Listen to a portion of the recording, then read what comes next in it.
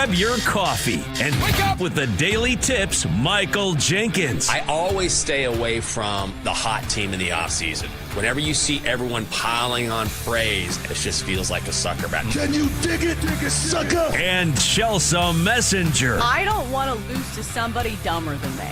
Yes. When you're in an office pool with somebody playing fantasy football, and it's somebody who just puts it on autograph, like, oh, I don't watch football, whatever. I don't want to lose to those people. The who? The her. For the best wagertainment here on the BetMGM Network. Hey, Dad, don't forget about me, the dogster. Sponsored by BetMGM. Make it legend. Wait for it. Dairy. Download the app today. Please gamble responsibly. Here we go. Another great day on a Daily Tip on the BetMGM Network. It is great to be along with you. Once again, live from 6 to 9 in the East. I'm Michael Jenkins. She is Chelsea Messenger. Coming up on this midweek edition, we begin with a huge day in baseball, a huge win for the Tigers as they headline the first day of the playoffs in the MLB. So we'll get into that in 20 minutes. The Ravens get ready for Week 5 without Lamar Jackson in the lineup. Find out what that means for the boys from Charm City. We've got my streaming corner at 6:40. An early look at the games we like in the NFL, and we will talk with Cody Decker in our final hour. More baseball on the schedule. Chelsea, how you doing? Yeah, good morning. I am so sick, but what a day of baseball we had ourselves yesterday. I surely hope that some people who are normally not baseball fans tuned in to some of this magic yesterday, because I feel like a lot of new baseball fans should have been creative last night, because boy, what a day of games it was. Oh, it was awesome. I really enjoyed yesterday as someone who has, and I've said this to you before, someone who has sort of come back into the fold and really started to enjoy baseball over the past few years, more so than I have previously. And so to sit at home, I was working on this show for a while and had a home improvement guy over, and he's working on the fridge. I'm like, whatever, I'm just going to sit here and enjoy myself, watch some baseball. I went out after that with a lovely Catherine for a couple hours. Baseball was on the TV, and just to have it there and to be able to definitely engage in what was going on, but just have it part of my existence for an entire day was pretty awesome. I'm so glad the playoffs are here. Yeah, absolutely, because it has a different feel to it. Mm-hmm. You have daytime baseball like every Wednesday during regular season. It just does not hit the same. You know, when every single pitching change matters so much, when every single defensive blunder could cost you a game, and it felt like there was really only one game yesterday that felt out of hand. Like the Dodgers game was really the only game that did not feel like a sweat till the very end.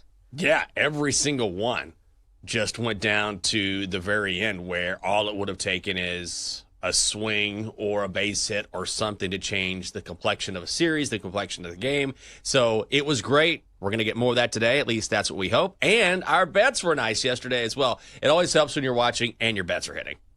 Yeah, I still am going to shake my fist at the Red Sox in the first 5. Because, of course, they won the full game, but I had them in the first 5. But other than that, it was a 3-in-1 day for me. I had Tigers Guardians first 5 under 3.5, banking on the pitching matchup there, and it did not disappoint. 1-1 after 5 innings. Dodgers money line plus Blake Snell, 6 strikeouts.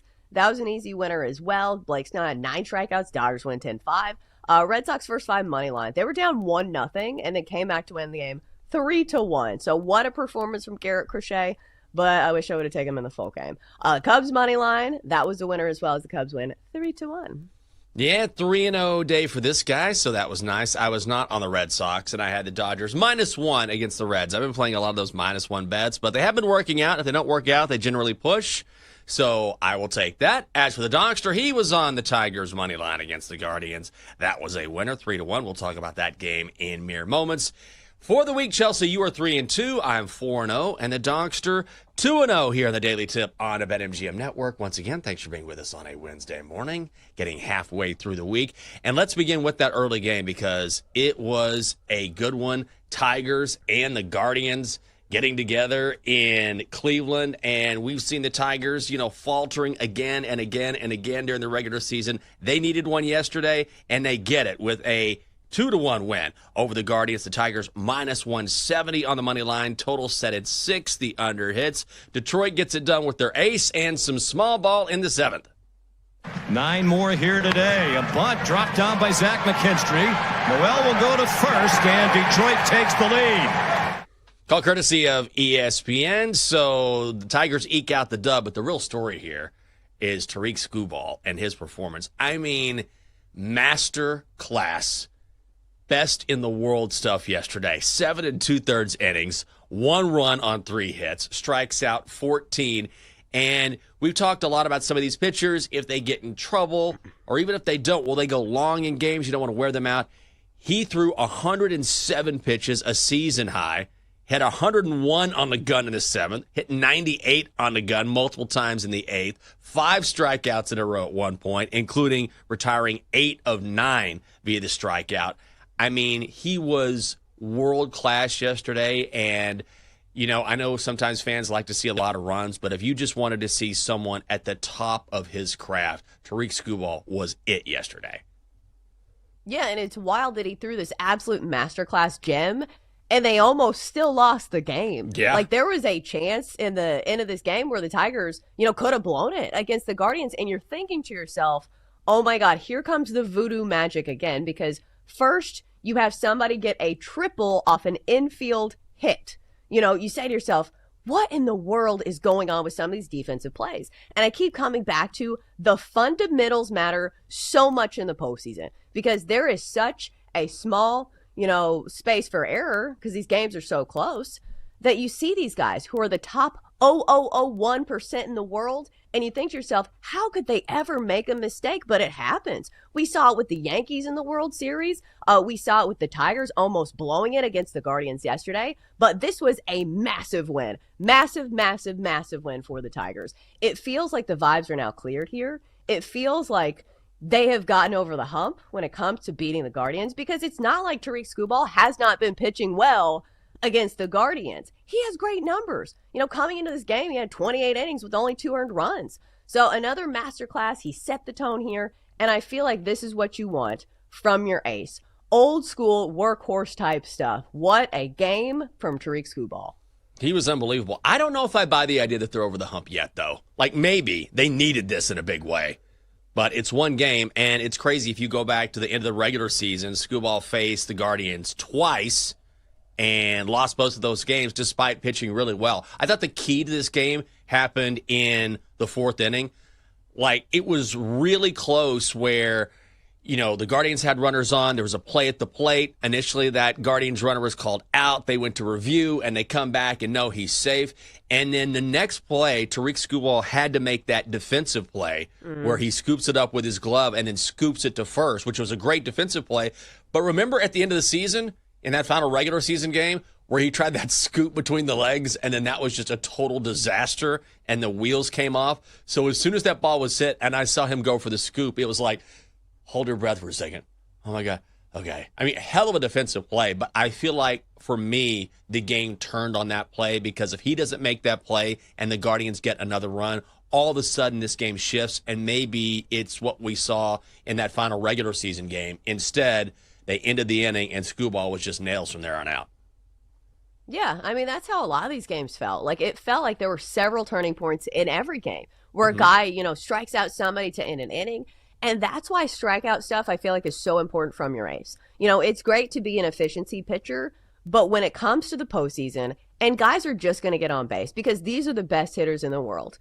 But when you can strike out somebody to end an inning and just end the threat right there, that is such a power move. And this is what you expect from your aces. And that's what we got yesterday. We had all kinds of ace level performances from starting pitchers. And this is why it is such these teams that have number 1 aces, that have true ace stuff. So it's not a depth thing. It's like, hey, how good are your number 1 and number 2 pitchers and maybe your number 3? And at least when the Tigers have Tariq Skubal going, they're going to have a chance in every game. Did you see the camera that got broken as well? It was a swing of the bat from a Guardians player. I forget who it was. And all of a sudden the camera just shattered behind home plate. Even that was cool, I have to say. I mean, not for equipment getting damaged, but it just goes to show, like, it just sort of added to the mystique. I mean, it's not like he threw it right at the camera. It was just something about that. Like, of course, a camera would break because Skubal is just dealing in this game. And then we get another game 2 today. So Are you of the belief, I know you said this, but do you think this is it? This is what the Tigers needed? They're going to be fine now, and maybe they go on, they win this series? No, they still need to score runs. Yeah. Because that's the thing. They had a masterclass from Tariq Skubal that I don't think is going to be replicated by anybody. Casey Mize has good stuff, but he's not Tariq Skubal. So that's the thing. Like, yeah, you feel good about finally beating the Guardians, but you got to hit something. Like, the good news is the Guardians are kind of a good matchup for you right now. I know it didn't feel like it going in, but the Guardians aren't a heavy-hitting team either. Feels like they score runs by, like, crazy turns of events where somebody gets an infield triple and then somebody scores on the next play or something. So both teams need to score some runs if they want to win games. Otherwise, it's just going to be a pitcher's bonanza. And maybe that's what we'll see in the rest of these games, because it feels like that's what we've seen for most of this series throughout the regular season. Yeah, I agree. I think it's going to be low scoring, which might go into my handicap today when we're looking at Game 2 and the rest of the games later on in the show. How about elsewhere in the American League, where the Red Sox upset the Yankees 3-1? The Red Sox plus 115. Total of BetMGM set at 6.5. The under hits. Boston's offense struggles to get going until the 7th, down 1-0. Yoshida sends one to center field. Rafaela's going to come in. Sogard to the plate. Masa Yoshida delivers. And Boston now leads it 2-1 as they get to the bullpen and Luke Weaver. That's from ESPN. On the mound, starting pitcher for Boston, Garrett Crochet, was unbelievable. 7 2/3, scatters 4 hits, allows 1 earned, strikes out 11, including the side in the 5th. The Yankees had a chance here. Bases loaded in the night, no one out before Aroldis Chapman works out of the jam, and it just felt like to me, like the Yankees got to get one here, right? They have to get one, and they just did not do it. So this felt like a wasted opportunity for New York, particularly late. All right, so let's think about this, because me and Jake were talking about this when we were sitting on the couch. Mm-hmm. So even if you score that run from third, say that the throw is in time at the plate, the out comes and the inning is over. Like, even if you score it, you still have to score another. So, right. Like, I don't know if I agree with that. That what, they blew it, or that they should have been more aggressive? Agree with what? I don't think that they needed to be aggressive on the base pass there. Because think about it. If you get out, you end the game. Right. Well, I mean, initially, like when I don't think it's necessarily you have to be aggressive at the end, but you can be aggressive earlier on. Like you get a guy on and maybe you find a way to sort of manufacture runs. I think maybe that's the way they could have done it. I think ultimately this just comes down to the Yankees just being inconsistent with their bats. You know, that's the one thing that stands out to me, is that as good as they are, and the Yankees, you know, when you're going down that lineup, it's just one big hitter after another. But they do have a propensity to sort of just kind of shut down in big moments, and I kind of feel like we saw that late. It's weird to say, can you trust the Yankees' bats? But throughout the season, as good as they can pile on the runs, and then they just kind of disappear for a while. Right, like they don't get the timely hits. And we've seen this from the Yankees before. As big as their payroll is, you would think that they could score more runs. Because at the end of the day, you're not going to win many games scoring 1 run. But I will say this was the toughest pitching matchup that you're going to face from the Red Sox. When you have 7 2/3 from Garrett Crochet, who had ace stuff in that night, and then you follow it up with Aroldis Chapman, who I know did not look especially dominant last night. It felt like the Aroldis Chapman postseason experience of old. But still, he's coming off one of his best regular seasons of all time. And he's had great numbers in Major League Baseball for a long time. So when you have those two guys that you have to face, like, that is a tough matchup. But we're not talking about the Oakland A's here. We're talking about the Yankees. You know, a team that has one of the highest payrolls in all of baseball. So this is the type of stuff you're going to face. But I will say it should get easier in their next game. It should. And also, the Red Sox have really had the Yankees' number. If you go back to the regular season, early on, it was all Red Sox. They won 8 of 9 against the Yankees, and then the Yankees kind of turned the tide at the end of the year, winning 3 of 4. But with this win yesterday, Red Sox now 10-4 against the Yankees this season. And if you go back and look at previous postseasons, the Red Sox have won 9 of their last 10 games against the Yankees in the playoffs. So they have really found ways, in many different ways, to be able to beat their arch rivals. And I don't know if that's a mental advantage for the Red Sox, but it certainly, I think, plays into it when these are your arch rivals and you have really had their number over the past few years. I'll say this. It felt like the Red Sox weren't playing scared in this one. It felt like the Yankees kind of were. Because I think if there is any type of managerial debate, like moving forward, it's going to be how Aaron Boone handled the bullpen last night. Because Max Fried was absolutely dealing. He's your ace this year. I know he's not Garrett Cole, but still, I feel like you could have left him in maybe a little bit longer. Then you have Garrett Crochet out there dealing. The Red Sox definitely looked like the better team last night. Yeah, and also, they don't have the pressure the Yankees had. The Yankees should win. It's New York, so the Red Sox go in as dogs, get the dub. They're playing a lot looser than the Yankees for sure. Also, the Dodgers beat the Reds 10-5. Shohei and Teoscar Hernandez each with 2 home runs, and the Cubs top the Padres 3-1. Coming up next, we'll go to the NFL and Lamar Jackson news. Next. Chelsea and Jenks will be right back on the Daily Tip on the BetMGM network. Make it legendary. Download the app today. Please gamble responsibly.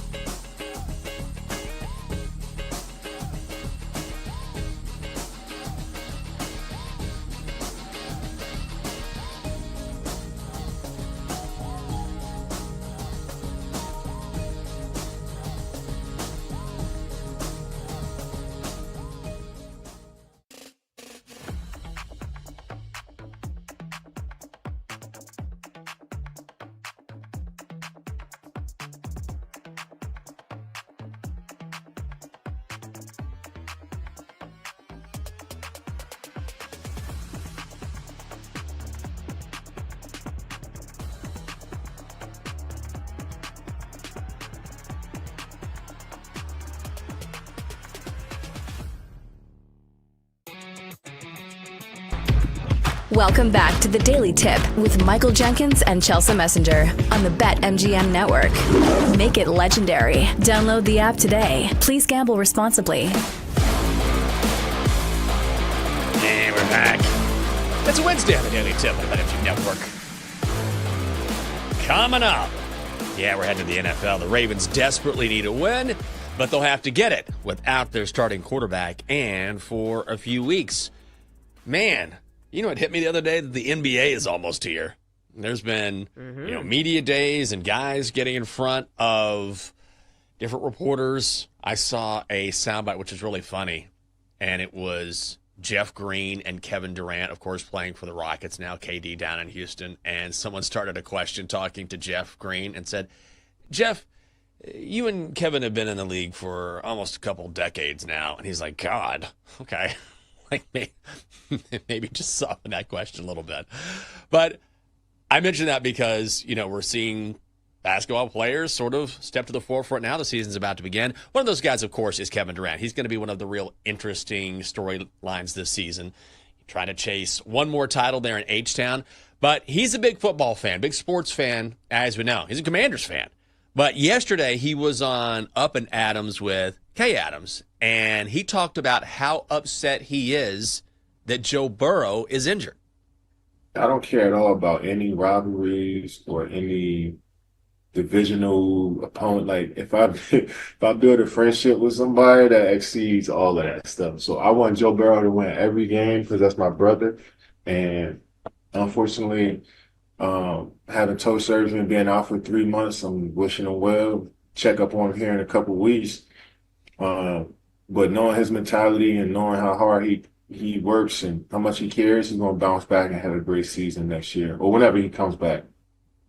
I love that. I had no idea he was such a Joe Burrow stan, but I think it has to do with great athletes respecting other great athletes, and clearly they have a relationship here. Yeah, like he's a big football fan. Yeah. He works with a sports book that shall not be named, and he does game picks all the time. Just so I have this straight, he's a Commanders fan, right? Yeah. Mm-hmm. Yeah, so when he said something to the effect of like divisional rival, and I'm like, what's he talking about? But I do think like if anybody knows how it feels to be injured, when you really want to be out there, it's Kevin Durant. Like none of us, I feel like, can really truly relate to what these players are going through because like when we get hurt, it sucks. But like we're not letting our entire team down. Not that like they can help it, but you get what I'm saying. Like obviously the stakes are a lot higher when you do this for a living and you are the type of superstar that KD and Joe Burrow are. It's like I always say, real recognize real, I say that all the time. It's true though. I mean, these guys, I think it's when these guys are so good and so talented and they play at such an elite level, they just have the ultimate respect for other guys who play at that same level. Doesn't matter if it's football, basketball, hockey, whatever, because they know the work that it takes and they appreciate greatness, right? Like nobody wants to see greatness taken away because of injury. And it doesn't matter to me. Like I'm not a Giants fan. I'm a Commanders fan. But seeing Malik Neighbors go out with a season-ending injury sucks. Like I don't want to see great players not be able to play. And by the way, injuries across the NFL are kind of wild this season. CeeDee Lamb is out, Tyreek Hill is out, Joe Burrow is out. It's just Lamar Jackson is now banged up. I talked about Malik. We've seen a couple guys, big names on the Chargers offensive line. There's some big names that are not playing right now, and it's not like an epidemic or anything like that. It's just frustrating to see because I want to see the best of the best out there on the field. Yeah, especially when it comes to like these absolute superstars at skill positions, because those are the guys that make like the big highlight reel worthy plays. And more relatably, for a lot of us in fantasy football, or even if you're playing them in props this week, because these are the guys you look to. These are not the people who are like over 24.5 yards. No, these are the guys we're expecting to have 100-yard receiving games. So it does suck all around, obviously for them first and foremost, for their team, for the fans, but also for us, the people who play props in fantasy football. Yeah. Well, no playing Lamar Jackson this week because he is out for the next 2 to 3 weeks with a hamstring injury that he suffered against the Chiefs. This is according to the Baltimore Sun. We sort of figured this was going to be the case after he gingerly walked off the field against Kansas City. So that means Lamar not going to play against the Texans this week. very likely out against the Rams after that. Then Baltimore gets a bye. So the hope is that he can return after that.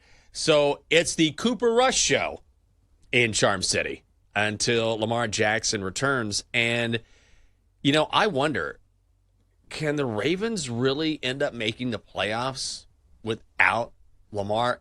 I know they've had a tough schedule, right? Those losses are three of the best teams in the NFL, Bills, Lions, Chiefs. But at some point, you have to start winning games. Can they do this with Cooper Rush instead of Lamar Jackson? I'm starting to get the feeling or lean into the idea this is going to be a lost season for the Ravens. They just have too many injuries, and things just don't seem like they're falling the right way. Right, and we've seen this before where Lamar Jackson misses a few games, and the Ravens just aren't the team and the regular season juggernaut that they once were. Like in 2021, Lamar Jackson played 12 games, and the Ravens that year finished 4th in the AFC North and finished the season 8-9. I'm trying to remember, just off the top of my head, I think it was probably Tyler Huntley, who was their backup there, who, if there's anybody who's like a template of Lamar Jackson, like a great value version, it's him.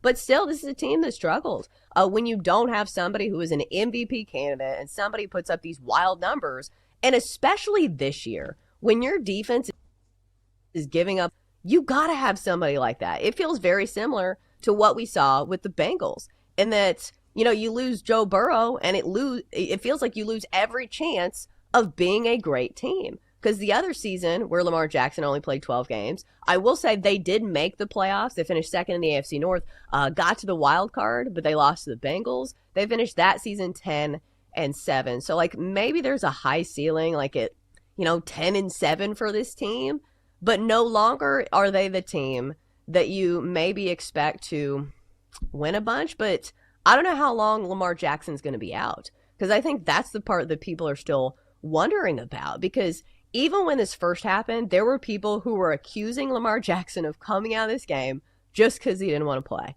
Because you saw him walk off the field and you're like, he doesn't look that hurt. And this game's kind of out of hand. So I'm not saying that this is a lost season just yet, because a lot of it will hinge on how many games he misses. But still, it's been a tough start. And we know the numbers on teams who start the season slow. It is just so difficult to make the playoffs. But if anybody can outscore teams once Lamar Jackson gets back, maybe it'll be the case, but it does feel very frustrating.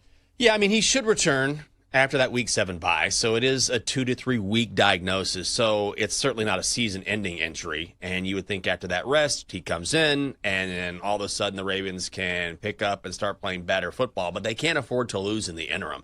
And the lines moved almost immediately. So before this injury was announced, Baltimore was a 3.5-point favorite against the Texans this weekend. After the injury was announced, all of a sudden the line has shifted in a huge way to the other side, where now the Texans are a 2.5-point favorite in Baltimore, which is, that's a massive line movement, but it's certainly expected when you're talking about a guy as talented as Lamar Jackson. I just think when you look at how things are trending for Baltimore right now, even with Lamar, they've struggled. But the real struggle is their defense. Against the end of the game, against the Chiefs, into that game, they had 7 starters who were out. And now, Nnamdi Madubuike, out for the season. He has a neck injury. He is huge on that defensive line, and we're hearing that might be a career-ending injury. They still need more information on that. So he's gone. He's a huge piece of the puzzle. The Ravens have the worst defense in the National Football League right now. So they're banged up. Their defense isn't playing well, and they have Cooper Rush in a quarterback who's a decent backup quarterback. And you have a Texans team that could certainly win that game. You have the Rams after that. The Ravens can end up 1-5. And if they end up 1-5, if they end up 1-4, they have a really small chance of making the playoffs. They have to have a win. So this is the worst possible time for Lamar to be out of the lineup. Yeah, especially when you have to win. You have to score 30 points, it feels like, at least, to win a game, because your defense is just giving up so many points. I will say the good thing is that the Texans are still not a great team either. I know they put the beat down on my Titans, but Titans are god-awful. Brian Callahan should be fired now. But the Rams is going to be tough. The Bears have gotten better. But I will say this, Cooper Rush is a super viable backup option. We saw him with the Cowboys last year. And I will say this, he can at least do one thing. He can get it to your weapons, which is more than we can say about Jake Browning. You know, when you watch that game, you're like, you have Jamar Chase, you have T. Higgins, please get them the ball. So at least from somebody who played a ton of CeeDee Lamb props last year, like at least Cooper Rush can get the ball to their playmakers. And they do have some playmakers. So maybe they're not completely cooked, but it does look like it's going to be a tough road ahead. If you look historically at teams that have started a season 1-4, like let's say the Ravens lose this weekend, right? Let's say they lose to the Texans. They're the underdogs. Could happen. But since 1970, there have been 253 teams that have started the season 1-4. 5.9% have made the playoffs. It is exceptionally difficult to make the postseason in the National Football League if you start the year 1-4. It can happen. Last team to do it, the Washington football team. Remember those guys? The football team back in 2020? It happened then. But they need to start getting some W's. And, you know, you are right. Cooper Rush, as far as backup quarterbacks go, is a pretty good quarterback. So I think he could surprise people. That Texans defense is very good. If you're Baltimore, let Cooper Rush pick his spots and then lean on Derrick Henry. Like, try and keep that defense off the field and at least keep them fresh and let King Henry do his thing. I think he had 8 carries against the Chiefs, like fewest carries he has had in years and years and years. So let Derrick Henry get back on track. You know, let him help open up the passing game for Cooper Rush, and then keep that D on the sideline as much as you can, and maybe you can steal one in Charm City. Yeah, and the thing is, if you're talking about, like, the divisional standings, it's not like the AFC North is having, like, a banner year. Like, It does feel like a down year for the AFC North. So right now it's the Steelers who are ahead in things 3-1 on the season. Bengals at 2-2, but now with Jake Browning for the remainder of the season, that is absolutely a team that could take a nosedive. Then you see the Browns at 1-3 and the Ravens at 1-3. So it's wild to me that even though the Ravens are 1-3 and they have Cooper Rush who's going to be standing in for maybe 1 to 2 weeks, I still feel like they have a chance. I feel like a lot of this is, how much do you believe in the Steelers? And I don't think I believe in them a ton, but I will say this. They always play the Ravens closely, and if it does come down to that, like, maybe the Steelers are the better team, but it's not a great division this year. That's the only saving grace for Baltimore, that the division is bad and Jake Browning is quarterbacking in Cincinnati. Like, I still can't get over how bad the Bengals have looked over the past couple weeks. Like, no wonder Kevin Durant wants to see Joe Burrow back. Like we all do. I don't want to see the Jake Browning show anymore. But the Steelers are the real beneficiary here. Like, the Steelers have to be thinking, you know what? Now we got a shot here. I don't know if I believe in the Steelers. I mean, they looked good last week. They found something with DK Metcalf. I saw that, hey, the Steelers have finally figured out to get DK Metcalf the ball in space. I'm like, yeah, that's a good idea. You guys should try that from time to time. So maybe that helps open up their offense. They certainly don't have the talent level that the Ravens have. But then again, with the injuries and the fact that Lamar's out, maybe it doesn't matter. But Pittsburgh now is maybe a threat. Yeah, absolutely. And I will say their defense looks like they've figured things out at least a little bit over the last few weeks, allowing just 14 points to the Patriots and 21 to the Vikings, even though that was Carson Wentz. Because the first game in the season, like, that was still a shock to me. And I know that was, a long time ago, but the fact they gave up 32 points to the Jets, when we came into this season thinking, okay, this is a Steelers defense that has a bunch of big names, and they should be good at stopping opposing teams. So maybe that's still one of my question marks about the Steelers is this defense going to be consistent throughout the year? And what are we going to see from Aaron Rodgers? Because I will say this, DK Metcalf, like, you got to be using him. As soon as he comes on the screen, you're like, oh, there's DK Metcalf, because he is such a physical freak of nature. Like, oh my God, nobody's going to catch him. Good luck, cornerbacks. Are you kidding me? It feels like he has a foot and like 100 pounds over these guys. So we know that Aaron Rodgers and DK worked out even before Aaron signed with the Steelers, or at least, when he said he signed with the Steelers. So it should be a good connection moving forward. And I'll say this, anytime a team gets a new quarterback, maybe it's going to take a bit for that team to really find its footing. Because, you can say what you want about Aaron Rodgers, but isn't that usually the case, is that this is a team that maybe gets better as the season goes on? I think so, especially with a Mike Tomlin coach team. They tend to do that, right? mean, there's a reason why he's held on to his job for so long. He just finds ways to win and finds ways to galvanize his team. I know a lot of Pittsburgh fans are sort of tired of that. They're like, yeah, great. Another 9-8 season. Fantastic. We'll go to the first round of the playoffs, then we get eliminated. Great. But this might be different. Also, when you look at futures odds for the Ravens, yes to make the playoffs is minus 300. No is plus 240. I'm going to put a sprinkle on no. That's a lot of plus money. Because if they lose this weekend, those odds are going to shift in a big way. So for the time being, I'm willing to fade the Ravens until I see a little something different, particularly on that defensive side of the football. Coming up next on the show, the shows we've been watching this week served with a side of handsome. That is next on the Daily Tip. Chelsea and Jenks will be right back on the Daily Tip on the BetMGM network.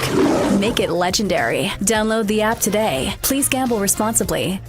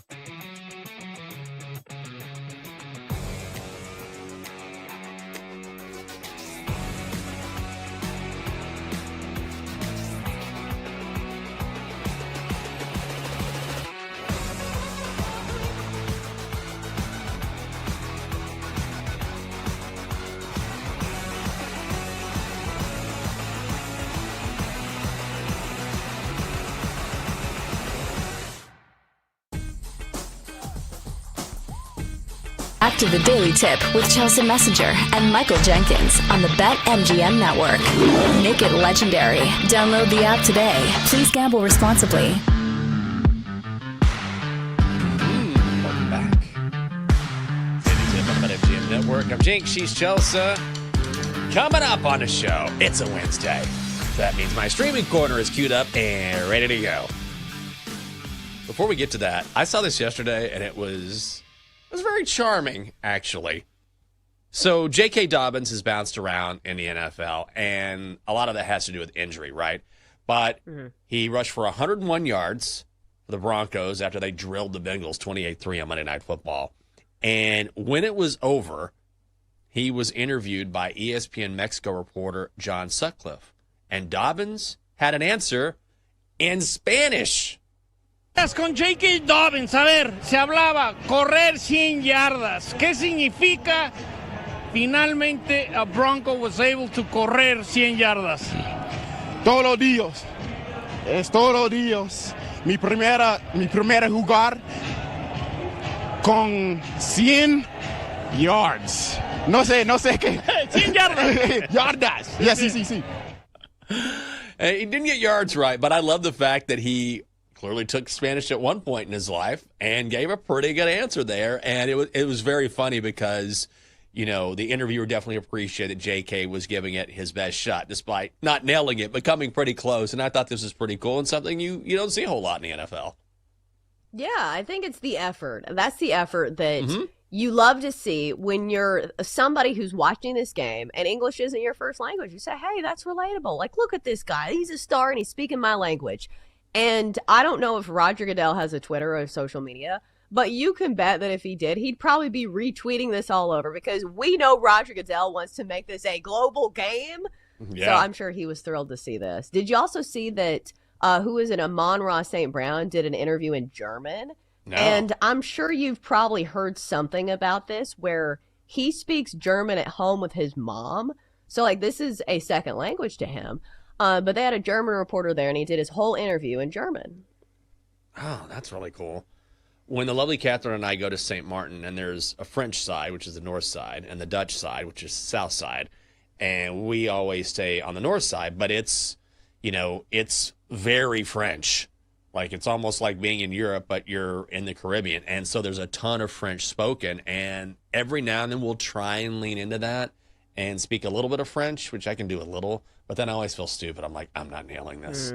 And I wonder if they look at me like, just speak in English. Like, what are you doing? You know?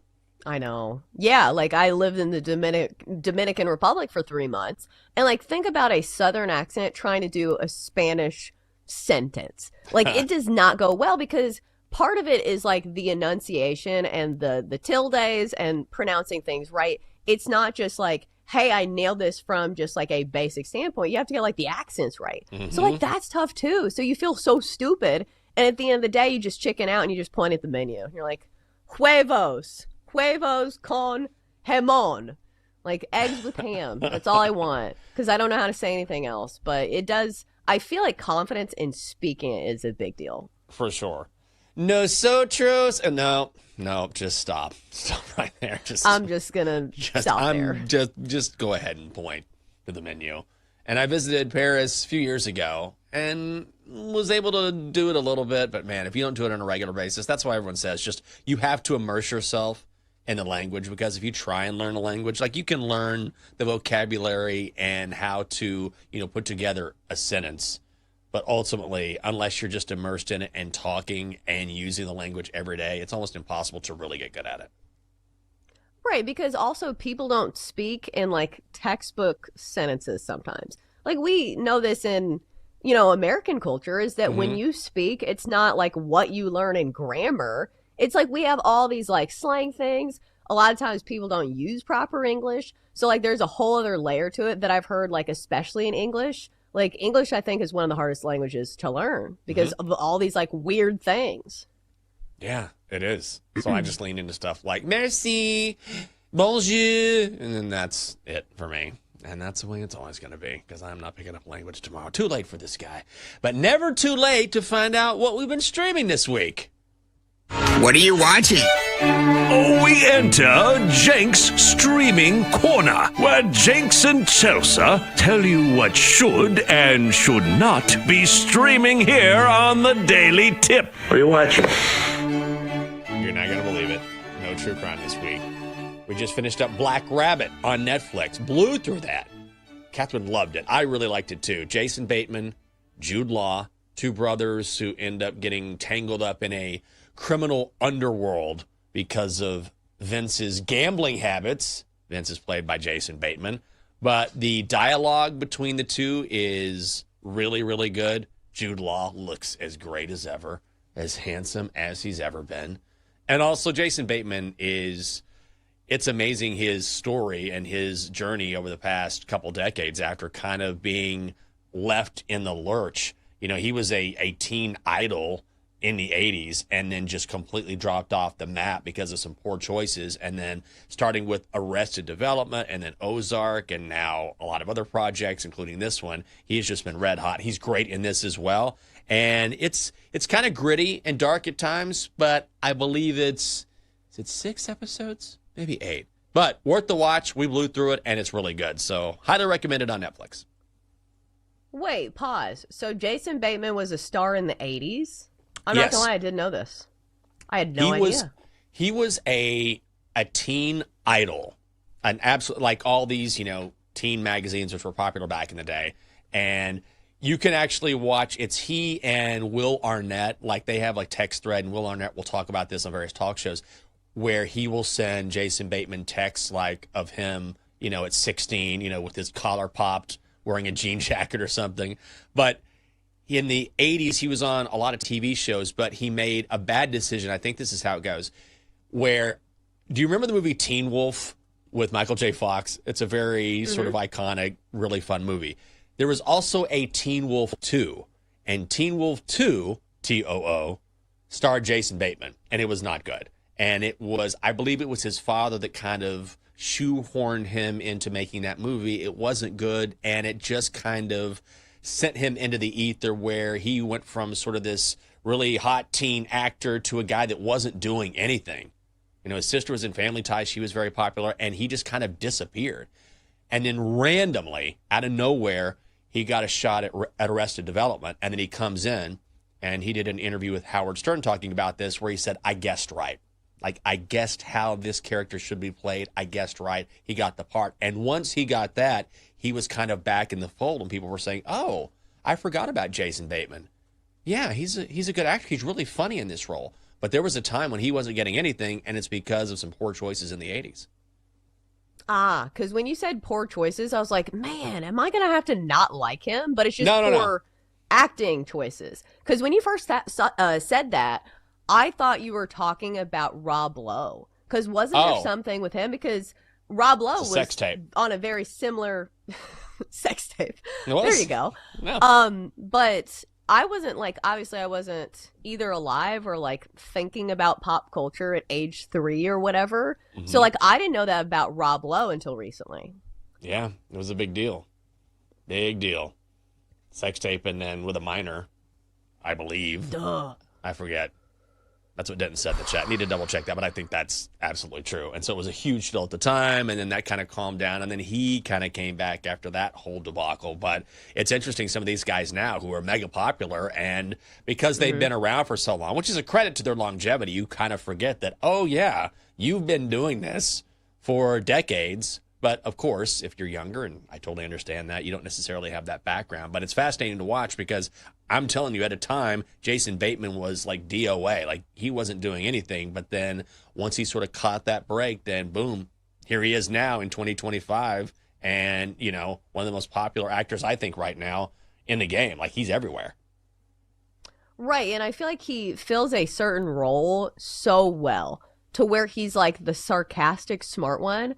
The role that he plays on Ozark, that just fits him to a T, where he's always just saying these snarky things under his breath. And even in the new Allstate commercials where they're like, you should have gotten Batman instead of Bateman. He's like, dermatologist. And you're like, okay, good one, Jason Bateman. But I will say the common denominator between both Rob Lowe and Jason Bateman, They were both at the Dodgers game last night. And I'm thinking to myself, I wonder if Jason Bateman was there for the love of the game, like Rob Lowe, who simply just wears the logo of whatever league that he's attending.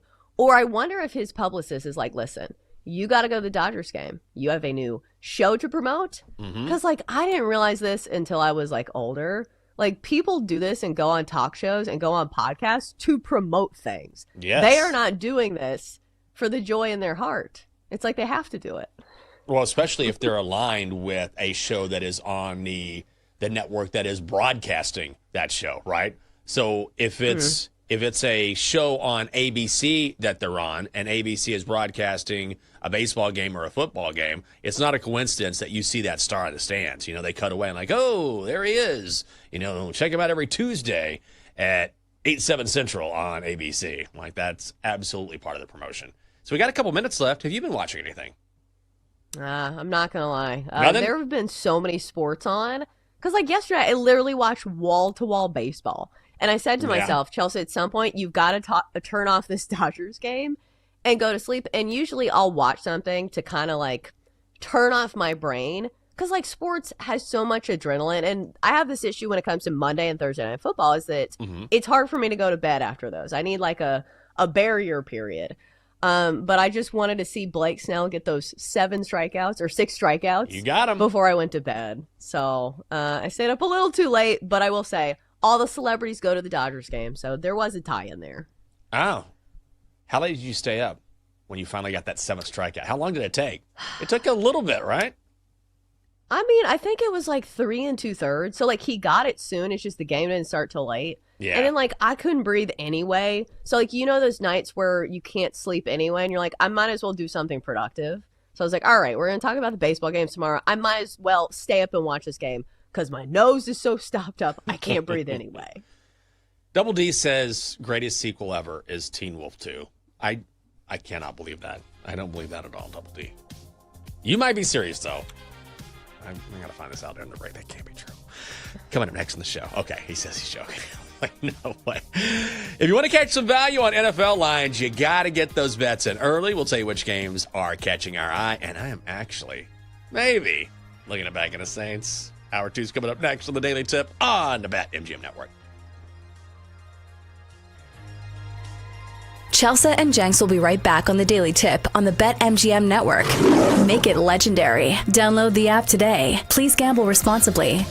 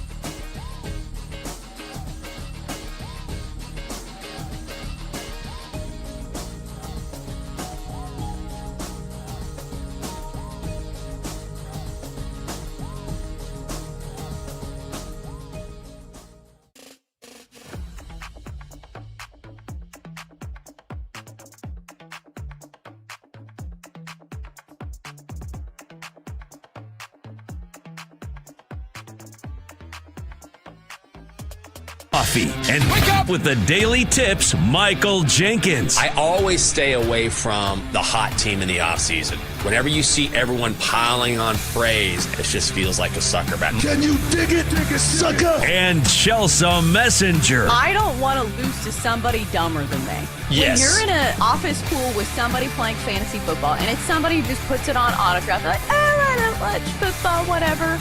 I don't want to lose to those people. Le who? The her. For the best wagertainment here on the BetMGM Network. Hey, Dad, don't forget about me, the dogster. Sponsored by BetMGM. Make it legend. Wait for it. Dairy. Download the app today. Please gamble responsibly.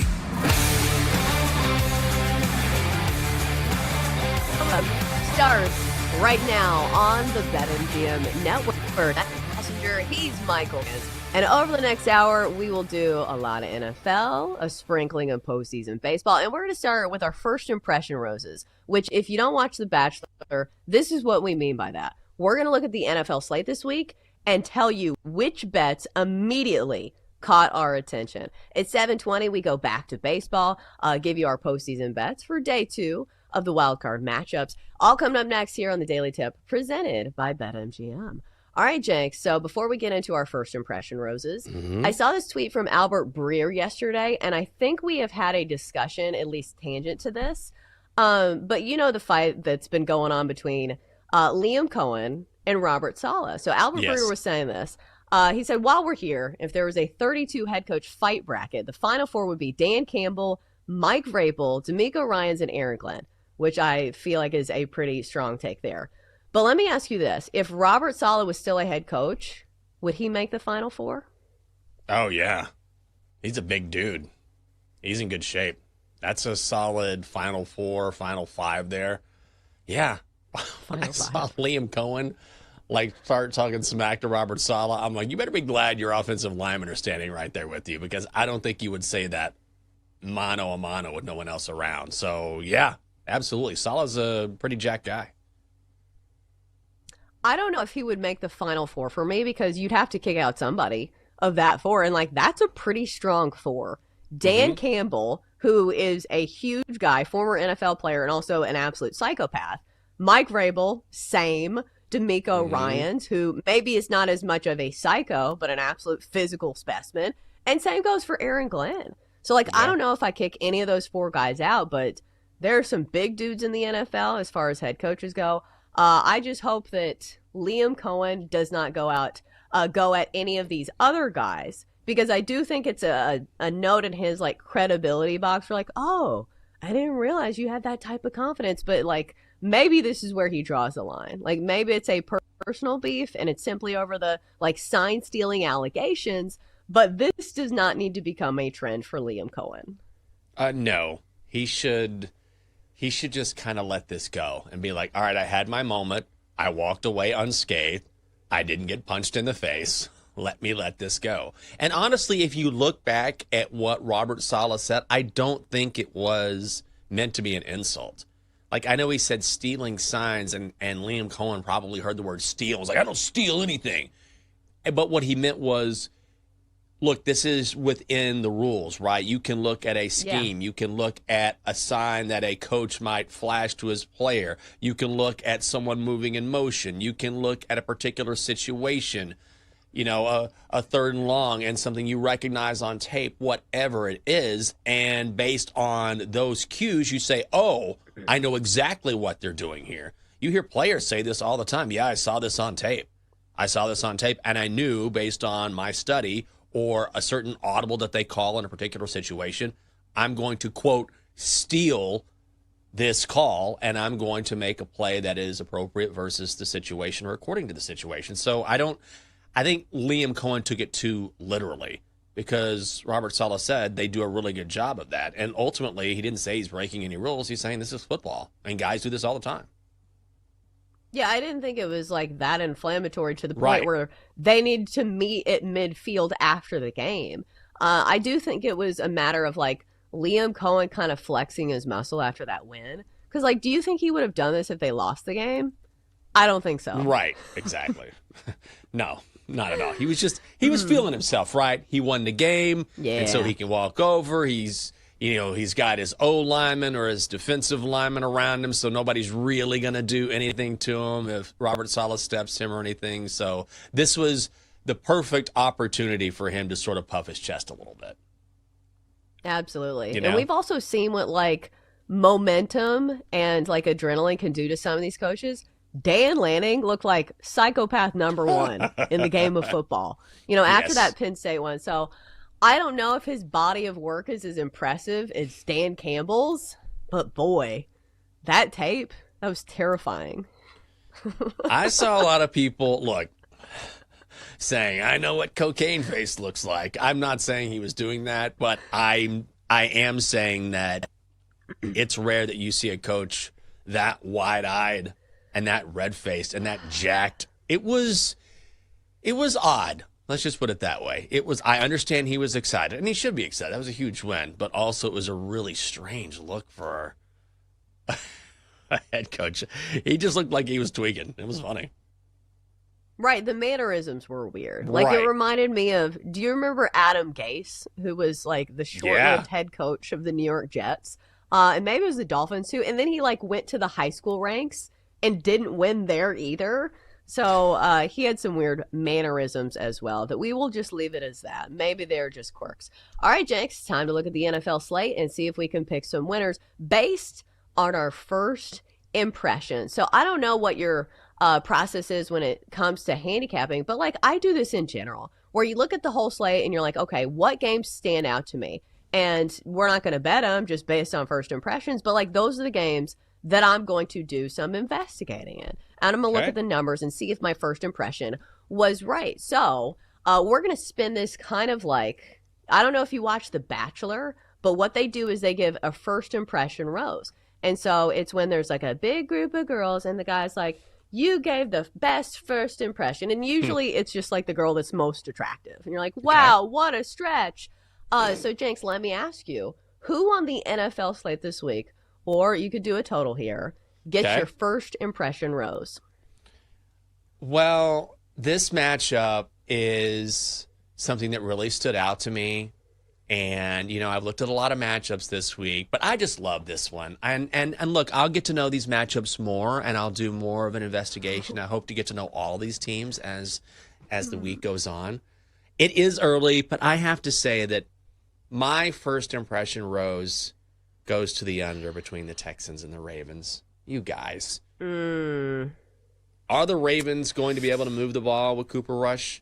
Probably. I think he's better than most backup quarterbacks in the NFL.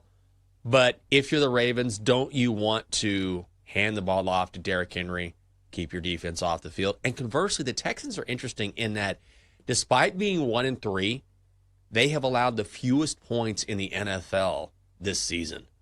So if you're the Ravens, I think you want to play ball control. If you're the Texans, you don't have a great offense, but your defense tends to do a great job of stopping opposing offenses. I think 40 and a hook is too high. This should be around 38.5. I think it's a low-scoring game. The last thing Baltimore wants to do is get into a high-scoring game and have the Texans go up against that Ravens defense, particularly the secondary. So I'm going to go under in this game. I think the only thing that scares me there is that just 40.5 is really low. And here's the wild thing about the Ravens is that when it feels very obvious to everybody that they should be running the ball, they start throwing the ball and you're like, what are you doing? You have Derrick Henry and you're not running the ball. So I feel like that play makes sense, but sometimes the Ravens play calling doesn't always make sense. So it's going to be interesting to me how much they use Derrick Henry in this game and how much they use the run game. I think that's going to be the real turning point for the Ravens here. Are they going to, they should feed Derrick Henry. I'm not of the belief that Derrick Henry is washed all of a sudden.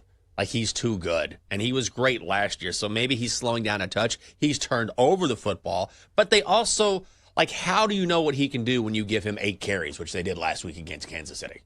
What are you doing? You've got King Henry in the backfield. You've got to be a little more balanced than that. So if I'm the Ravens, I go back to feeding him. And also, look, even if he's not successful early, he's one of the few backs in the NFL that can wear you down. You know, the last thing he tends to get better as the game goes on. The last thing you want in the fourth quarter is Derrick Henry coming at you again. You know, take advantage of that. Take advantage of him. Take some of the pressure off of Cooper Rush and your defense. And even if you're struggling with the run, you don't necessarily just have to abandon it. You know, keep feeding the rock to him because eventually he's going to get his. I think that's the winning game plan for the Ravens this weekend. And I do think, look, if you're running the football a lot, that's going to run some clock, and that makes me lean towards the under as well. Yeah, and plus, like, just matchup-wise, like, especially against the Texans, who have some great pieces on their secondary, including Derek Stingley Jr., who's making $90 million and is the league's highest-paid defensive back. Maybe you don't throw it on him, as the Titans learned this weekend, because Derek Stingley Jr., I believe, did record an interception against my Titans, and it was just a terrible game all around. All right, first impression rose for me, coincidentally, goes to, I think, one of the most attractive head coaches in the NFL. I'm going to go to the Patriots plus 7.5 on the road at the Bills. Divisional matchup here. I feel like the Patriots are gaining some steam here, and we've seen the Bills kind of play with their food a little bit. Like, they have kept it close with some really bad teams. Like, that game against the Dolphins in the fourth quarter was tied. And even though it felt like, you know, to all of us that game was never in question, still, like, it's a team that kind of allows the other team to hang around just due to their defense. And some of the throws that Drake May is making these days, like, I think I'm going to take the 7.5 with the Patriots. Yeah, I'd take that. It makes me a little nervous, but again, anytime you can get a divisional matchup, this is a big line anyway. Like, even at 7, it's a big line. Yeah. And the Patriots are one of those teams that are getting better, right? This is what happens when you have a franchise quarterback, and they definitely have their guy in Drake May, and you have a head coach who I think Mike Vrabel is doing a very good job of the Patriots, right? So success is never in a straight line, but we are seeing the Patriots start to come along. And also they have a solid defense, right? So, you know, this could be a backdoor cover, but it's a divisional game. You're getting more than a touchdown. I'm not going to talk you off the Patriots. Yeah, I think it's also an excellent teaser leg because you can get it for, it was 14.5, and now this line has gone down because it was 8.5, I believe. So I think that is a great first impression rose. All right, Jenks, what about maybe a play that isn't the prettiest girl in the room, but still maybe has some potential? So you look at this and you're like, I don't know, but maybe it's going to be warranting of more research and maybe look into it a little more. Because for me, I think that play is maybe the Bucks getting 3.5. But I do think there is some big red flags already existing. Like, even just off the top of my head, because the Bucks just played the Eagles. That is a very, very physical team to play. And then you have to go all the way on the road to Seattle, to one of the toughest home field environments in all of sports. And I do think the Seahawks deserve some respect. Like, I know people don't love giving it to Sam Darnold, but, like, this is a 3-1 team. Sam Darnold's put up some good numbers. Now it feels like for back-to-back seasons. So the Bucks 3.5, getting 3.5 on the road here, I think on the surface looks good, but maybe she doesn't have a great personality. She looks good. God, she's so stupid, though. Maybe I can tune that out. That's why she's just going to get the first impression rose. We've all been there. Male, female, you're like, oh my God, you're so nice to look at, and I have nothing to say to you. I think I'll go Bucks here. But I am bigger on the Seahawks than a lot of people. And you're right about that home field advantage. It's one of the few NFL stadiums I've been to, and I remember being in the press box and it's shaking. And this is a newer stadium. You know, this is not like RFK back in the day when the stands would bounce. This is a huge and really awesome stadium, and it gets so loud in there. But the 3.5, you know, I feel like the Buccaneers don't quit, and they have such a good offense that they can kind of keep pace with almost anyone. Nice run against the Eagles. Didn't win that game, but they were down early in that game and tried to come back and almost did. So even though I like Seattle a lot, I feel like the hook could kind of get you here. I think the Seahawks win, but 3.5, I'll go Tampa. As somebody who was roped into taking the Bucks last week and they did not cover the 3.5 against the Eagles, I'm a little skittish on this one. But I will say, like, the fact that Like, you got 3.5 against the reigning Super Bowl champs, and now you're getting 3.5 against the Seahawks. I think situationally, that's why this number is where it is. But it's not going to shock me if the Bucs keep it close. But maybe I'm just not going to play it because, again, I don't want to be burned by the same team 2 weeks in a row. So I think I'm going to walk away from this one. Like, sometimes you can't make great decisions on certain teams, and that's going to be the case for me. So I haven't really looked at these totals as much, but I have looked at a lot of sides. And here's the thing. You need to be doing this every single week of the NFL season because these lines will move and sometimes you can get better numbers. So I know it's only Wednesday, but this is when you should start doing your NFL research for the week ahead. All right, coming up next, time to get back to baseball. Postseason is in full swing and all kinds of drama in the wild card games. We tell you our best bets for today next on the Daily Tip. In 20 minutes, Chelsea and Jenks whine about what really has them bent out of shape in Whine About It Wednesday. Here on the Daily Tip, sponsored by BetMGM. Make it legendary.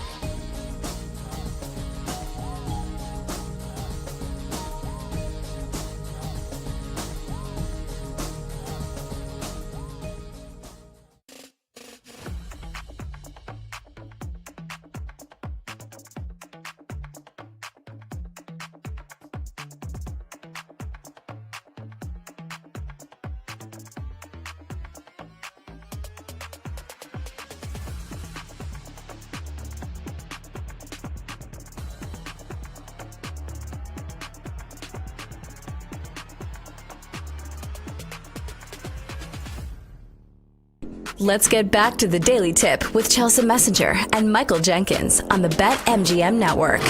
Make it legendary. Download the app today. Please gamble responsibly. Rise and shine, people. It's time to start another day. I understand that some of us woke up a little later than usual because we went to bed late because I was watching the Dodgers game last night.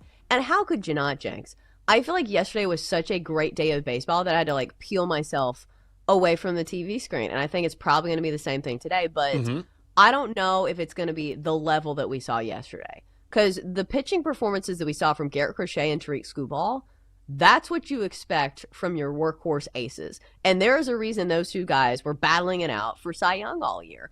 So looking at the pitching matchups today, I'm not sure if we see any like 7 2/3 innings of work, 14 strikeout performances. Yeah. I do think totals will continue to be low because we saw a ton of unders yesterday with the exception of the Reds and Dodgers. But these games are going to be tight because obviously it's win or go home. And here's the stat that I think a lot of people need to know. Since the wild card round started, the 3-game format, teams who win game 1 are 18-2 in the wild card round. And Jenks, I will say, there is one team on the slate today that feels like maybe they can overcome that. I have a team in mind, but I want to ask you, if there's any team that can overcome 18-2 from the other side, which of these teams do you think it could be? I feel like it's the Guardians, honestly. Yep. And just, look, Skubal is Skubal. Like, he's one of one. So there's no and by the way, the Guardians were in that game. Like, that's what's amazing to me is that it's not like this is some sort of blowout because the Tigers don't really hit, right? And so, okay, fine. You lost to Tariq Skubal. But today, you have the pitching advantage. You're still at home. I like the Guardians. I think they can win the next 2. And honestly, the series price is sitting at plus 275. I would put a sprinkle on that. I do not believe in Detroit just because the best pitcher on the planet, or certainly arguably the best pitcher on the planet, was dominant yesterday. Like, there's no shame in losing to Tariq Skubal. And so am I going to be surprised if the Guardians win 2 straight over the Tigers? No, not at all. Absolutely not. Because that's the thing. Like, you got everything you could have asked for and hoped for yesterday, and you still almost lost that game. So, like, that's the wild part is that, like, the Tigers' bats need to wake up. But I will say this, even if you don't want to pick a winner in this or pick a side, you can simply say, okay, I don't believe in either of these offenses, because it feels like that's kind of the case. Like, we were both on the first 5 under yesterday because, you know, the pitching matchup was great. But I think we get another good one today. Like, maybe Casey Mize doesn't mow 14 batters down. But a lot of these offenses, because we have seen this with the Guardians this year, they have the lowest on base percentage, which is 296, which Reed is not good, of any postseason team ever since 1968. An on base percentage of 296, the lowest since a team since the 1968 Cardinals at 298. So what they are doing, when people say this is voodoo magic that the Guardians are in the postseason, that's what they mean. Yeah, well, let's not forget too. They were sellers of the trade deadline. Like, that's what's even more remarkable. Like, they got rid of some of their best players. Didn't they send away? Yeah, I mean, there's no way they had no intention of making the postseason. Like, all right, it's not our year. Let's go ahead and send away some of our best players. Let's weaken the rotation. And then all of a sudden, it's just out of nowhere. It's just smoke and mirrors, because if you looked at the numbers, and statistics can tell you a story, but don't always tell you the whole story. And if you looked at them on paper, you'd be like, this team isn't a playoff team. They won the freaking division. Incredible. Right. And here's another thing that kind of goes into that favor. So yesterday we knew that facing Tariq Skubal is going to be a tough challenge for any lineup. But the Guardians only hit 4 balls that made it out of the infield. And one of them was a pop fly caught by the shortstop. So the fact that they're not even getting good connection, even when the bullpen comes in. So from a betting standpoint, doesn't this feel like an under better's dream? When you have a Guardians team who is staying in this game because they have such good pitching, because it should be noted there were some good things about the Guardians during the stretch where they came back and took this division. The fact that they had 19 straight games where the starting pitcher allowed 2 runs or fewer, that is a huge deal. So you look at this pitching staff and you say, wow, this pitching staff's really good. And you look at the lineup, you're like, wow, this lineup is really bad. Like, you get to the number 9 hole hitter and they're hitting like $145. You're like, this is a team in the playoffs? So, Jenks, let me ask, is an under in play today between the Guardians and the Tigers? It's very low at 6.5, or you could go first 5, you could go first 7. Casey Mize and Tanner Bybee are the starters today. But this game, I don't see it being a hit parade. I do think the under in some way, shape, form, or fashion is play here. I'm definitely playing the under in this game. I'm going to play it at 7, and I found it at -136, which isn't too bad. You probably don't even need that. Like, this is probably going to be a 3-2, 4-1 game, something like that. Look, the last 5 games that these two teams have played, there's been 7 runs or less in every single matchup. And you're right. You look at that Guardians lineup. I remember betting on the Guardians and not being familiar with the bottom half of that lineup, and I needed a hit. Like, there were a couple guys on, and I was like, what's the average of this cat? I remember who it was. I was like, he's batting like 111 or something. I'm like, oh, my God, this is terrible. So you're right. I don't know how these guys are going to generate runs. And, again, it bears repeating, and it might sound tired, but in a game like this, when you're talking about a short series where playoffs or advancing in the playoffs is on the line, these pitchers are going to get a short hook. So it's crazy that we saw Skubal go as long as he did yesterday, but also he's in a different category. With these guys, with so much on the line, if they start to struggle, boom, they're gone.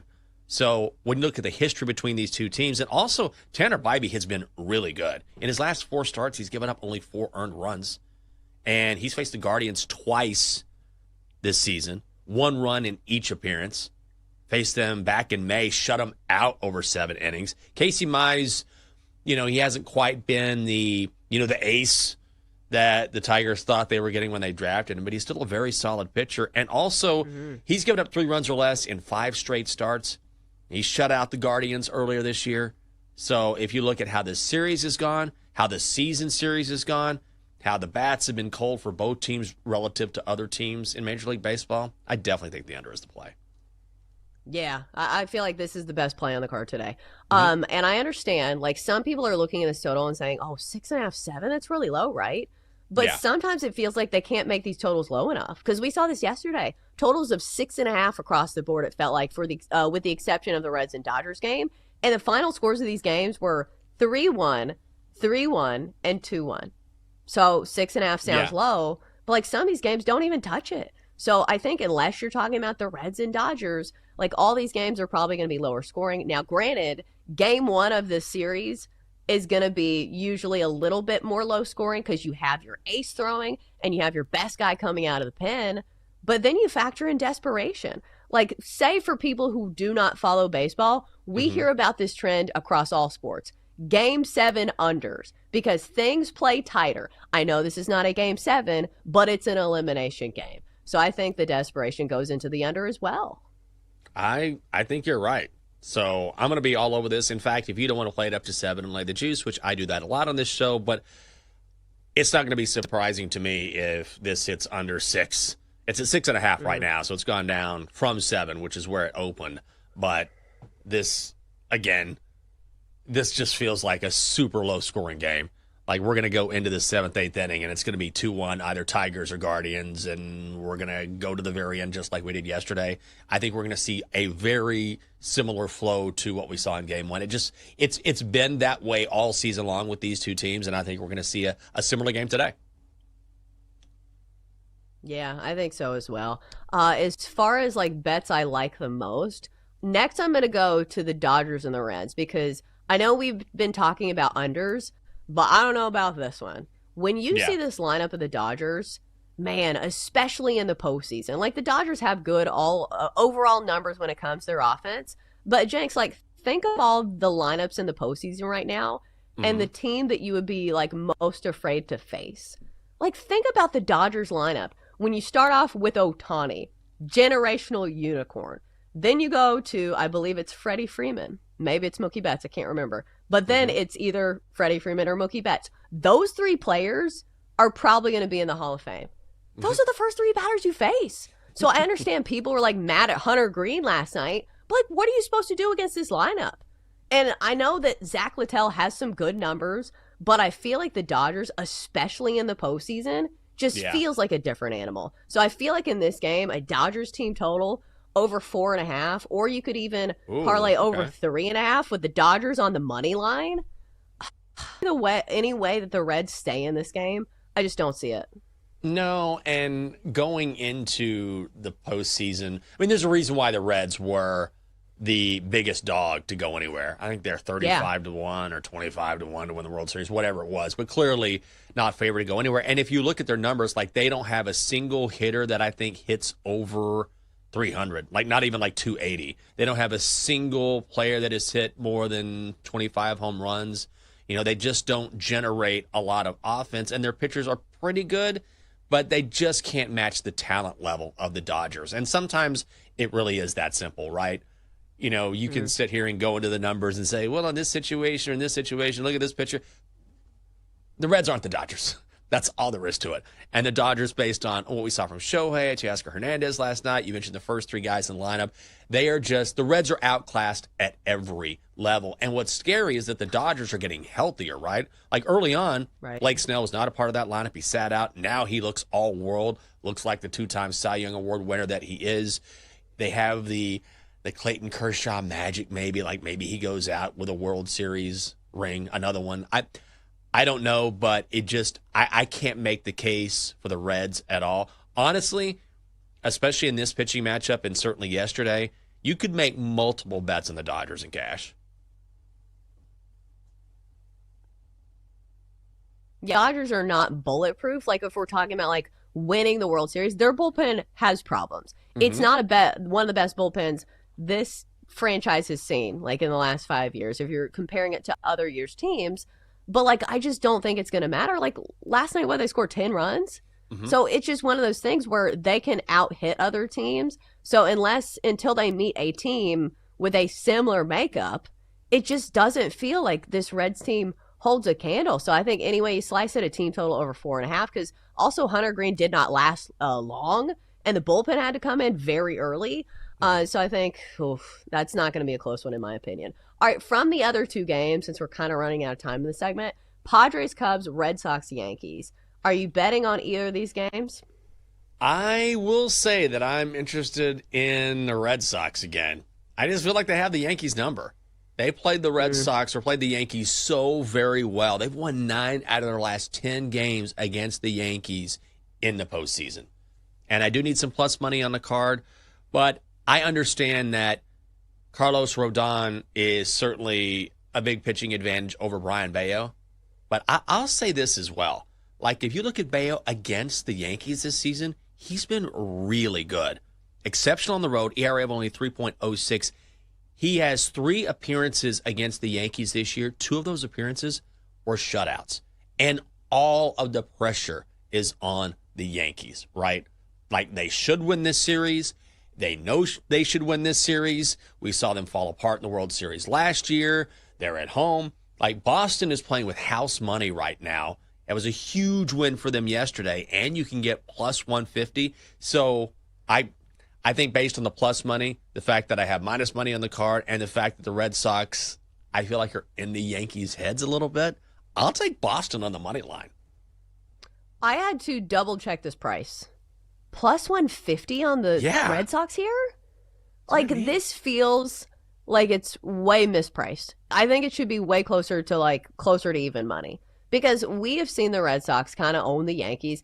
And it's wild to me that there was a time when we saw the Yankees kind of own this rivalry, but it's not even the case anymore. Like, it feels like younger people are like, oh, yeah, the Red Sox own the Yankees. You didn't know that? It's like, oh, well, it didn't used to be like that. That's right. But it just feels like the aura is in their favor. And it feels like, I don't know if I don't want to say the word, but like there's a lot of clinching. I'll just say that when it comes to the Yankees. And people are already calling for Aaron Boone's head. You know, if he loses this series, like there is a real chance he will get fired. But I will say the one point in the Yankees' favor is the fact that Aaron Judge at least was good last night. because Yeah. we talked about this yesterday. Aaron Judge has not been a factor in the postseason the way that you would assume one of the best hitters probably in the last decade or 20 years would be in the postseason. But last night he did get 2 hits, and that was a tough matchup for him. He did not have good numbers against Garrett Crochet, and that's the good thing for the Yankees. Garrett Crochet ain't stepping out there, and Aroldis Chapman's probably not going to have a 4-out save. So it should be easier for the Yankees today, but it's still not a team that I would trust, especially at -185. So I'm rooting for the Red Sox there. All right, coming up next, it's time to whine about it. Yankees fans, you probably have stuff to whine about, but we're going to whine about other things as well. Next on the Daily Tip, presented by BetMGM.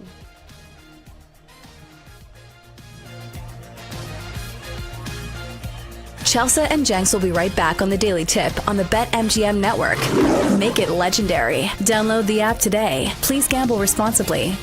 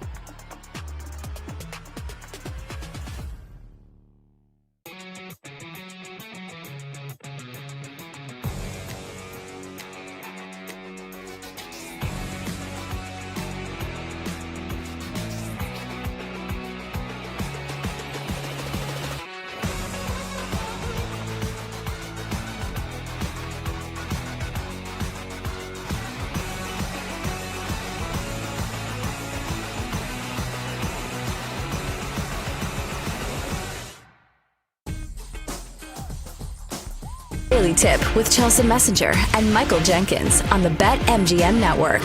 Make it legendary. Download the app today. Please gamble responsibly.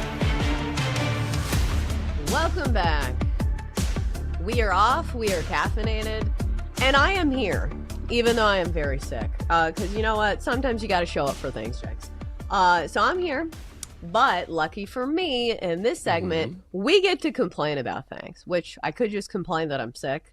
But, like, that's not fun or creative. Because keep in mind, I think when we're complaining, I want things that are maybe relatable to other people that are also, like, entertaining. Because I think that complaining can be really annoying from people if it's not funny.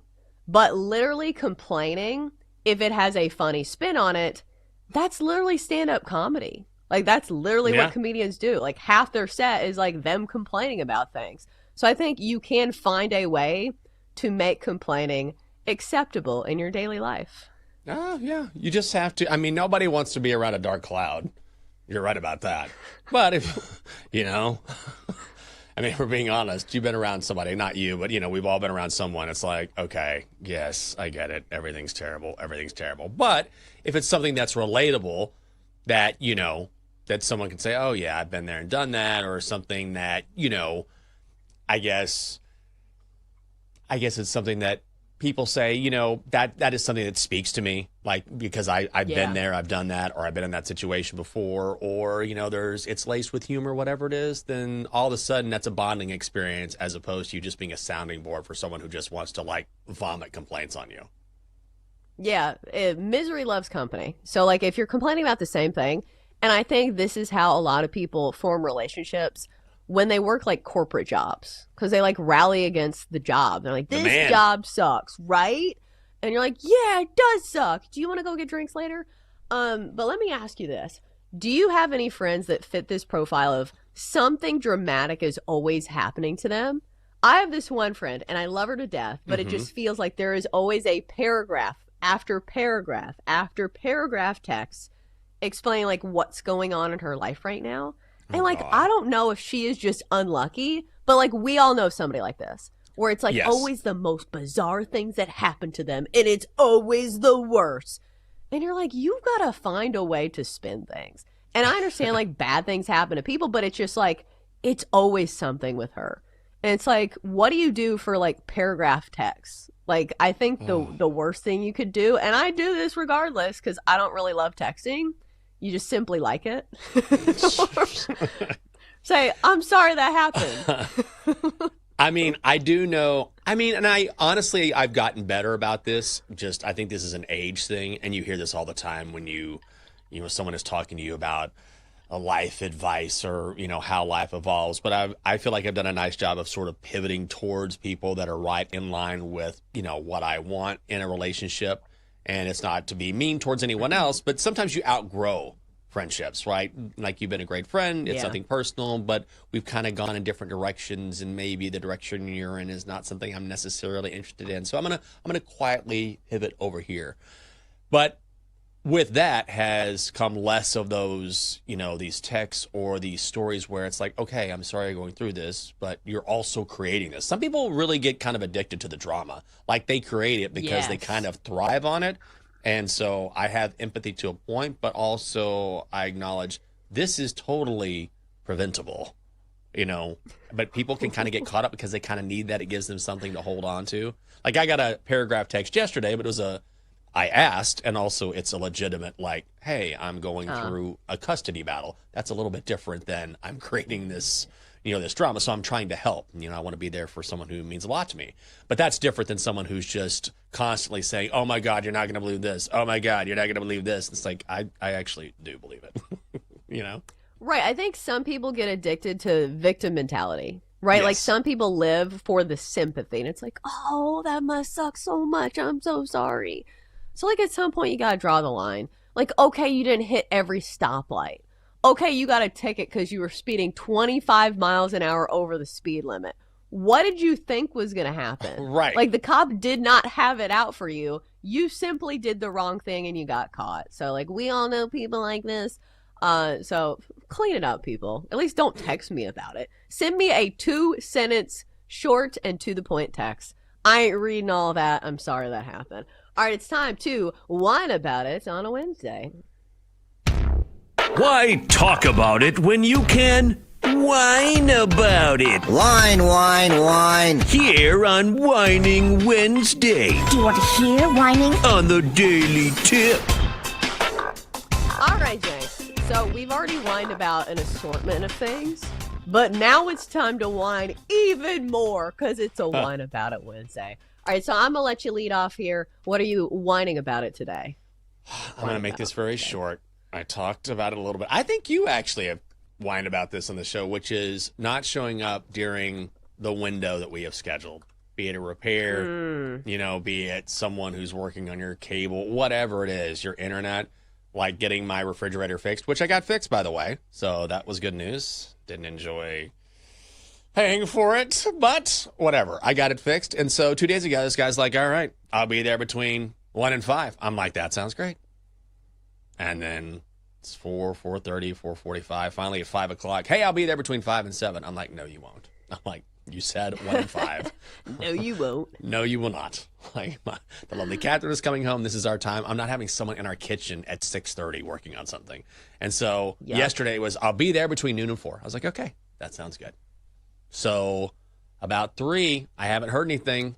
I get a text. Hey, I'll be there around 5. I'm like, no, you won't. I'm not going to be here. And amazingly, he was like, oh, okay, I'll be there in 20 minutes. I'm like, thank you. Exactly. So I feel like if you have 4 or 5 hours to work with, maybe, just maybe, you can find a way to fit within that window, because I'm not at home 7, 8 hours a day just waiting for people to show up. Like, I try to be amenable as much as I can, but dude. Anyway, the guy showed up. He got it done. But my favorite part was he was walking out. He was like, I look forward to your review, your 5-star review. I'm like, okay. Oh, gosh. All right. So I gave him one. Try to be a good person here. He did fix it. He did show up. He was a young kid. But, all right, buddy. You're pushing it here. So anyway, just show up in your window. That's what I would say. That made me think of another complaint. And I know people are like, Chelsea, you've had like 10. It's supposed to be 1. Did you know that they started the thing at Dunkin's drive-thru where they passed you the thing? They're like, here, it's going to ask you a few questions. You mean the worst customer service of any coffee place I've ever been to, and you want me to tip you for handing me the wrong drink through the drive-thru? They started doing this. Why are places doing this? Like, at least at Starbucks, I know my drink is like crafted with care, and these are like baristas. But, like, we cannot give the tip thing through the drive-thru. Like, right? Am I crazy? Can I just say my top 3 rivalries in the country are probably Carolina Duke, Michigan, Ohio State, and you and Duncan. Like, it's every day. Let me tell you something about Dunkin' Donuts. Like, the hate is real. And Denton sent us an amazing TikTok yesterday. It was so funny because it was just what you were talking about, which is, hey, here's my review of Dunkin' Coffee. It's creamer, it's water, boom, right in the trash. Well, I mean, that's just one of several complaints because, like, the coffee's bad and the service is even worse. The only reason I go there is for the refreshers. And that's the thing. You put up with diva behavior or terrible behavior from somebody if they have something that you want. So I do like the refreshers. All right, I almost called you Duncan. Denton, it feels like your complaint is on a similar wavelength. So what's your complaint today? So I almost gave this out yesterday when you were talking about your experience at Dunkin', and then I was like, nope, I need great radio IQ. We have a segment literally designed for complaining on Wednesday, so I'm going to hold it. I'm complaining about Starbucks because it was National Coffee Day earlier this week, and their coffee thing was simple. I was like, hey, if you buy coffee, you get 100 free stars. Okay. 100 free stars is the reward. It's not like, hey, if you buy this coffee, you get the same version, or you could get this coffee again for free, right? Okay. It's important to the story.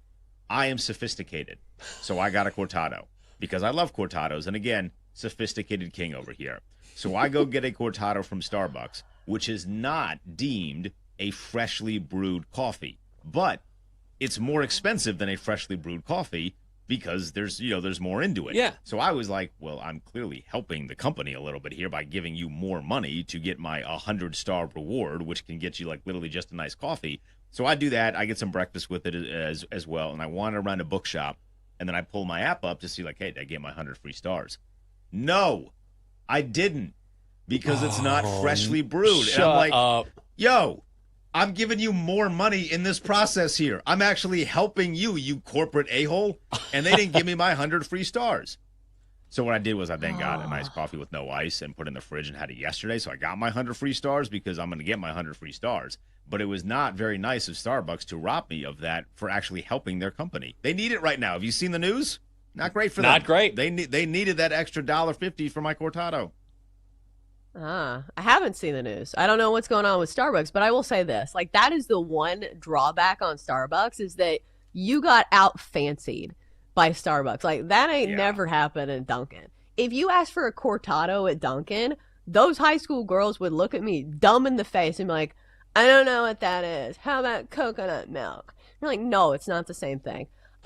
So we're running out of time for my complaint, but mine is very short and simple and to the point. Oh. Why do we not do steal a base, steal a taco anymore? They stopped doing this last World Series, and I was thinking about it. I was like, I can't wait till the World Series where they have steal a base, steal a taco from Taco Bell. They didn't do it last year, and they ain't doing it again this year. What are we doing? We used to be a good country, a formal and fantastic country. I don't know what's happened to us, but this needs to come back. Chelsea, this is the best complaint you've ever had on this show. Steal a base, steal a taco? Amen, sister. Chelsea for president. Amen, sister. Amen, sister. You got this. I have your back. What a great platform.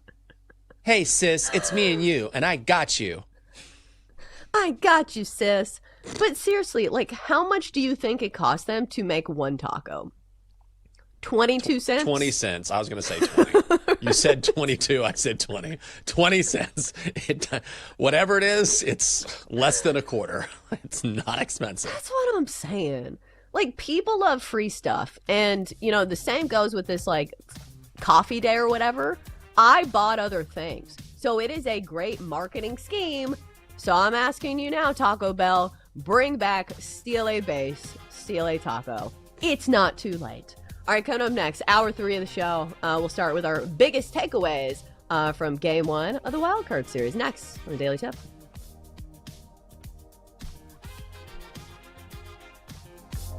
Chelsea and Jenks will be right back on the Daily Tip on the BetMGM network. Make it legendary. Download the app today. Please gamble responsibly.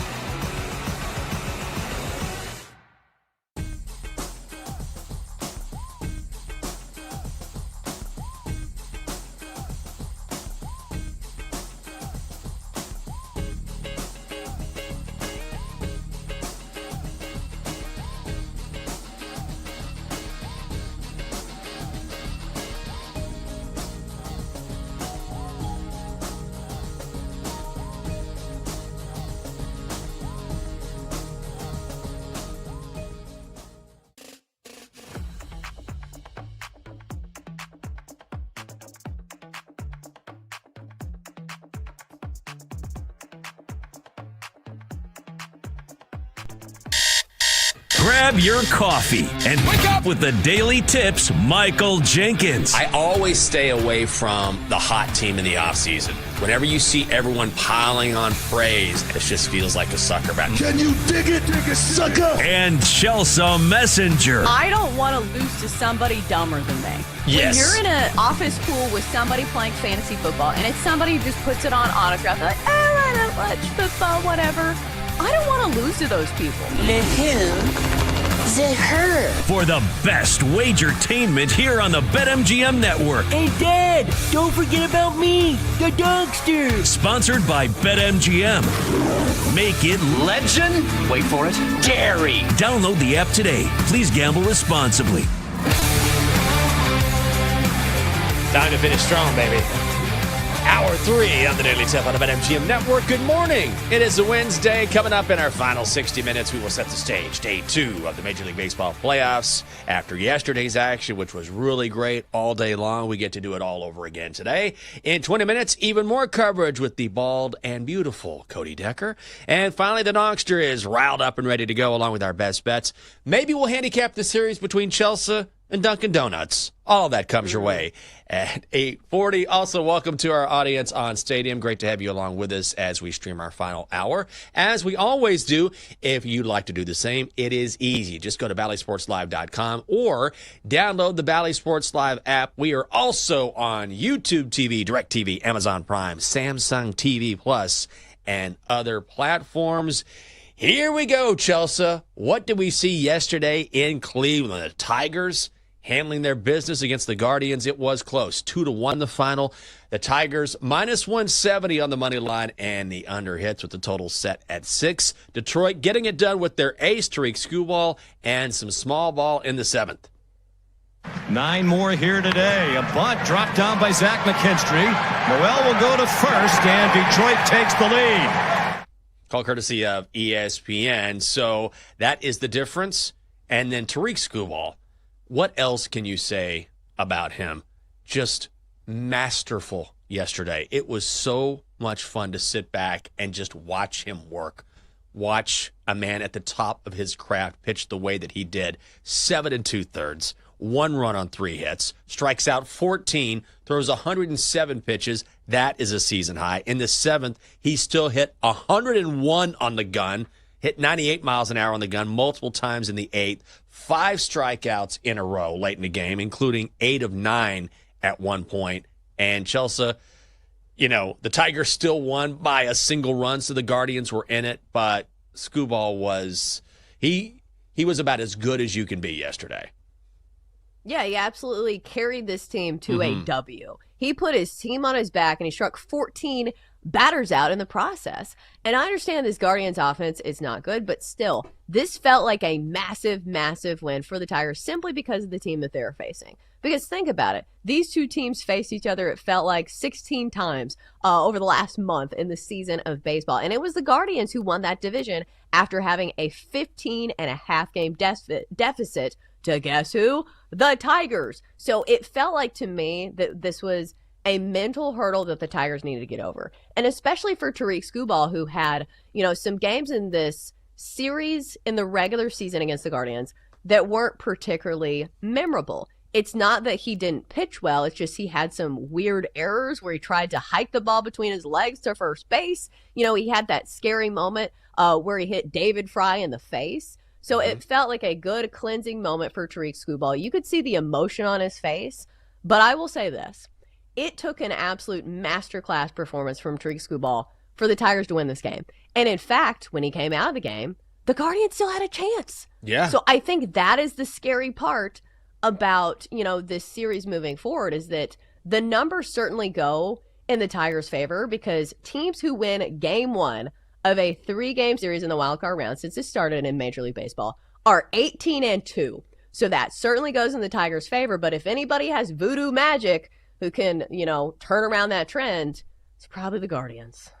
Yeah, and that play in the 4th inning where Skubal had that flip to first base, to me that was a huge turning point in this game because the Guardians scored, Tigers went home, and initially that was called an out. The Tigers thought they were getting out of the inning. Then they went to replay, and no, they overturned it. The Guardians scored. So The play after that is that hit to Skubal, that sort of dribbler, but it was close, and Skubal flips it to first. Like, great play with the glove, but we saw him try that between his legs in the previous game, and it turned into a disaster. And if he doesn't make that flip, I mean, it's always a little dangerous when a guy flips it with his glove. It's not nearly as accurate, clearly, as when you do it with your hand. And so you never know how that's going to go down. And if he doesn't make that play, all of a sudden the Guardians keep that rally going, probably score, and it's a different game. So when they sort of quelled that rally, I thought that's when I felt like the Tigers settled down and said, all right, we got this. Based on what happened previously, then it was, all right, we got out of trouble. Now we can just go from here. And that's, to me, that was when I felt like Detroit has this. Yeah, but moving forward, like, what do you think the confidence level is for Tigers fans? Because, like, the matchup is still good. I have faith in Casey Mize today. But again, like, this offense just hasn't had much of a punch. And the Guardians pitching staff is still very good. So to me, like, this series feels far from over. You know what? I think that, and it seems obvious, but it really stands out to you when you watch these games. And it's that the margin of error is so very thin. It truly can, a series can turn on a single play, whether it was that Skubal play or whether it was the Yankees, loading the bases in the ninth against the Red Sox. Or look at the Padres and Cubs. Here's a perfect example of that, where Nick Pivetta yesterday was unbelievable. He had 9 strikeouts against the Cubs, but the Cubs go back-to-back in the 5th. That's the difference. So it's a play here. It's a pitch there. It's a hit in a crucial spot. And those plays, these singular plays, can be the difference between winning and losing, because as good as Skubal was yesterday, the Tigers won 2-1. It was close. Right. And one of those was because, or one of those that almost scored, was because of an infield error. Like, I think it was Jose Ramirez who got all the way to third base because of a throwing error on an infield grounder to first base. So you think to yourself, like, this is the pinnacle of baseball. These are the best baseball players in the world. How are they still making basic fundamental mistakes? But, like, we see this all the time. We saw this with the Yankees in the World Series last year, where Aaron Judge dropped a routine fly ball. And I'm sorry, Aaron Judge, had to use you for an example there. But it just goes to show that when these games are so tight, and every single game yesterday, with the exception of the Reds and the Dodgers, felt like this, where you have to absolutely play clean baseball, fundamentally sound baseball, and you have to have those timely hits because the margin of error, like you mentioned, is just so small. How do you feel about the Guardians and Tigers today? And this isn't so much of a handicap so much as it is a general question, because I'm not quite sold on the Tigers just because their all-world pitcher came out and did what he does best at the top of his game yesterday, and the Tigers barely escaped. I still feel like the Guardians are a live dog in this series. You can put some money down on them to win it at plus 235. One win for the Tigers based on what we saw with them collapsing in the second half of the season doesn't really sell me on Detroit yet. Well, and also Tariq Skubal's not pitching. Right. Like, that's what it took. A Herculean effort from somebody who's probably going to win the Cy Young.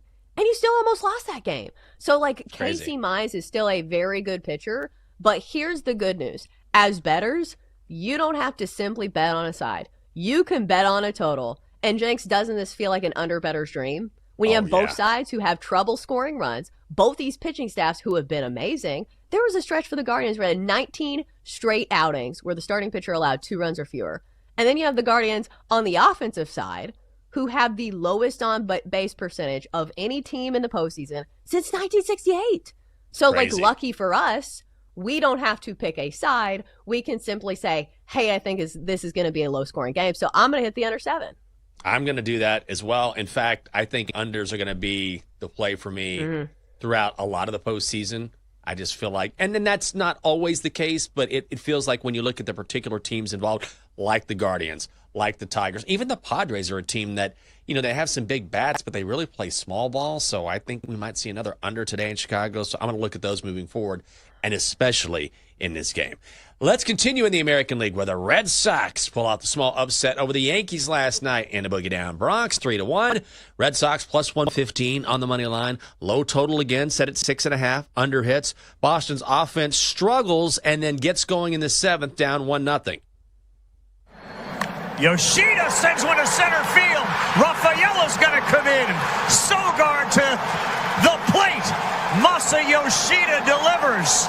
And Boston now leads it 2-1 as they get to the bullpen and Luke Weaver. Call from ESPN, and that was the difference. Now, the Yankees did load the bases in the 9th, and then Aroldis Chapman pitched the Red Sox out of a jam, so a bit of a wasted opportunity there. But Garrett Crochet was unbelievable for the Red Sox. I know you had the Red Sox in the first 5. That had to be a bummer because they were down 1-0 and ended up winning the game 3-1. It was a good play at plus money. Garrett Crochet, 7 2/3, scatters 4 hits, 1 earned, strikes out 11, struck out the side in the 5th. And again, the Red Sox, they have just had the Yankees number in recent playoff history. They've won 9 out of their last 10 against the Pinstripes in the playoffs. Yeah, it felt like the Red Sox kind of flexing their muscle in game 1. The fact that you have your workhorse ace go 117 pitches. Meanwhile, the cowardly Yankees take out Max Fried, who was supposed to be their big offseason addition, and he's your game 1 starter in the postseason. Let the guy eat. Don't take him out at the first sign of trouble. Like, he didn't give up a single run. And then you put in Luke Weaver, who all of a sudden, now the Red Sox are in it because Luke Weaver came in the game. So it did feel like a big moment for the Red Sox. But I will say this, like, from a pitching standpoint, this is probably the toughest 1-2 combination that you could face as a Yankees lineup. Garrett Crochet going 7 2/3, and then you close it out with Aroldis Chapman, who is coming off his best regular season of his career. Like, I think he's 37 years old, but the guy is an absolute, physical specimen. Like, he feels like the Derrick Henry of Major League Baseball. And I know it got a little interesting at times, but at the end of the day, he's still pumping absolute gas at 101, high cheddar that is so hard for these hitters to catch up to. So obviously the pitching matchup will be different today, but I don't know. It feels like all the pressure is on the Yankees. It feels like Aaron Boone is skating on thin ice to where if they lose this series, his job's probably on the line. So it just feels like there's a lot of clinching going on in New York. Yeah, all of the pressure is on the Yankees, right? Especially after that disappointment last year in the World Series where they were just sloppy and didn't get it done. And so it's like, all right, we gotta rally this year, come back and get it done. And they could lose to the Red Sox, which would be, of course, like the most painful way to exit this season, right?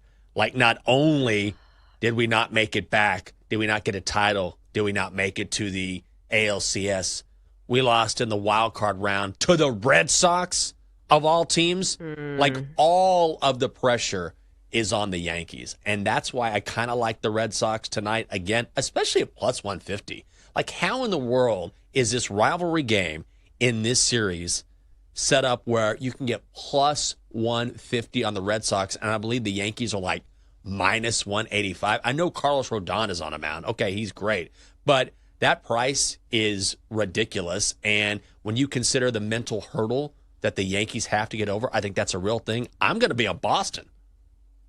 Yeah, it feels like it's a microcosm for like how the Yankees are. Like, the price does not warrant the results. Right? Because, like, their payroll is so big and they have all these home run hitters. It's just we don't see it. So minus 185 feels way too steep in a rivalry matchup where it feels like the Red Sox kind of have the momentum here. So I certainly will not be laying that big of a price with the Yankees. But again, like, this was a tight game down to the end as well. So, like, it's not going to shock me if the Yankees maybe win this one. It's just price dependent for me. I will say the silver lining in this is something we talked about yesterday. Aaron Judge, surprisingly, has terrible numbers in the postseason. Terrible numbers. For somebody who is the most feared hitter in all of baseball right now, what did he hit, 320? Like, some of the best numbers we've seen in decades. Yeah. And his postseason numbers, he's hitting below 200. So I will say this. Yesterday, I was very ready to be like, Aaron Judge strikes out, leaves the bases loaded. He did get 2 hits yesterday. Yeah. And the matchup was bad for him. He had bad career numbers against Garrett Crochet, and he still got 2 hits yesterday. So at least he is trending in the right direction. But the problem is you're going to need more than just Aaron Judge. You need to score more than 1 run if you expect to win a game today. Yeah, the frustrating thing with the Yankees, and I would imagine if you're a New York fan, it just drives you crazy. If you look at the numbers, like the Yankees are number 1 in OPS and number 1 in slugging this season. I think they're 10th in average. They can hit, and yet when they need it most, they just disappear. So, yeah, they'll go on these streaks where they look all world. You can't stop the Yankees. The ball's going out of the park. Everyone's doing great. And then when they need it most, what happens? Nothing. So we'll see what happens tonight in the Boogie Down. Coming up next here on the show, we can't have a program showcasing baseball without talking to a baseball expert. The former Major Leaguer Cody Decker joins the show next on the Daily Tip here on the BetMGM Network.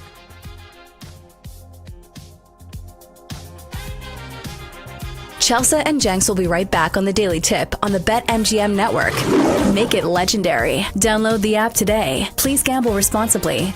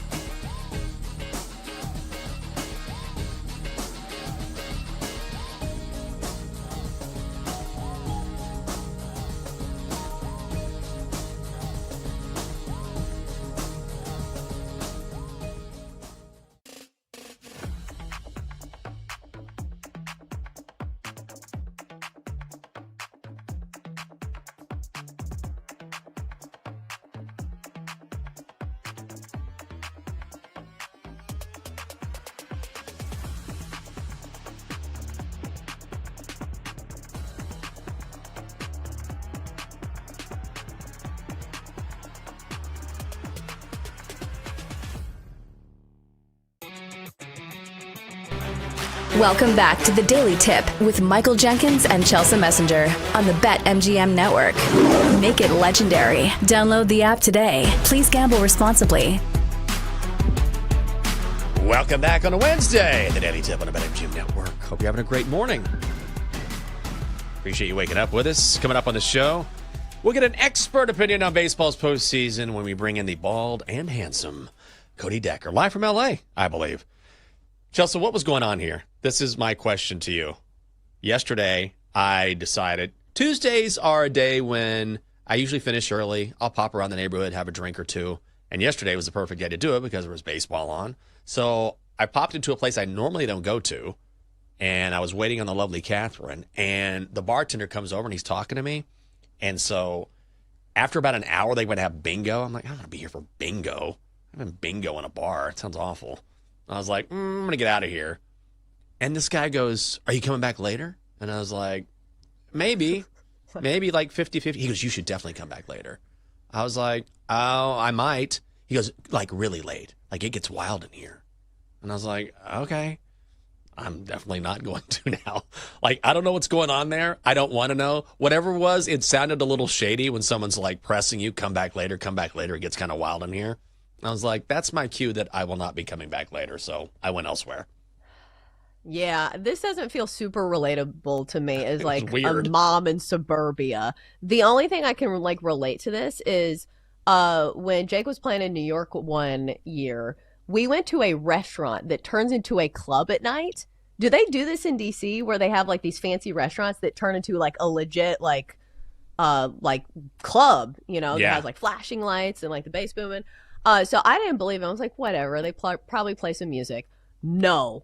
This thing had like girls in like lingerie and they were dancing on tables. Like, wow, you were not kidding. We do not have those in Hendersonville, Tennessee. This is a far cry from Texas Roadhouse. Well, true. There is one place in D.C., and I've been there once or twice, and it's a deli.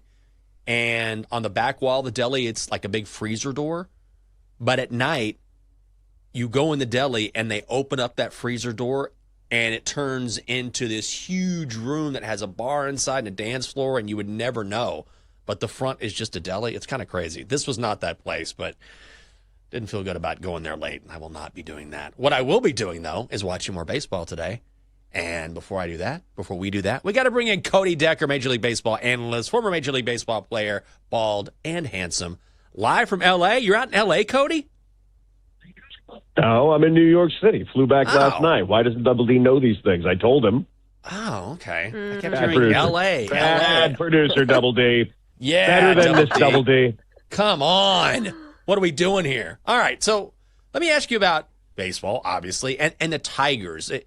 Are you a believer in the Tigers all of a sudden because they got to win behind Skubal? Like, how do you feel about Detroit going into Game 2? Is Derek Skubal throwing today and tomorrow? Right. Exactly. No. Then no. Then no, not at all. By the way, doesn't mean I don't think they can win this series. Yeah, they can win this series. They got to win one more game against the Guardians, but the Guardians have been piping hot, and they just ran into a brick wall that happened to be Derek Skubal yesterday. And let's not pretend that Gavin Williams didn't also throw 6 gems of an inning. He absolutely did. Unfortunately, they just ran out of gas because, frankly, Skubal just didn't stop what he was doing. And the Tigers, listen, they were arguably the worst team in baseball when it came to September, fell off an absolute cliff, dropped a 15-game lead in their own division. They're actually lucky to even be in the playoffs at this exact moment. But if they can just pull together the way they were at the beginning of the year or even last year, yeah, they can go deeper into this playoffs. But at some point, they're going to run into a team that just has way more in the tank. I'm really excited at what the Mariners are going to do this postseason. Yeah, I think that's my takeaway is that I'm not sure if I believe like whoever makes it out of the Tigers Guardian series just because their offenses seem so terrible. What's wild to me, I just read this. The Guardians have the worst on-base percentage of any postseason team in baseball since 1968. How are they doing this? How are they winning games? And what is this? Is it voodoo magic? Is it timely base running? And is this sustainable? It's kind of a combination. It's a combination. Is it sustainable? Not really, mainly because it's never really happened before. But at the end of the day, I mean, they're just a team that figures out a way to win ball games. Stephen Vogt has got this team running on all cylinders. They're a team that wins by subtraction. They do it every single year. Hell, they did it this year. This was a team that was getting ready to sell off just about everything. Emmanuel Clase was about to be moved. Stephen Kwan was being dangled out there between the Giants and the Dodgers and the Padres. And they moved Shane Bieber. All of a sudden, the Clase deal happens the way it does with the gambling thing. He gets suspended, so that kind of ruins the Stephen Kwan thing. And they ended up moving Shane Bieber anyways. This is a team that literally subtracted at the deadline and got better. They won like 19 of their next 20, and next thing you know, they're in the playoffs. And the fact that they were hot made me think that they might actually cause some serious damage in this postseason, which, of course, there's still time to do. We're talking with Cody Decker, former Major League Baseball player and baseball analyst. What is your take on the Brewers? I know they haven't played yet, but I feel like this is a very complete team. Are we undervaluing Milwaukee, or do you feel like they're right where they should be as far as how we look at them? They're right where they should be because they're an organization that's never won a World Series before. They're a team right now that's been in the playoffs multiple years and have never done a single damn thing ever. That being said, best record in the National League. That being said, they got some great arms. Another team that I mentioned with the Guardians that always wins by subtraction every single year. They drop another superstar, they get better. It is a fascinating thing that's going on over there. And Pat Murphy, who might win Manager of the Year again, provided he doesn't write any more weird-ass fake letters from dead people, I think would be really good. There's a story in there, I feel like, for people who don't know the story. So maybe we'll Google that after this segment. But let me ask you about the Dodgers, because as I'm watching this game last night, it was a month ago. Okay. All right. Dodgers, Cody, because I know you're an LA guy and obviously you're a baseball guy. Let me ask you about this Dodgers lineup, because yesterday people were like dumping on Hunter Green, and they're like, Hunter Green can't get it out. I'm thinking to myself, do you see this Dodgers lineup? We have possible multiple Hall of Famers in this lineup. And it just feels like if any team in the postseason left, like the postseason experience, it feels like is immeasurable. Like if I'm power ranking lineups in baseball, and I understand the Dodgers certainly have their flaws when it comes to the bullpen, but like how do you not trust this Dodgers lineup? It feels like they're going to score at least 6 runs a game. And they just might. And it's not that they might have Hall of Famers. 1, 2, 3. Hall of Famer, Hall of Famer, Hall of Famer. Right. And then the next 5 are all-stars and borderline Hall of Famers. It's an insane lineup. It's arguably the best that's ever been constructed. That's how good the lineup is. And there's other lineups in the National League West that are almost comparable. That should just show you how insane this division actually was this year. But yeah, their bullpen issues. There are issues. We watched it happen last night. This team's up by 10 runs, and all of a sudden they walk 3 guys in the 8th inning. You see the frustration on Dave Roberts' face. Blake Trinan comes into the 9th, and he's also struggling because Blake Trinan's been struggling for months. Lyles has been out all year. Tanner Scott has never really put it together. The bullpen has been a very serious issue. But that offense can go toe-to-toe with anything on planet Earth, including Decepticons and any other villains from 90s television shows. Cody, which team in the postseason is the most overvalued? A team that maybe everyone's hot on or people Dodgers. like that you... Dodgers, okay. Is it because they're the Dodgers? I mean, it just is. It's because of that bullpen. The bullpen's the problem. Their starting pitching is good as anybody, but that bullpen is a serious issue right now. Offensively, listen, I'm not going to pretend that any team is as good as them offensively. It does not exist right now, and now they seem to be getting healthy at the right time. Max Muncy's back in that lineup. They are doing some good stuff, but let's be real clear, man. I've said it myself. Whoever beats the Dodgers is winning the World Series. I think somebody is going to beat the Dodgers. Well, next round could be the Phillies if the Dodgers get past the Reds, obviously. But let me ask you, since you're in New York City, about the Yankees. I mean, it feels to me this is the biggest discrepancy on what you see on paper. And you're like, wow, this is a good team. Aaron Judge, the most feared hitter in baseball. And this bullpen that they paid a ton of money. But, like, there is just no confidence for me. Like, I feel like there is a way that, like, Aaron Boone is going to mismanage the bullpen. I don't know if it's, like, negative Yankees fans who have, like, permeated my thoughts. But, like, do you have confidence in the Yankees tonight? Tonight, maybe. If they win tonight, I think they're going to win the series because, losing Lucas Giolito for the series is a big, big, big blow for the Boston Red Sox. But They had more than ample opportunity last night. I'm actually very frustrated. I'm not even a Yankee guy. I could care less if the Yankees win or lose. I love seeing the pain on Yankee fans' faces when things go horribly awry. It gives me immense joy. That being said, dear God, Aaron Boone. I'm a defender of Aaron Boone. I think being the Yankee manager is one of the hardest things in the world, considering the fact that no matter what you do, the answer is wrong. That being said, pulling Max Fried, the answer was wrong. It was flat out wrong. No runs in 6 innings and 1/3, and you could have kept him out there just because he got to the 100-pitch threshold. What are you saving him for Game 4? There is no Game 4, idiot. Throw him out there. Crochet's out there throwing 120 pitches all the way to the 8th. You let it turn into the Crochet game. It was the Max Fried game until you pulled him. Damn it, that was stupid.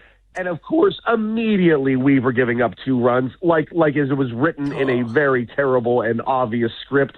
And then, of course, at the end of the game, the Yankees get bases loaded with nobody out, making them only the second team in the history of the postseason, to get bases loaded with nobody out in the 9th inning and score no runs. Dude. No, my faith is gone. Also, why did you not start Jazz Chisholm? Because of a left-on-left situation? Dude, stop being cute. It's the playoffs. It's a one-and-done game today. You better put out your best. Cody, maybe this is overstated, but does Bryce Harper really need a ring, or how badly does he need a ring for his resume? Is that something that you look at or something that you use to evaluate someone's career? He's got plenty of time. That's the one thing missing from his resume. It is the one thing missing from his resume, but is it the thing that's going to keep? The thing is, in baseball, I don't think we carry the same cachet when it comes to championships and legendary statuses the way we do in other sports. You know, we ring count in basketball, we do it in football, but baseball, I mean, we got one team with 27 championships. We have a bunch of other teams with 1 or 2. We have 2 teams right now that have 0. We have 2 teams that are in the playoffs right now. I'm sorry, 3 teams that are in the playoffs right now that have 0. I mean, it's not exactly the same thing. Ted Williams, known as one of the greatest players of all time, no rings. I feel like if we're discounting the greatness of all the Boston Red Sox of over 100 years because they got no rings. That being said, I'd like to see Bryce get a ring. This is a team that over and over and over disappoints me. I often refer to them as the Buffalo Bills of the Major League Baseball. And the reason why I refer to them as that, not because of the championship thing, specifically because in the last 5 years, they should have at least 2 rings on their fingers, and they don't. And at some point, they got to get over that October hump. And if they don't, listen, that might be something that mars part of his career. But at the end of the day, now he's Bryce Harper. He's going to be a first ballot Hall of Famer, and he's got multiple MVPs.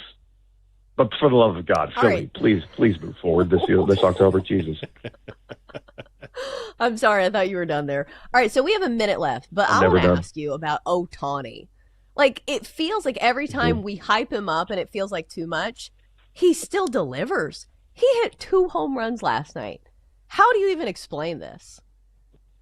You don't. He's I hate the phrase unicorn, but he is one. He is something different. We're not watching the greatest baseball player of all time. We're watching arguably one of the greatest athletes in a sport that we've ever seen. And he didn't even pitch last night. Home run right out the gate. I love coming back to New York, because I come back to New York and I literally sit down and was like, this guy's overrated. First pitch, ball over the right field wall. I'm like, guys, he's not human. And I love the fact that you love Aaron Judge. That is a great thing. But you don't have to try to pour cold water over Ohtani because you love Judge. Ohtani just happens to be slightly better for kind of different reasons. It's just insane what we're watching. He is a Major League Baseball analyst, former Major League Baseball player, and always on point with his analysis. It is our Cody Decker. Cody, good to hear from you, man. Hey, good to hear from you, too. Also have some breaking news football-wise here, which is a big deal. According to Ian Rappaport from NFL Network and Adam Schefter from ESPN, the Browns are going with Dylan Gabriel as QB1 this weekend. No more Joe Flacco. No Shedeur Sanders. It is Dylan Gabriel, which I don't think this is a huge surprise. Like, the Browns have nothing to lose. Might as well go with the guy that you drafted to be your quarterback of the future. The Browns are still the Browns, but maybe a little more interesting for Cleveland this weekend. Yeah, I think this is just going to be like a talking point where people are going to be like, why isn't Shedeur playing? And hasn't Shedeur said some things where he's like, I would be a starting quarterback on all these other teams? It's like, you're not even the second in line in Cleveland. And that's not a team that's like contending for a ring right now. So like maybe focus on the task ahead and try to do your absolute best in being a good teammate. Because listen, like you should have a long career ahead of you. So like maybe just focus on getting better for the time being. But I just did it too. I didn't even talk about Dylan Gabriel. Talked about Shedeur. Look at me. I'm the problem. You're like, yeah, but let's talk about Shedeur Sanders for a second. I'm like, okay. But you know what? That's what everybody's going to do. You know, it's like, why isn't it Shedeur? Well, they drafted Dylan first. Coming up next on the show, find out what's coming up next on Bet Sweats, plus the plays we like today on this Wednesday. It is the Daily Tip on the BetMGM Network. Coming up, Jenks and Chelsea give out their best bets here on the BetMGM Network. Make it legendary. Download the app today. Please gamble responsibly.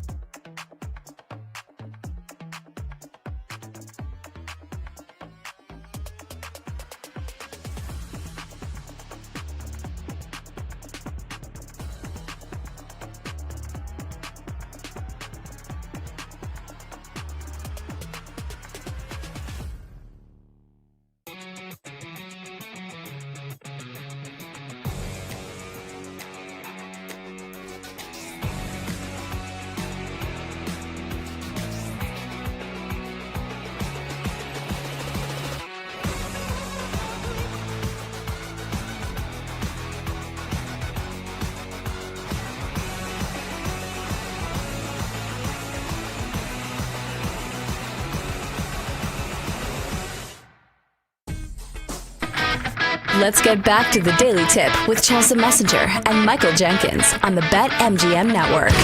Make it legendary. Download the app today. Please gamble responsibly.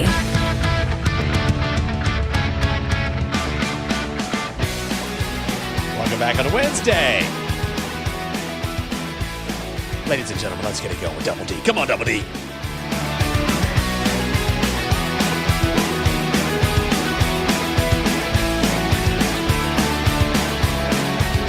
Appreciate you being with us.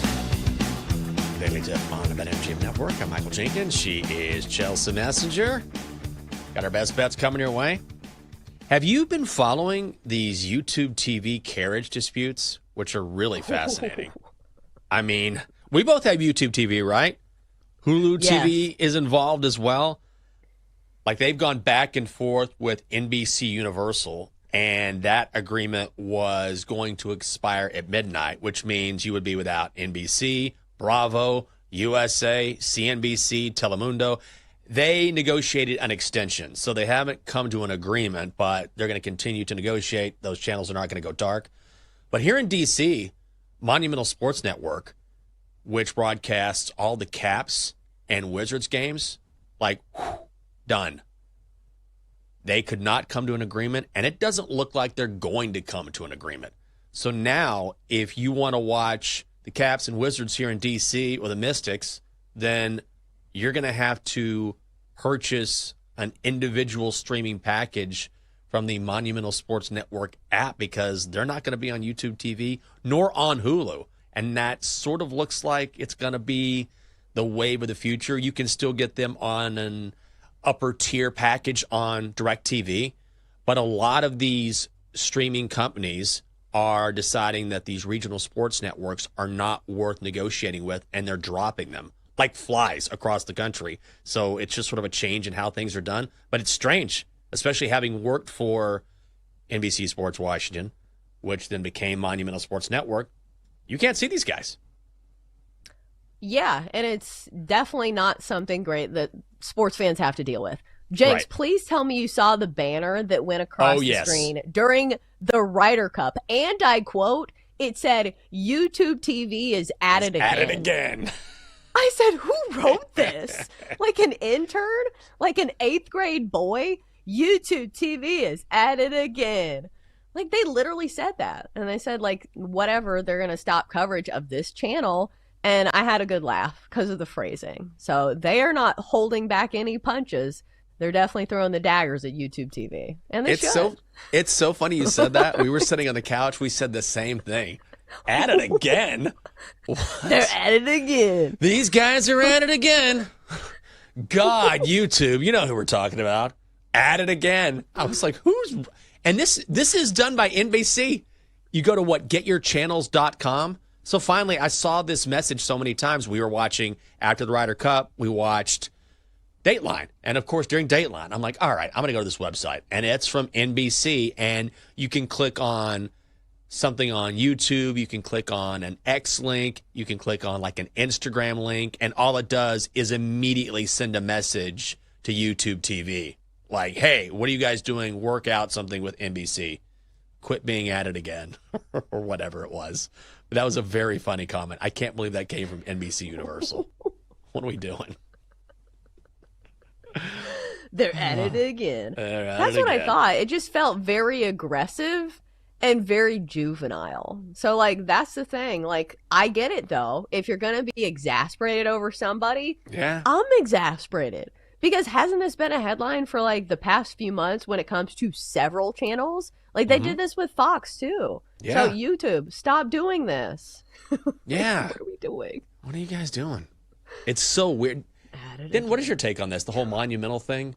Have you followed this at all? It's really strange. They're in this together. They're in cahoots. You think so? YouTube TV ain't dropping the price, and now I got to go. The 1 year in the last 10 that I actually want to watch the Wizards. Right. They're like, nope, you got to go pay for it out of your pocket. Now, I don't pay for YouTube TV because my brother does, and I mooch off of him like a good older brother. But it's still, the timing of this is terrible. It happens to everybody across the country. These companies are in cahoots. Don't let them fool you. Mm-hmm. I'm not spending the extra money.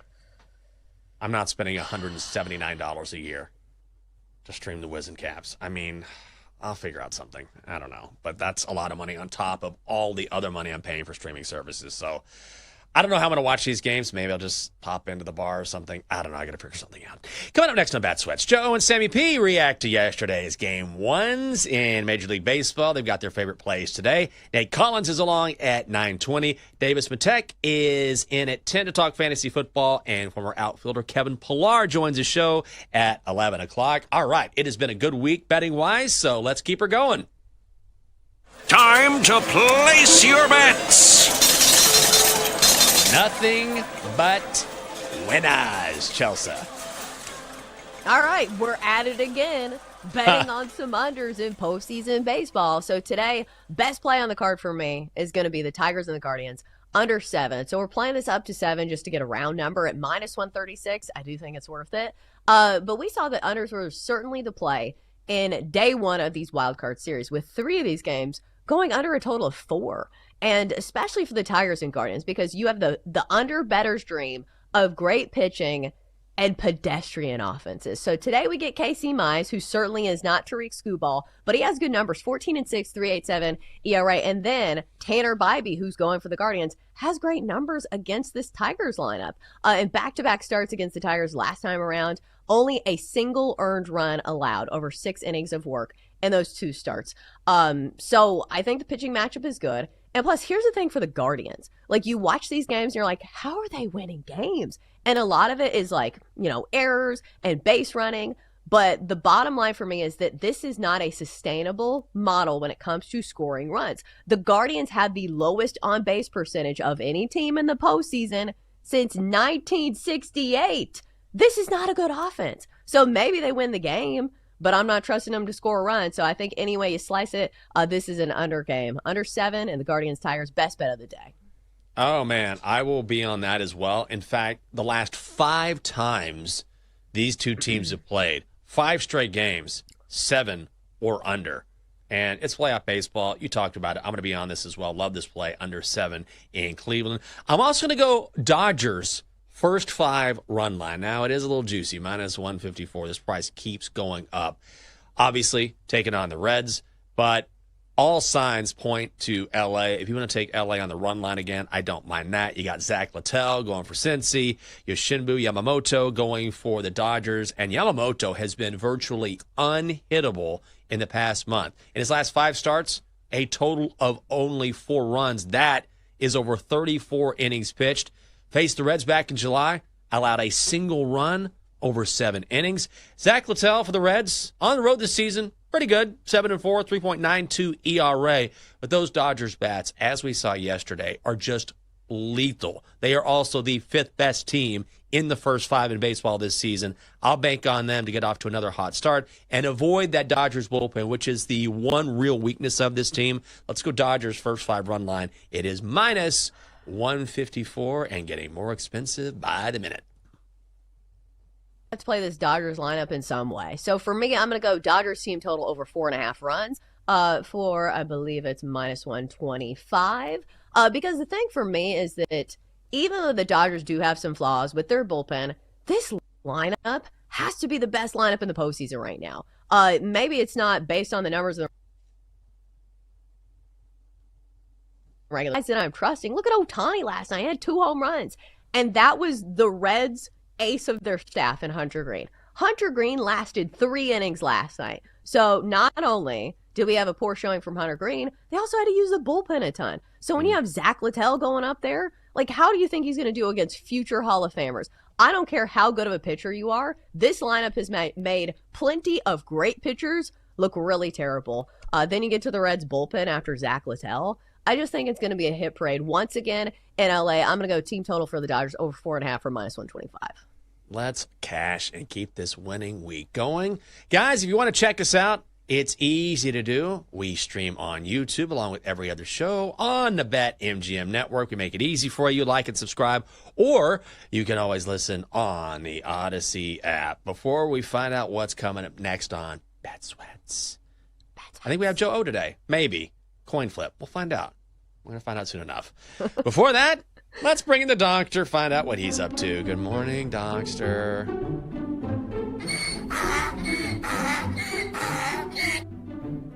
Why doesn't anyone follow me on TikTok? First of all, Doc, there you go. There you go, Great buddy. shot There you are. I didn't know you were on TikTok. I just joined this morning. Oh, yeah? I think I can become an influencer. Get ready for me. This is Dad putting me in my chair. Fit check. Oh, I don't wear any clothes. It's not a problem. There's Sammy P. Time to get my flirty face on. Does anyone want to rub my belly? Oh, okay. Enough. You should deactivate your account immediately. I don't think we need that. Do you have a play before we find out what's coming up next on Bet Sweats? I do. Sammy Sosa and the Cubs money line against the Padres. Ah. Well, that is a play. Do we have Joe O? Oh, look at that. My, unbelievable. Right on cue. Good morning, Joe O.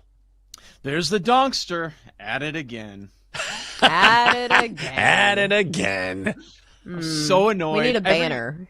Sunday Night Football, too, is like every 10 minutes. Yeah. We get it. Shut up. We know.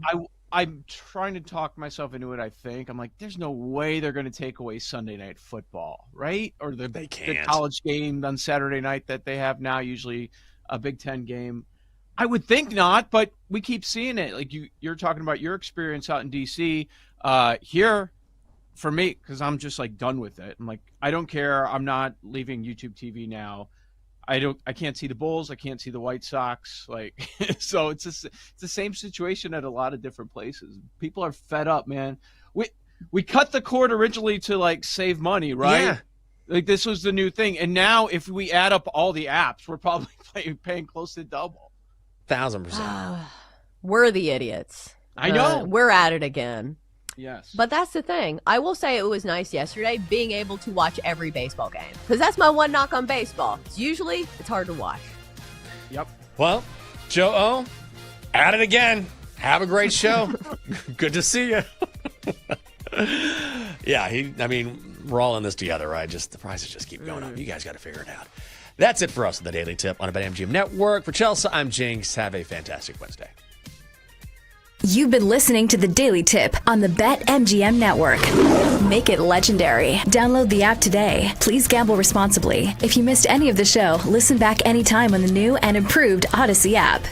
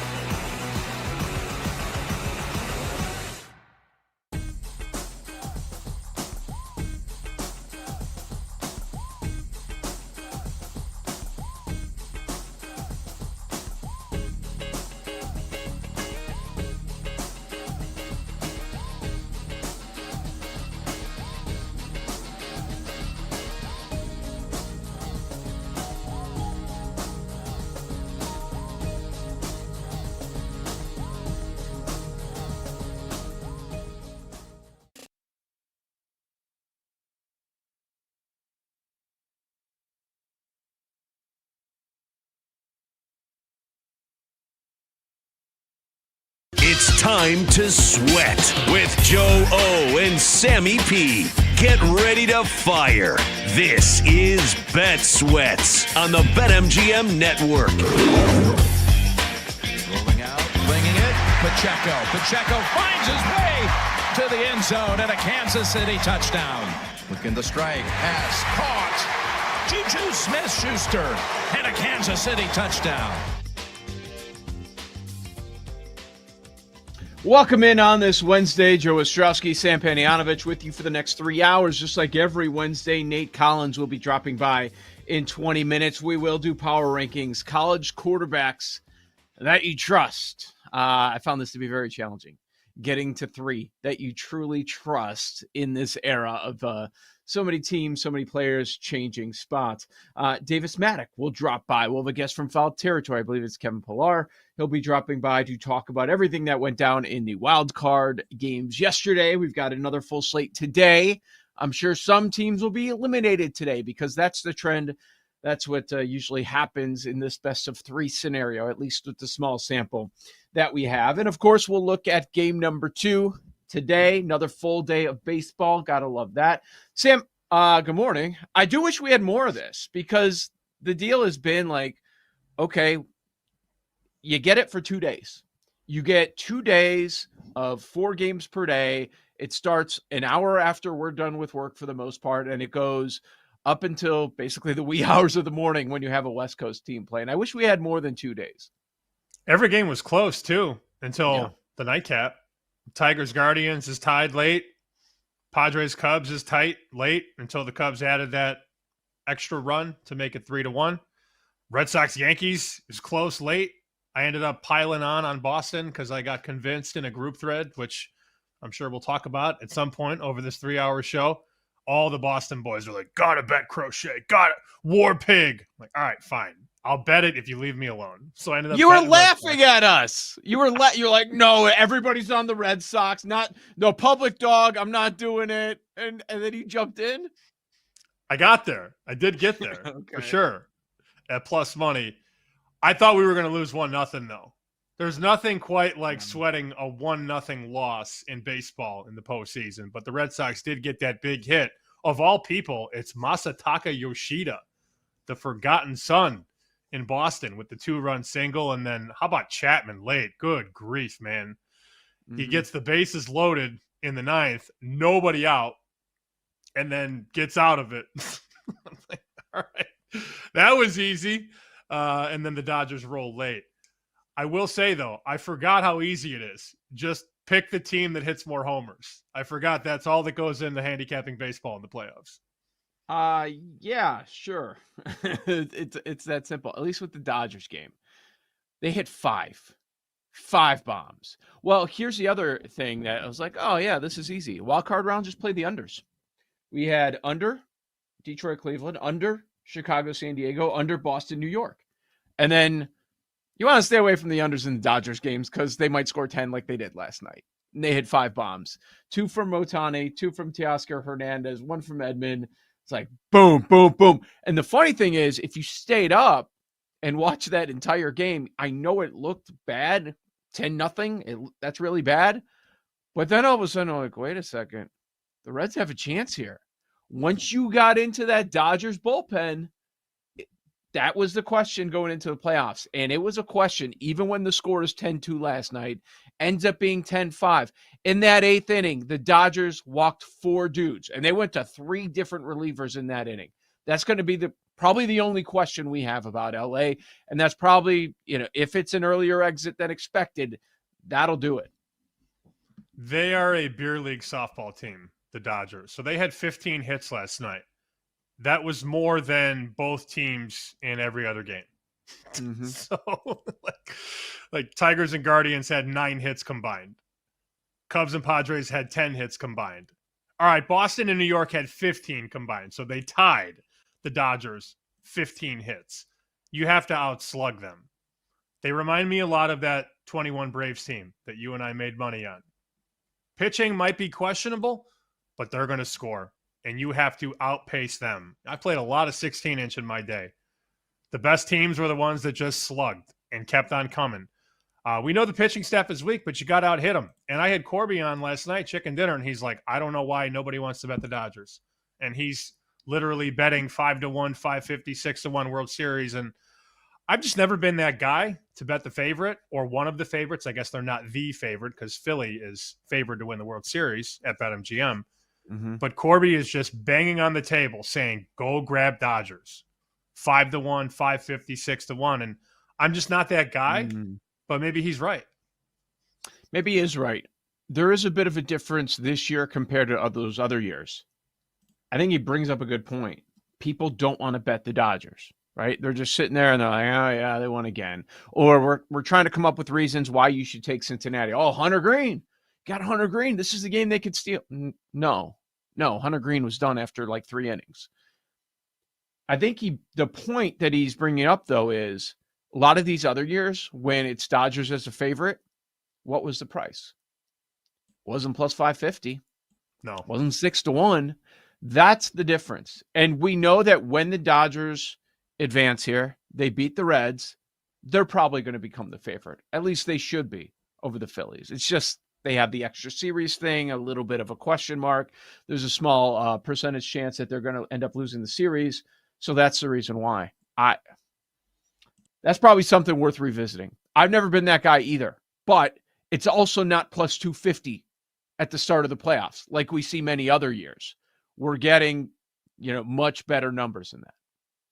Last night, as I looked, Philly was still favored. This morning, I just looked for the first time World Series market, BetMGM. Dodgers on line 1 again, plus 425. Yep. They should be. Then the Phillies, 450. Then the Mariners, 5-1. Let's run through the series prices real quick. You mentioned best of threes. The team that usually wins game 1 tends to be fine in terms of finishing it off. So Detroit wins game 1. And shout out to Paul, who said Detroit, bet Detroit. Detroit now minus 325 to win the series against Cleveland. The Cubs minus 375. I'm sure that will be discussed at some point today. Red Sox minus 200 and the Dodgers minus 1,000. Those are your series prices after one game. I don't live in Chicago anymore, but as everybody knows, I grew up there and I have a lot of friends there.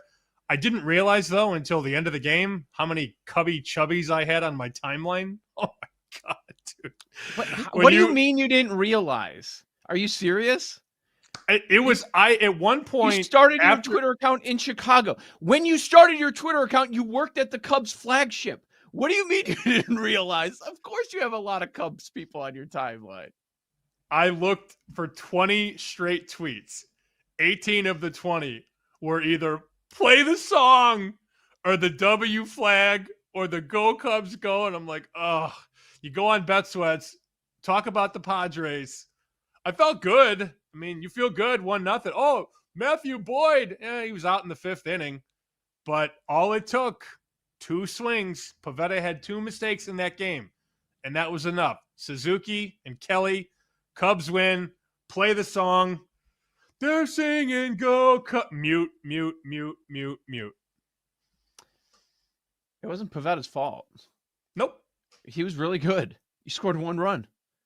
Scored 1 run. I think you do have to give credit to the other side, though.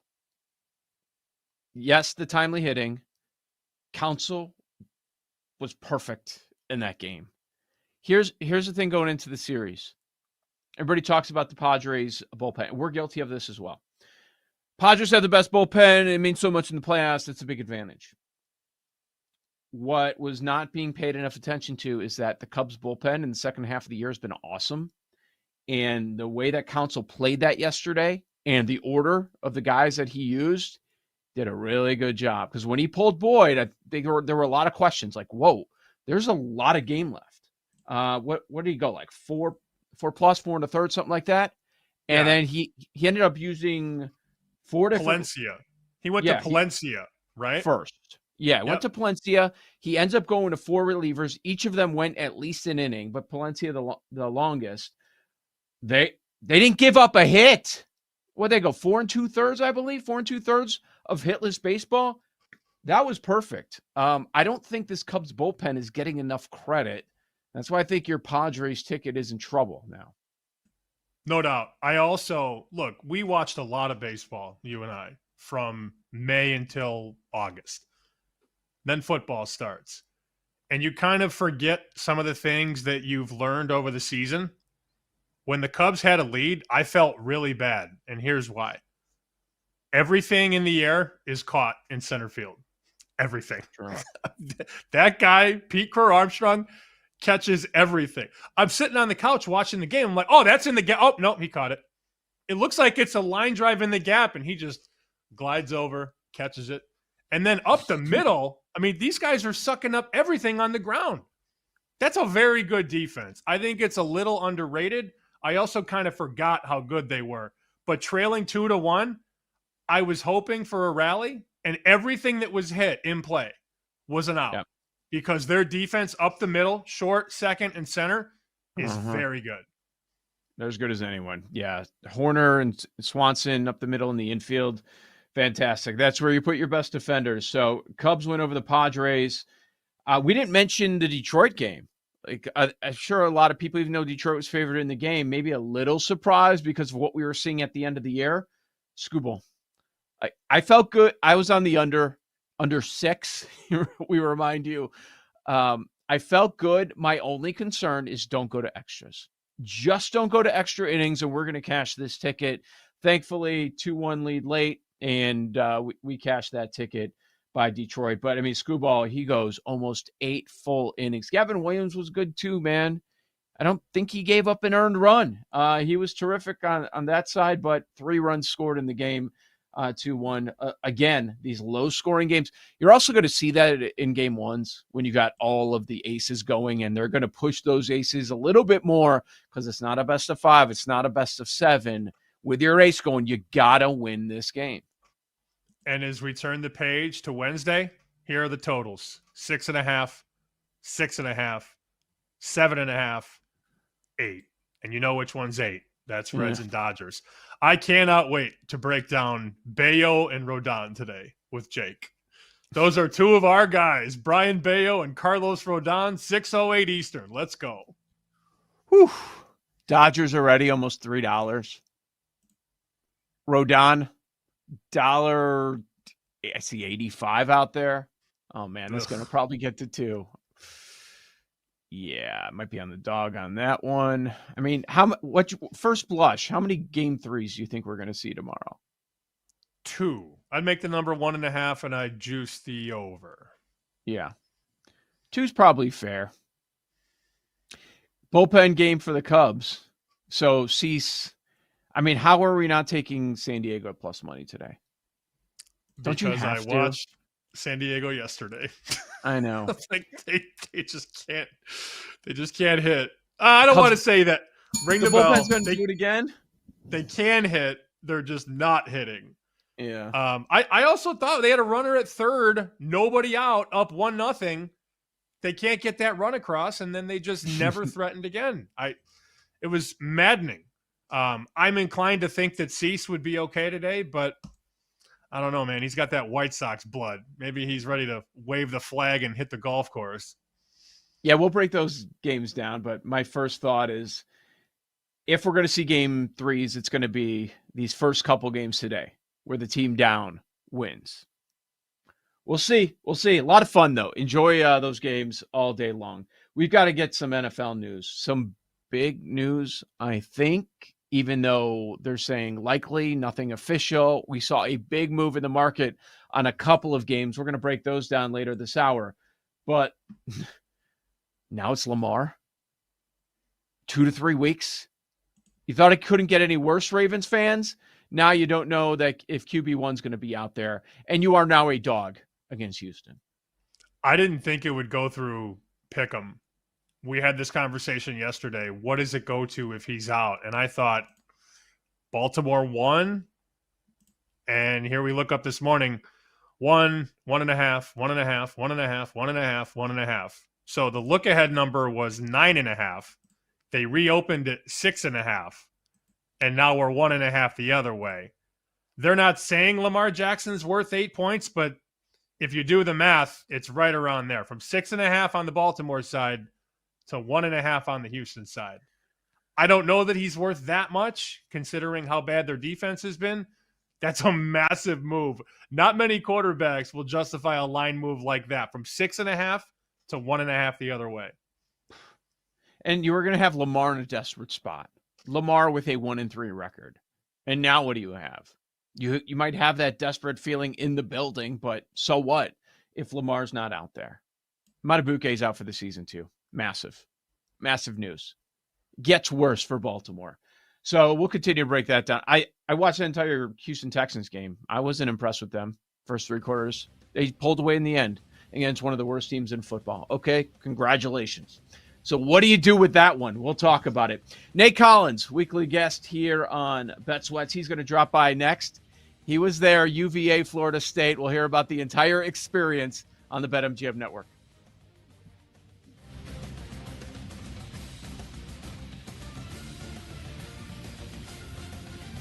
You're listening to Bet Sweats with Joe O and Sammy P on the BetMGM Network.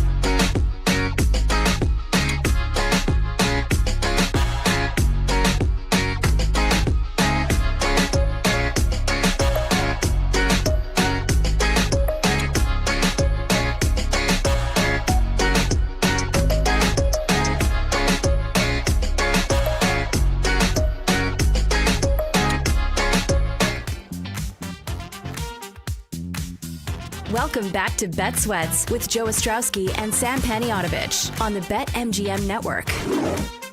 Best bet. I'm going to go out of the NFL, and I got to be a homer. And UVA, we play Florida State in Charlottesville. It's going to be absolutely electric. Coming to Charlottesville this week. And I like Virginia money line, and best believe if you guys are watching the game, look for Big Nate to be on the field, because if we win this game, I am definitely rushing the field for sure. It's going to be a party in Charlottesville. I can't wait. Damn, that's a call. That's the first thing I was doing. Where's Nate? I don't know, because there's 100,000 people on the field the exact second it hit zero out there. Man, what an upset. That was the number one bet. Number one over at BetMGM going into the weekend. It was on Florida State. We're like, Big Nate might be right. He was right. 46-38, double overtime. Nate Collins, how are you? Oh, man, I'm ecstatic. I'm still living on a high. I'm so happy for the Cavaliers, Tony Elliott. It's so funny. Almost prematurely got very disappointed. I moved from my seats down to get close to rush the field with about 2 minutes and 40 seconds to go. And at 2 minutes and 30 seconds in the game, I think they tied the game up. And so what I thought I was going to be rushing the field in like 5 minutes, I end up standing for another 40 minutes to an hour before that game actually ended. But it was all worth it. It was the best feeling in the world. I'm so happy for these young guys. And it's one of those things, as a UVA football alum, there's no better feeling seeing your team experience something like that, and being a part of it a little bit, just being able to rush the field and sing the good old song on the field with all the fans. That was a really great memory. I'm going to guess you probably haven't rushed the field that many times in your life, huh? No, I think the last time we beat Virginia Tech a few years ago, when Bryce Perkins was there, I believe I rushed the field, but this is probably the second time that I've got to do it where this was meaningful. It was a big game, and they're saying it might be the best college rushing of the field in college history. So I love that. I love that for our stadium, for our the infamous hill that we have, and just keep seeing those videos back. Getting replayed back is just great seeing that it happened at Virginia and Charlottesville. Of course, we do mostly NFL, but got to follow up here. Watching that entire game, what did you think of Florida State? Because they've got a big game this week. They're an underdog against their rival in Miami. It's like, are you expecting, okay, this is where they bounce back, or did you walk away unimpressed? It's just that they have the number one offense for a reason. The way they can score and how quickly that they can score and the amount of weapons, and just watching from the stands, it's one thing to watch players on TV and you're like, oh yeah, that guy's fast. But there's just a few of those guys on that team that when you see them in game speed in person, you're just like, that kid is fast. And I just feel like they're number one offense for a reason, and I just would expect a lot of points coming up for this Miami-Florida State game. A lot of points. Well, they were the number one offense in the conference, but now it's Virginia, 228 Wahoo-wah, baby. There you go. Wahoo-wah, baby. Busy NFL weekend. Let's just tee you up. What stood out? What did you like? What did you not like? What jumped off the page this past Sunday? I think obviously Jacksonville leading the league in takeaways with at least 3 takeaways a game every single game. I think they had 4 the last game. And honestly, Jacksonville is a team. If anyone watches this show, I'm a little bit of a Jacksonville homer. So I kind of look at everything in the grand scheme. And right now our offense isn't playing that well. Travis Etienne is a huge bright spot for us, but I don't think Trevor Lawrence and everyone as a whole is grasping that offense that Liam Cohen is trying to implement just yet. But the fact that our special teams, we had a 87-yard punt return by Parker Washington that that helped us, but our special teams and our defense taking the ball away and giving Trevor these extra possessions is the reason why we're winning games. And as long as we can do that, we'll be in every game. But I'm just waiting for the offense to kind of click more and get things going. And on the other hand, I just feel like San Fran is also an interesting team where they're dealing with all these injuries. They have a bunch of guys playing that really aren't household names that we're used to seeing, and they just are competitive every week. And they're a team I think that that's not really being paid attention to that much, but I think we should start looking at them as being like big time contenders, because they're a team that we kind of give all these other teams kind of a scapegoat when their top players get hurt and be like, well, they don't have this guy, they don't have that guy. And San Fran for the past few years, they've been dealing with that with McCaffrey and a lot of their other big time players, and they don't skip a beat and they still go out there and compete. So I want to follow up on those takeaways because I find it amazing. We see this from time to time in the NFL. The Jaguars have more takeaways right now than they did all of last year. They have 4 more takeaways than last year. They had 9. That was the fewest in the league. And you mentioned right now they have the most. They have 3 more than anybody else. They have 13. Is that like a new emphasis, new coaching, new players that are there? Or is that just what happens in the league? Sometimes it just does. You're unlucky. Those bounces don't go your way for the fumbles in particular, and it all comes back the next year. Is this something that can continue over the course of a season?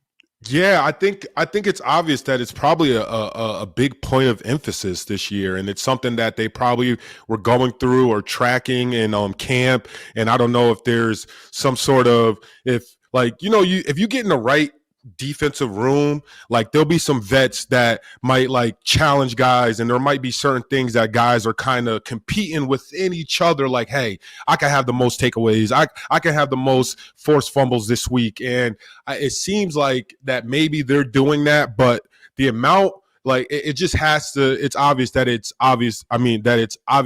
a point of emphasis for them right now in that defensive locker room for takeaways, and they're doing well at it. And it's one of those things that everyone knows that if you could turn the ball over on defense, you can keep your team in a lot of games that way.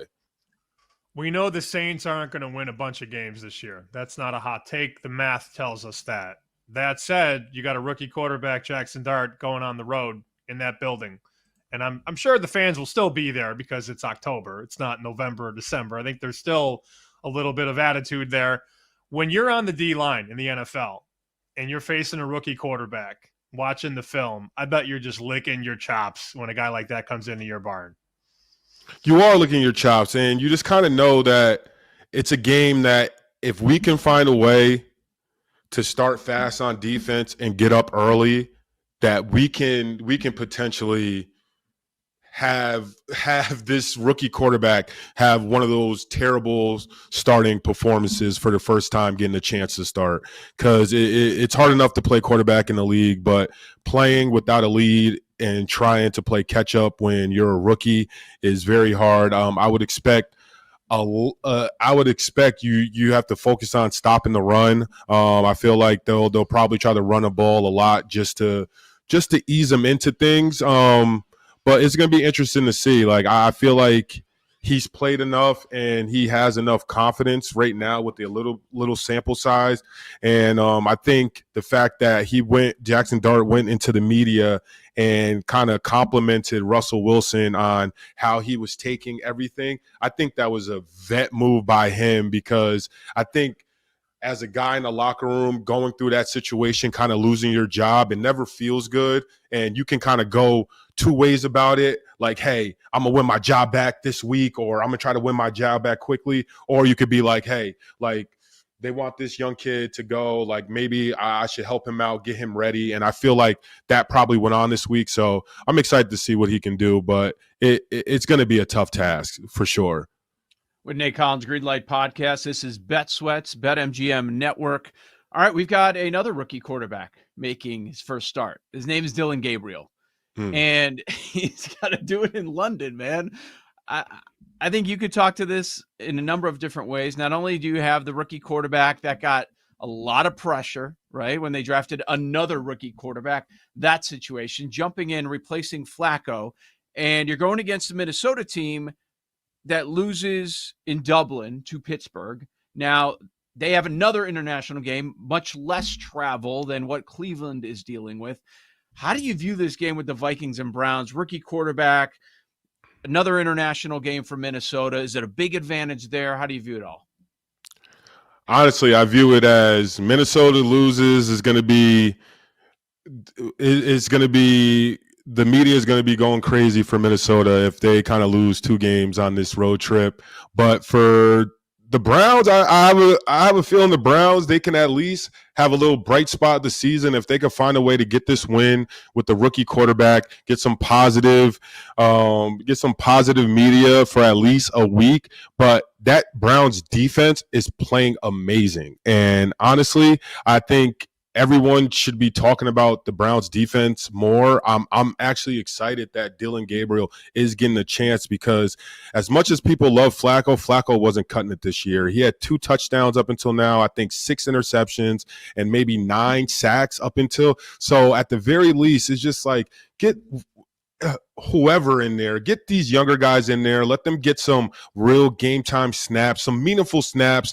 And I'm glad that Dylan Gabriel is going to get a chance to start this game and go out there and compete with these guys. But Cleveland's defense is very, very, very good. I mean, everyone is talking about Green Bay being one of the top contenders in the league. You got to think about they beat that team with 13 points. So it's a situation where their defense obviously can hold up against the best offenses in the league. So if Dylan Gabriel can go out there and he can just not turn the ball over and do the little things the right way, I like the Browns for this game. I know Joe probably will ask you about your favorite bet for this week, but I want to ask you about Monday night. Now the Chiefs roll in to Jacksonville. Let's bring it full circle. Kansas City's only a 3-point favorite, 3.5 at BetMGM. They're begging you. They're begging you to take the Chiefs. Short number on the road. Monday night in Duval. What do the Jags have to do to win? Trevor has to not turn the ball over. I think the way our defense is playing, if we can be +1, +2 in the turnover category, it's obvious that that's equating to wins for us. But also, too, our special teams to keep it rolling. I think special teams is the great equalizer or for a lot of teams that maybe no one's paying attention to. And if we can find a way to score points or change possessions with our special teams like we've been doing, I think that's the biggest takeaway, on top of obvious catch the ball. Just got to catch the ball. We've been having the yips with Brian Thomas Jr., so hopefully that's all behind us. But I'm just waiting for a game where all 3 phases play together. Right now, it's been like we've been having games where 2 phases are playing good or decent. And if we, as Jacksonville Jaguars, can play all 3 phases, I think we would turn a lot of heads because we have a very good team. Incredible, the difference with Worthy. All of a sudden, you have one player that's explosive on that offense. Everything looks different. It's crazy. Like Cincinnati too. Like we know Burrow means a ton, but it's like they go from a playoff team to maybe the worst team in the league right now, the way they've been playing. All right, best bet week number 5. Where you at? Best bet. Let me think. He's gonna say Jaguars. Jaguars. Nah. I'm not going to say Jaguars. This is probably crazy, and I guess I want it to happen for chaos, but I'm really interested in what I'm calling the cook-off game is Houston versus Baltimore, 1-3 Houston versus 1-3 Baltimore. You would say whoever loses this game probably going to start planning their trip to Mykonos after the season or be close to it. So I'm going to take, just for the chaos, I'm going to take Houston money line this game, because if Lamar is hobbled and or not playing, the Ravens defense are not playing good ball right now at all. And at the same token, Houston's offense isn't playing that good of ball right now, but I feel like as bad as the Baltimore defense is playing, this is a game that CJ Stroud can maybe get right and turn the page on this season and start playing a little bit better. So I would take Houston over Baltimore this weekend.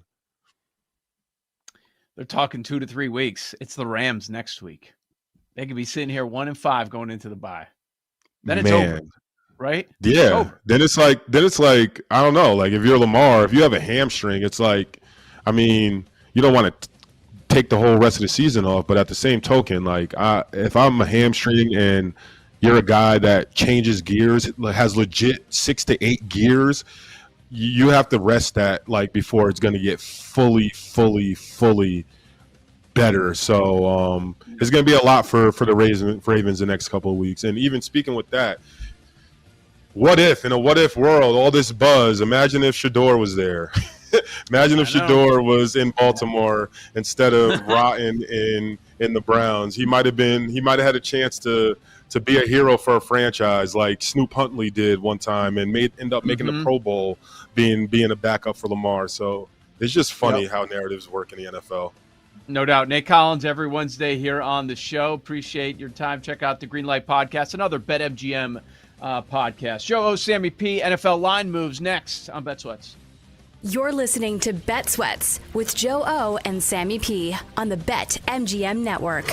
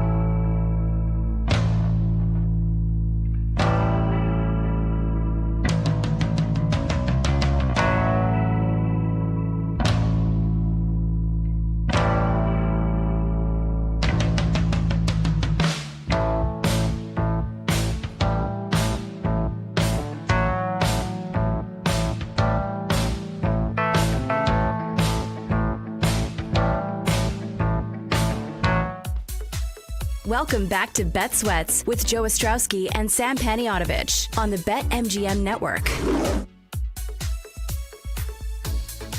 NFL line moves are happening week number 5 in the National Football League. We'll get to that coming up. A handful of games that we want to get to. One crossing through the zero, which we'll get to coming up. But Sam, you were just telling me about some issues that you're dealing with, and I'm kind of dealing with the same thing that's going on. What are they? Look, I try and keep a very clean inbox. So no do I. more than 3 unreads on my personal email. The work email, I don't even look at it.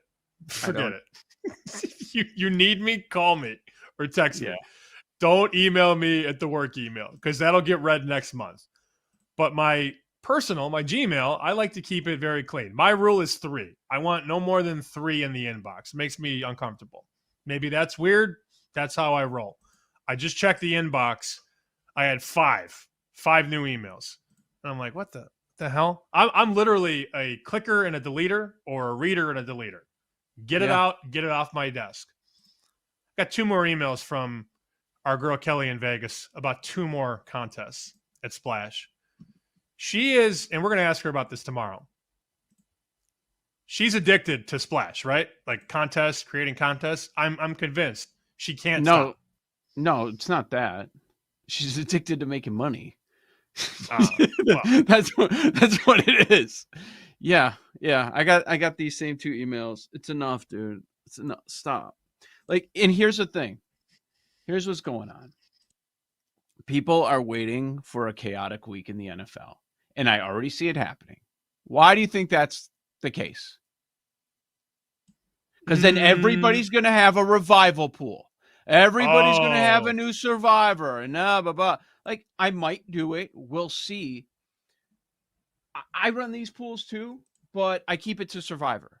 I'm not doing everything under the NFL ATS, college football ATS. Let's have a touchdown parlay one. Let's do this. Let's do that. Like, it's just, okay, we get it.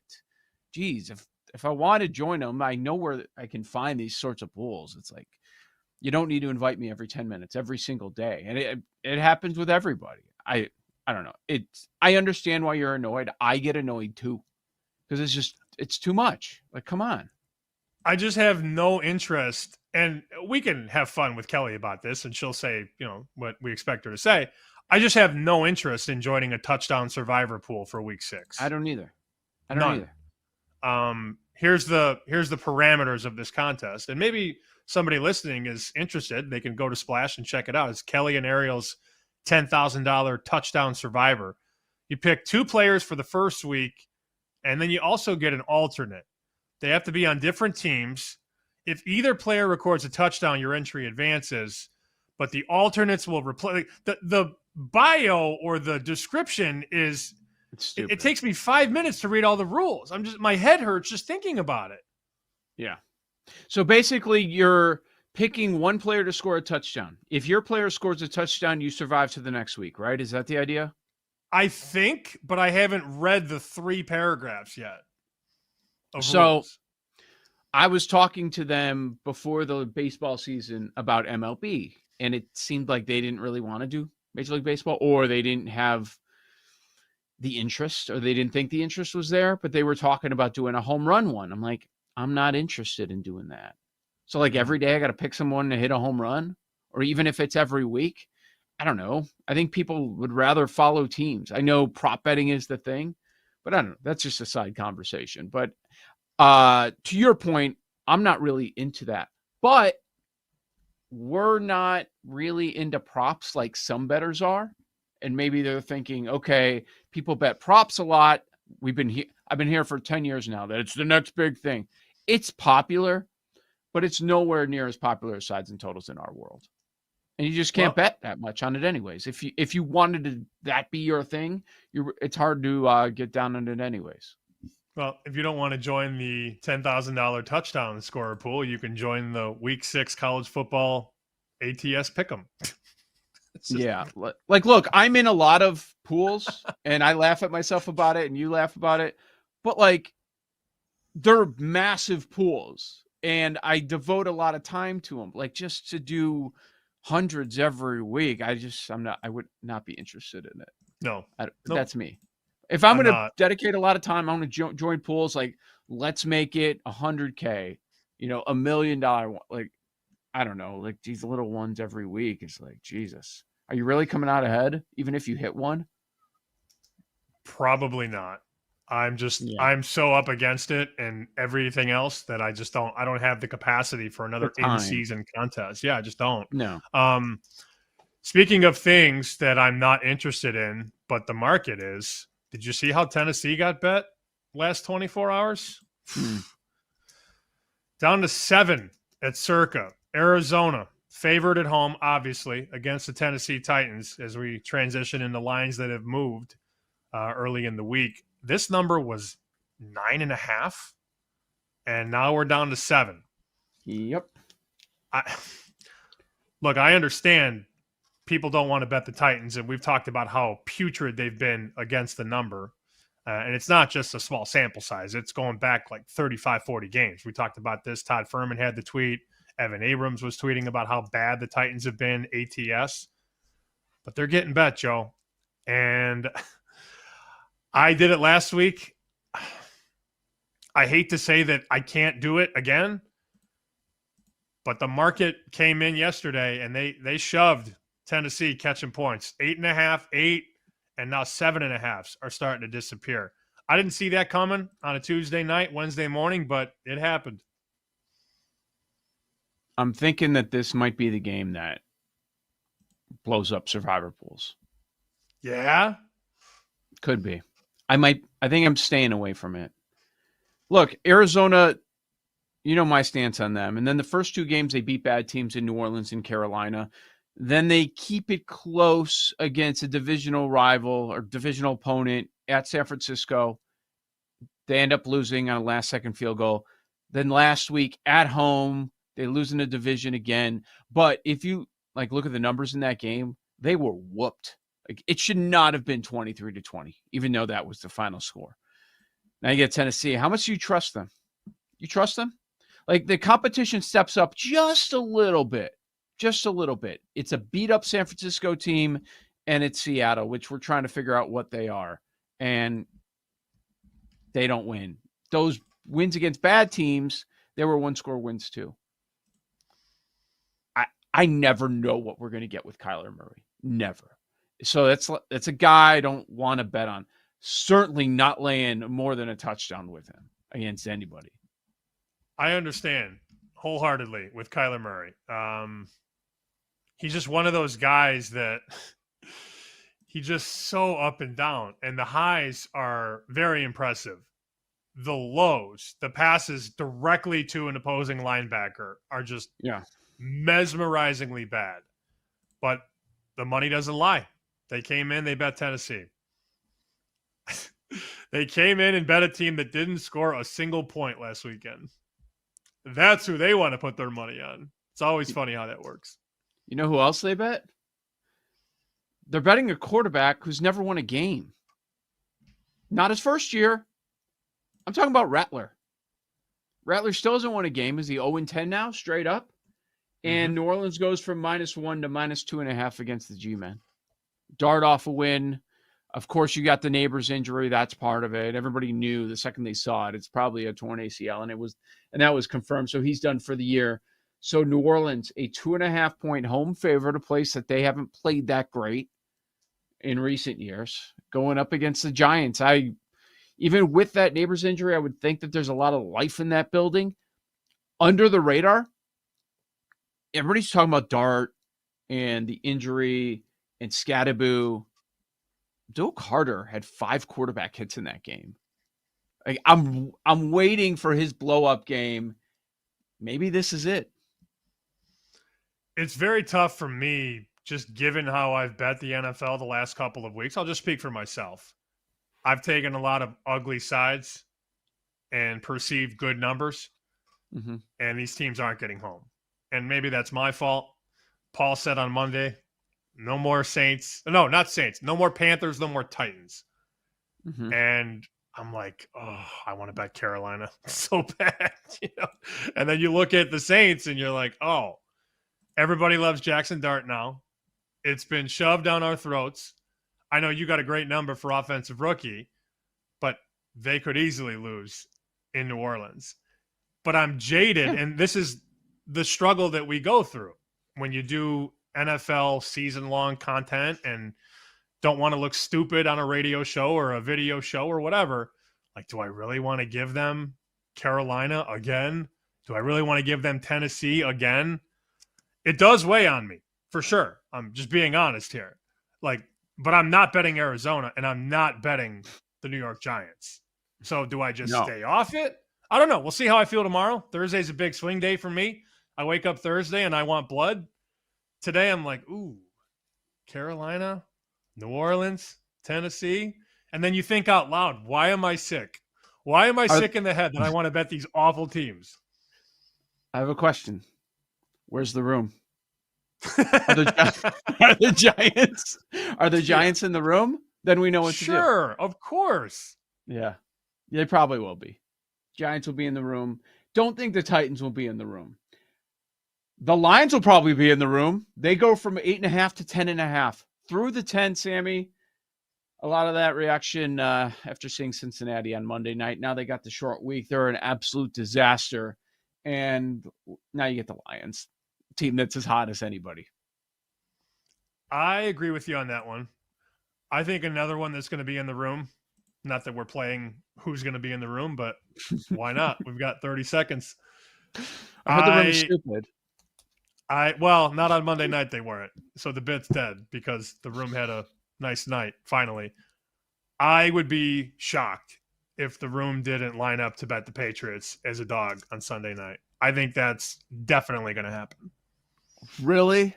Oh, well, I'll be lining up I think I'm going to bet the Bills anyway, whether the room's involved or not. But yeah, that's interesting. They line up on Houston. Lamar Cooper injury. Rush? Yeah. Oh, man. They're going to make it tough on me. They're going to make it tough. The Rams is moving too. Tomorrow night, 5.5 to 6.5 against San Francisco. Interesting. Can we get to 7? We'll see. Davis Maddock will drop by next. Joe O, Sammy P, Bet Sweats. You're listening to Bet Sweats with Joe O and Sammy P on the BetMGM Network.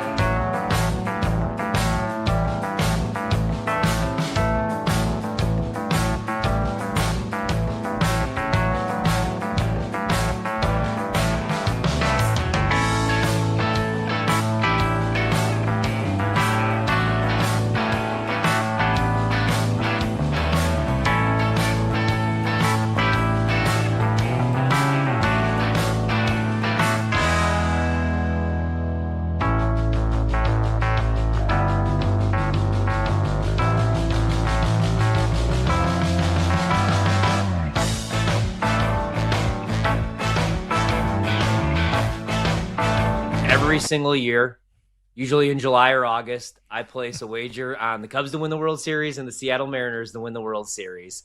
And they've had the pitching the last couple of years, but they just haven't had the offense. They have not had the lineup. This year, they've had the best offense in baseball in September. The rotation is stacked. Cal Raleigh is one of the best home run hitters in the game, right? You have Julio Rodriguez. You have Josh Naylor. They have talent. They have J.P. Crawford in the lineup.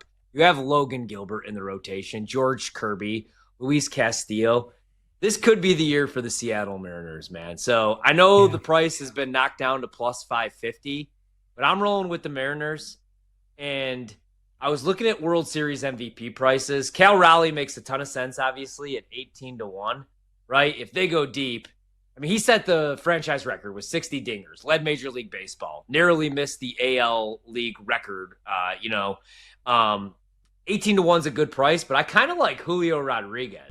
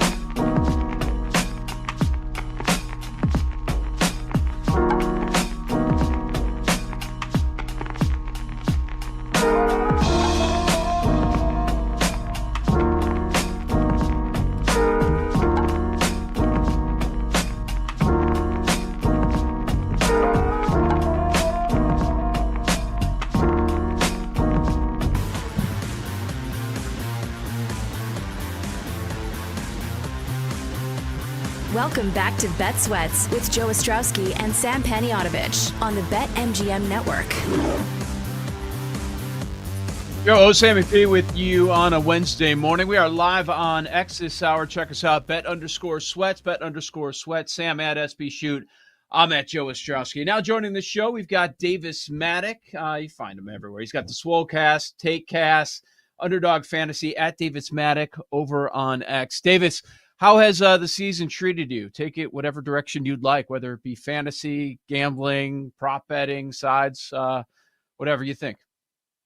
You know, thus far, it's actually been a pretty kind season in terms of the prop betting stuff and in fantasy. We'll see if it continues that way. We are on a 3-year trend of passing and yardage going down across the league. Although now it's impacting everyone. This is a 10-year low in yards per pass attempt, 10-year low in yards per rush attempt. Scoring is actually up a little bit due to the new kickoff rule. But basically, if you like offense, it's a pretty bad product on the field on Sundays and Thursday nights and Sunday nights and Monday nights. If you want offense, you got to watch it on Saturday. Or we could break down the Sunday morning game with a rookie quarterback playing overseas. How do you even start with Cleveland going to Dylan Gabriel? Like, what goes into the magic sauce when you're trying to break down what to bet there? Well, I mean, I actually am intimately familiar with Dylan Gabriel because he attended my favorite university, so I got to watch a bunch of him play for the University of Oklahoma. I actually used to sit next to my grandmother at church service at the University of Oklahoma chapel on Sunday nights. Dylan Gabriel is, if you want a comp for him, I would say how about Teddy Bridgewater, right? Pop gun arm, hyper accurate. It's one thing that a lot of NFL coaches will tell you over time is you cannot teach accuracy. It was actually one of Mike Lynch's things that he would do, where he would take his quarterbacks out and he would have them attempt to throw a baseball at a stop sign when he was recruiting them. And if they couldn't hit the stop sign, he wouldn't recruit them because he's like, I can't teach you how to do that over time. And Gabriel can definitely do that. Joe Flacco is the worst quarterback in the NFL, lowest PFF grade, lowest EPA added per play of any quarterback in the NFL. So I don't really think this is that crazy of a move, and I actually expect the Cleveland offense to probably look a little bit better with Gabriel under center. Let's talk about running backs, because in the fantasy world, like, that's the number one ad, right? People were checking this morning. Did I get Woody Marks? And then many of them end up being disappointed. We've talked a lot about this offensive rookie of the year race, and I think we're going to keep talking about it because you could make a legit argument, especially now you got another quarterback in the fray here starting for the Browns. Like, it's up for grabs between 10 guys, I guess. Is there someone that you love? Because I know you have strong opinions on guys coming into the NFL before they even play it down. I mean, Hampton finally has his breakout. Genty has his breakout against the Bears. You've got Judkins now. He's going to clearly be the workhorse guy in Cleveland. It looks like it's trending towards Marks with the Texans. And then, okay, we got a couple quarterbacks that are rookies starting. We've got Ibuka, who's been lights out at receiver. Like, Warren was a favorite at one time. Do you have a bet that you would make? Is there someone that you love that you think is going to take over the rest of the season as an offensive rookie? You know, I will tell you the skin in the game answer. The first wager that I placed on this category is a guy who definitely is not going to get it because he's not healthy. I bet on Jalen Royals I bet him at 250-1 to win Offensive Rookie of the Year. I actually think that bet could have drawn live in the way this season has played out had he not injured his knee in the preseason. He injured his knee in the preseason. They played Juju Smith-Schuster. I think this market is basically all kind of overpriced right now because Ibuka, Genty, Hampton, Dart. Like, if I was pricing the market, Dart would certainly be the favorite. But I will give you a 500-1 wager that I guarantee. I'll guarantee you right now, guys, he gets one vote for Offensive Rookie of the Year minimum. I'll give you Armand Membu, the offensive lineman for the New York Jets. He has been basically one of the 3 best linemen in football this season. He's got a PFF run blocking and pass blocking grade above 90. Runs to his side of the offensive line have been twice as efficient in EPA per play than runs to the other side of the line. It's definitely a fancy wager, and I think it's one of those where you get some closing line value and you get to feel real sharp for a couple weeks when, like, the mainstream football content picks on into how sharp you were. He's definitely not going to win because, I mean, how can an offensive lineman win that award? But you will at least get to feel smart about it for a while. Sticking with offensive linemen, I'm curious what you think about the Chargers and how this boat can keep moving forward, because we know about Slater. He's out for the year. All is out for a while, I'm guessing. And Herbert's been getting cracked, man. I mean, he's getting hit. It feels like on every series he takes a huge hit. I'm not going to ask you, will he stay upright, because nobody has that answer. But can they continue to play at this level when their quarterback is under such duress? Yeah, I mean, Greg Roman's really good offensive coordinator. I think they have all the ingredients they would need to develop like a total quick passing offense. And that's what defenses are giving you anyways, right? Defenses want everything in front of them. Defenses are going to push you to the middle of the field, dare you to make those throws. They also do have an offensive line combination they have not tried yet. And I only know this because I am like a real football nerd. But a lot of Chargers fans think that Andre James is actually a better center than Bradley Bozeman.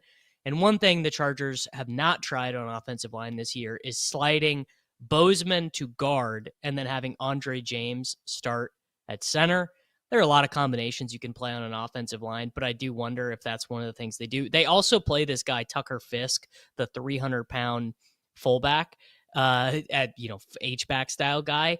We've seen the Bills have a ton of success basically running, the thick six, like 6 offensive linemen. We've seen actually a lot of teams kind of transition to the 6 offensive linemen thing over the last 2 years as running has become more efficient than passing for a lot of teams. I wonder if that's a situation they go in.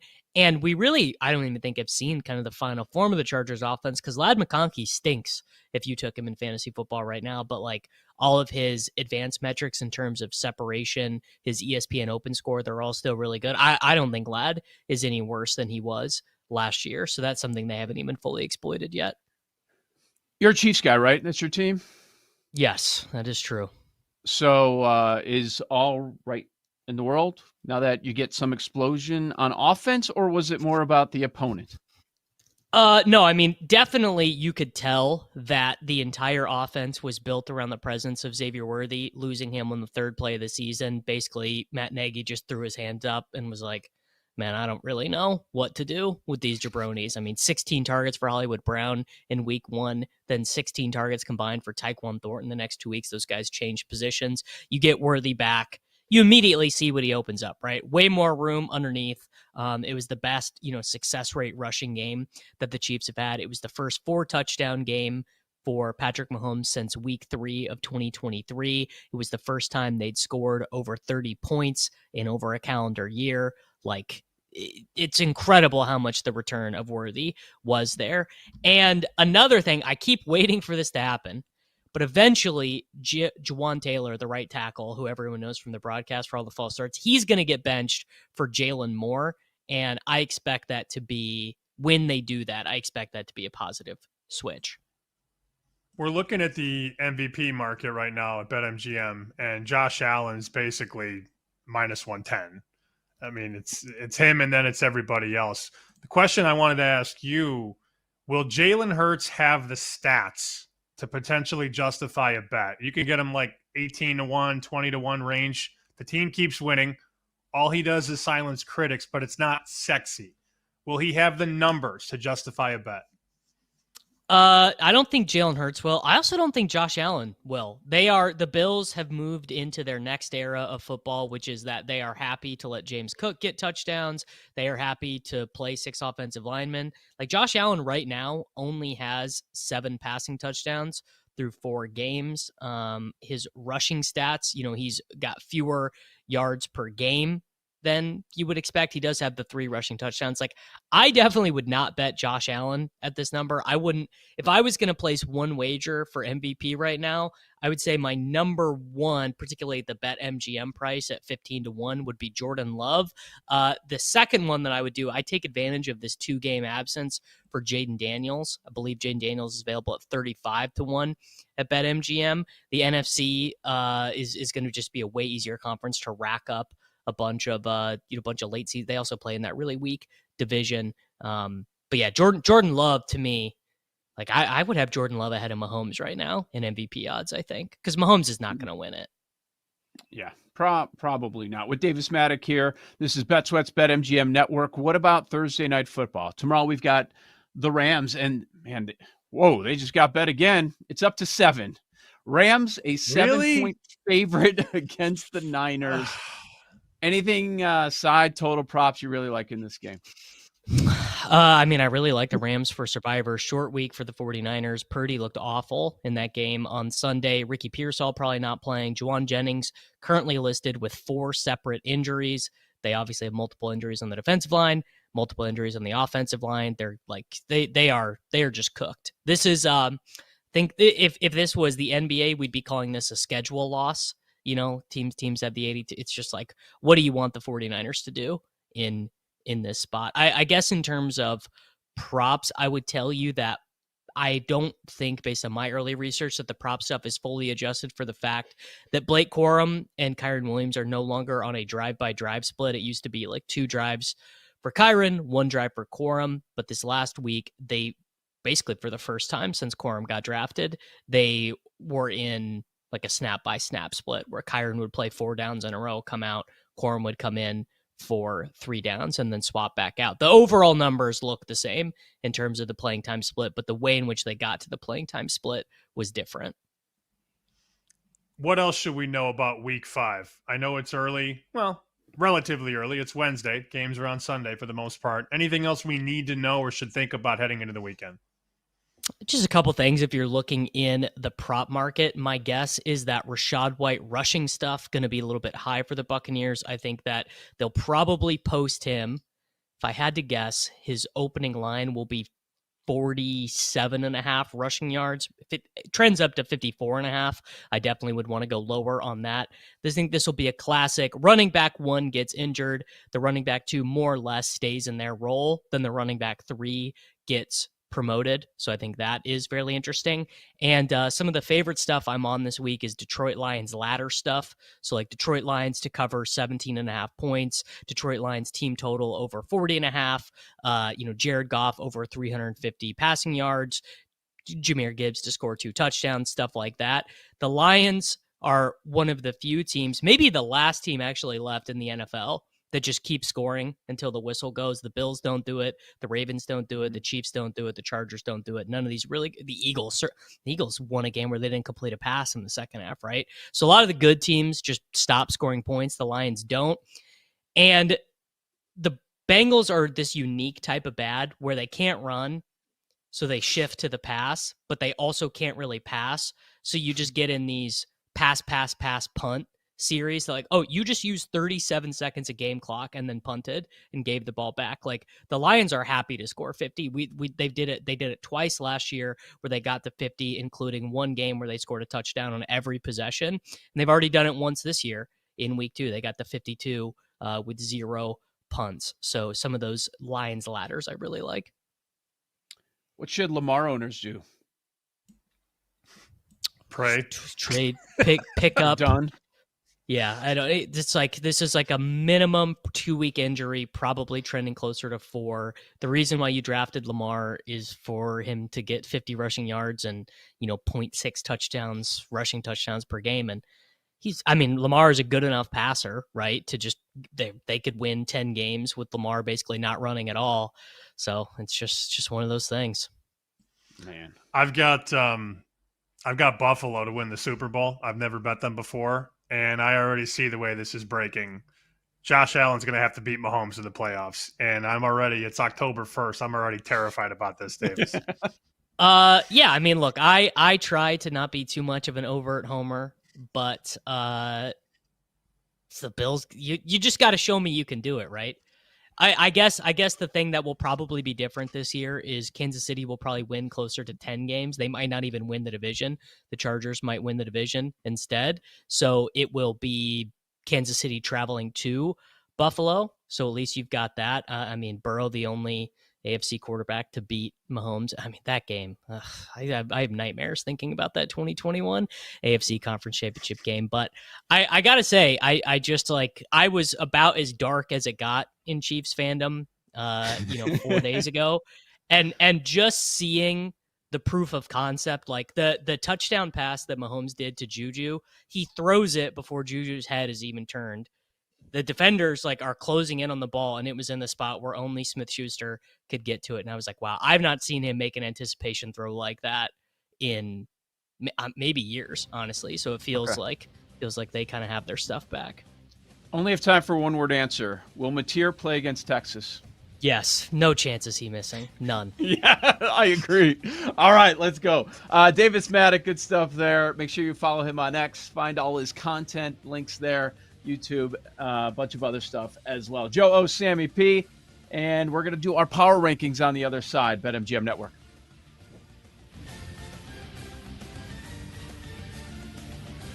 You're listening to Bet Sweats with Joe O and Sammy P on the BetMGM Network.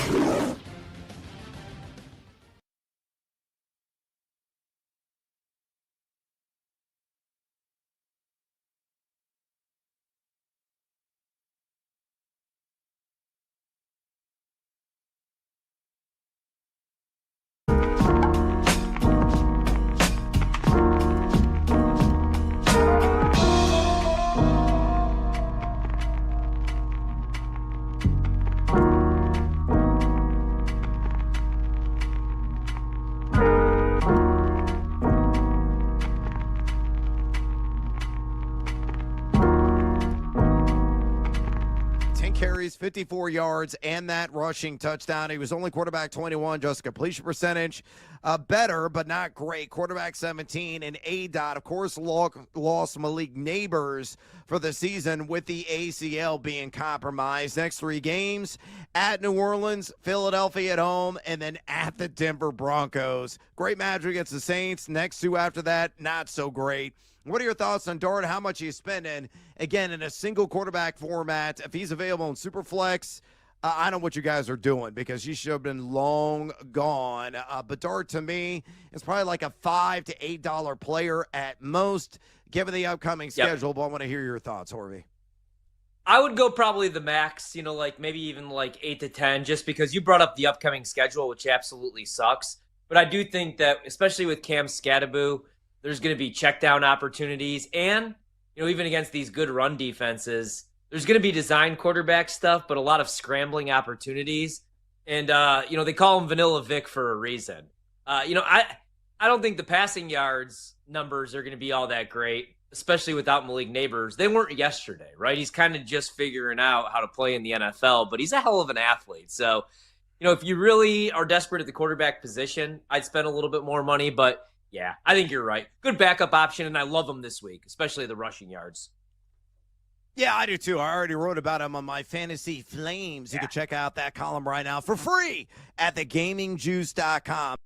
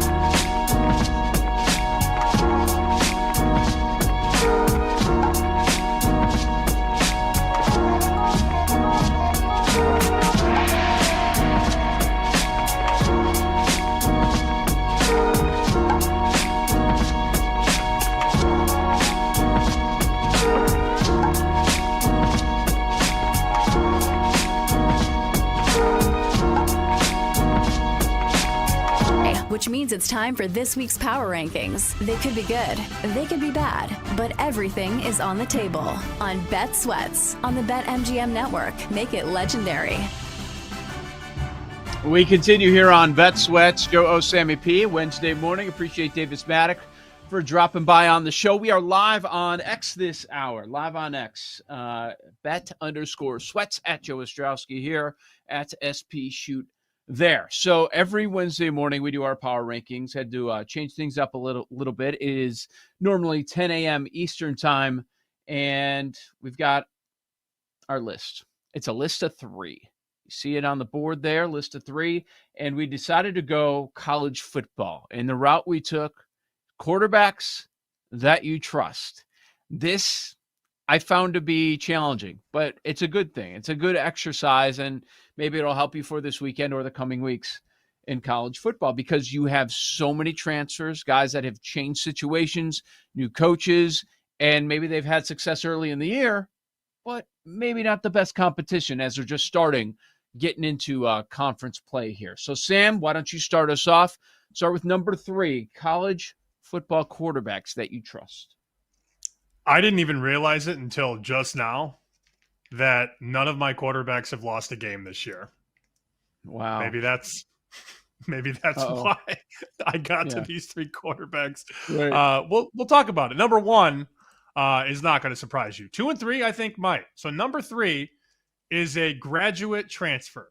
So he's been around the block. 13 touchdowns, a quarterback rating of 184.6, and he's about to go to Alabama and cover. That's Diego Pavia. I've been following him since he was at the Military Institute in New Mexico. Bet him a lot at New Mexico State and now at Vanderbilt. And it's very wild because after the great run Vandy had last year, mostly captained by Pavia, the win total this year was set at 5.5 in the summer. And I remember thinking, oh, yeah, well, that makes sense because it's Vanderbilt. They're 5-0 because of him. And he can do anything on the football field. He's pretty solid at protecting the ball. He just plays so hard, and his teammates love him. And I will be on the Vandy side for sure. I don't like a lot of things Tuesday and Wednesday, but I know for sure that Vandy's on my short list, and I will take north of 10. Diego Pavia, the way that he is so infectious in that locker room, and he just makes big plays. I mean, every time you see him out there, you think he could do something. I don't have Pavia Heisman stock. I missed the boat on that. I don't really feel like jumping in now at 15-1 or less, but I will trust him with money on him, and I will have money on him this weekend. But he's just an upper-class kid that I trust. Number 2, also undefeated this year. He's 5-0. He's Haynes King at Georgia Tech. This guy is such a warrior, man. When it's 3rd and 3, he wants the first down himself. That's the type of player he is. Very physical, very strong, very bullish in terms of getting the yardage when Georgia Tech needs the yardage. I think he's gotten better as a passer, but you just really have to, Joe. When you're putting a list together like this, you have to find these guys that have been around the block. And with Haynes King, another redshirt senior who's been through it, who knows what it's like to lose. Haynes King was also the quarterback that found a way to beat Miami when Miami didn't take the knee a couple of years back. Haynes King was that quarterback that threw the game-winning touchdown when Miami should have had the game in the bag. So I've kind of paid attention to him since that moment. And how do you not look at what they've done this year and think, oh, he's the reason for that? So that's a guy I think down the stretch I'll look to back quite a bit, especially as a dog. Haynes King, number 2. Number 1, not a surprise. You knew I was going to put Carson Beck on line 1. I don't understand why people don't like him. Well, then again, I kind of do. I see some of the reasons. But all he does is win. He's 28-3 as a starter, Carson Beck.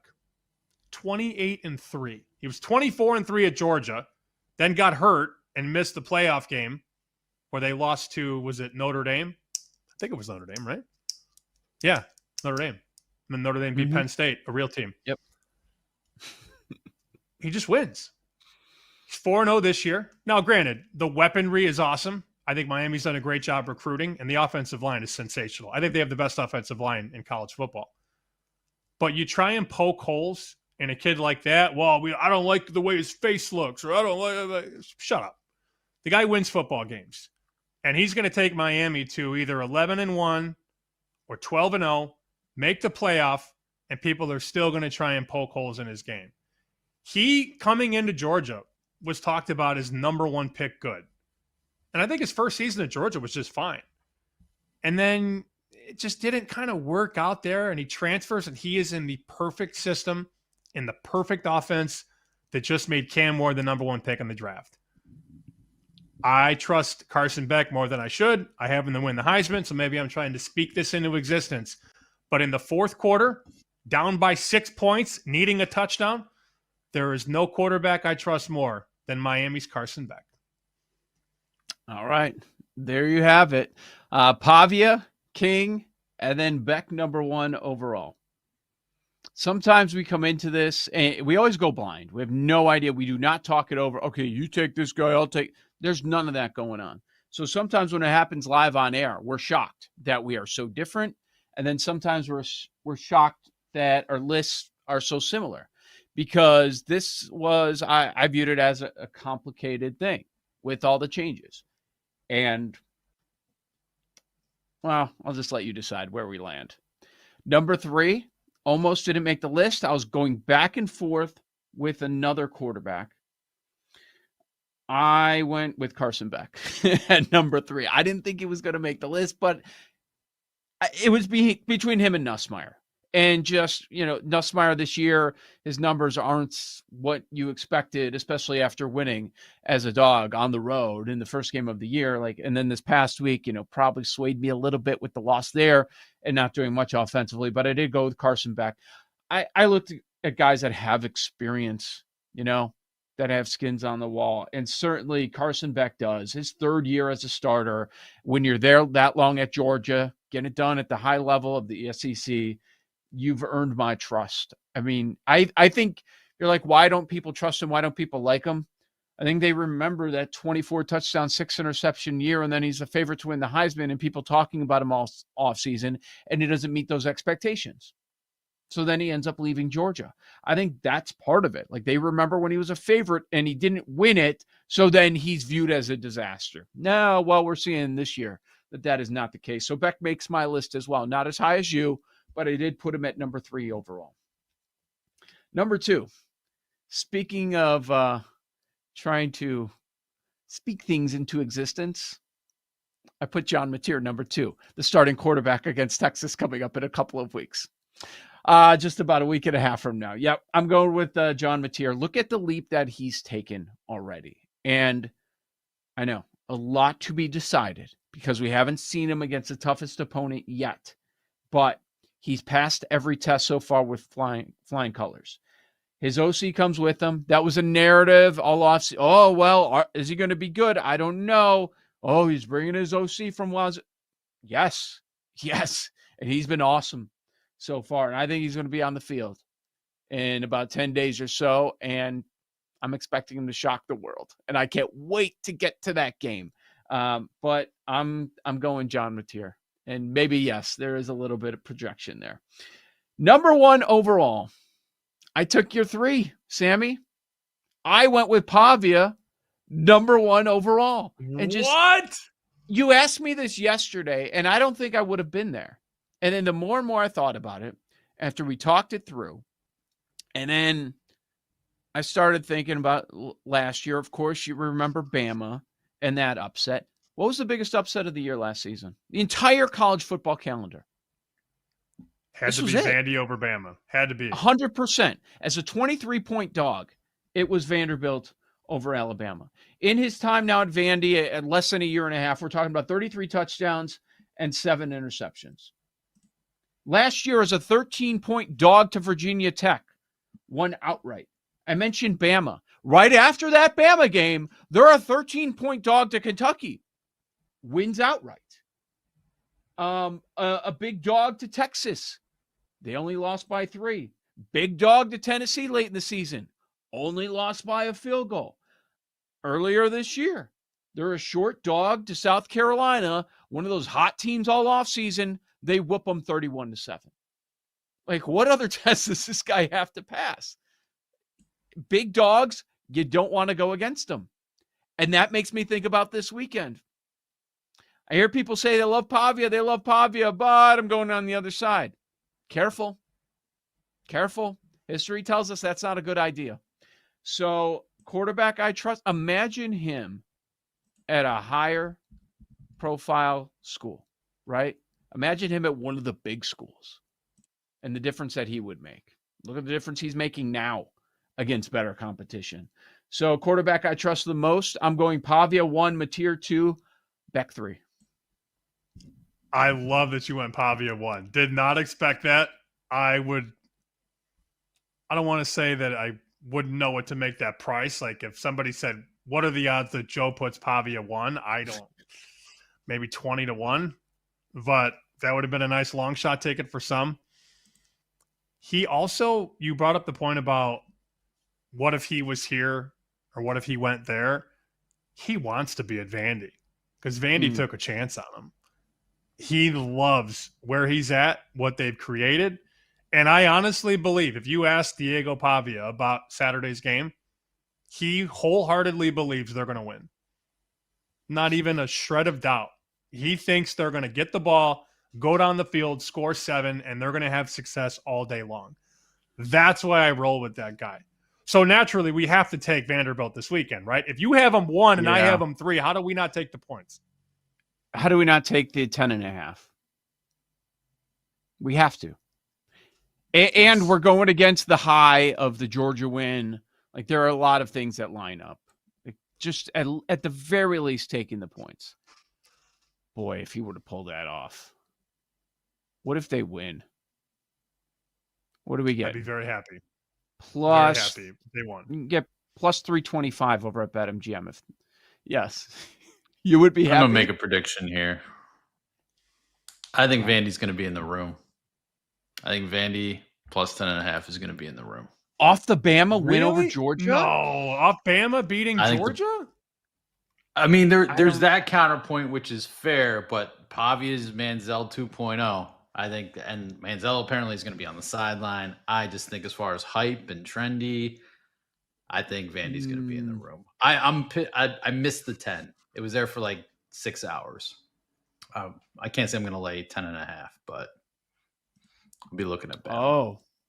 Oh, you are? Okay. Yeah. If Vandy's in the room, I'll be very sad. And I will get off whatever position I have on Vandy at that point in time. My only counter to that would be that the room is generally late to the party. The room had Georgia last week. Georgia was one of the 5. Nobody wanted to bet Bama. And then Bama goes into Athens and snaps that long winning streak. And the room goes, oh, Bama is good. Now I'm going to lay 10.5. Like, that's kind of how the room thinks. Correct. I'd be surprised, actually. We might have to do a little side bet Pauly on this one, on who's in the room, Vandy or Bama. Just a quick nugget on DeBoer, by the way. I had this come across my desk yesterday. Alabama is an underdog under DeBoer. Very, very good. But DeBoer is a dog all time, 10-2 ATS. 10-2. 9 outright wins. DeBoer is a favorite, 26-24-1 ATS. 7 outright losses as a double-digit favorite. Joe, that's the definition of playing up to the competition and playing down to the competition. Uh-huh. Mm-hmm. Is there a quarterback that you almost got to in your top 3, but you just couldn't quite get there? I thought about Ty Simpson, but I don't trust him yet. I think the potential is there. Yeah. I need to see a little bit more. With these guys, I've seen it for years. And as they've matured into this season, one of the guys is 5-0. The second guy is 5-0. And Carson Beck is 4-0. I want seasoned quarterbacks that know how to win, that have learned how to win, I think is more important.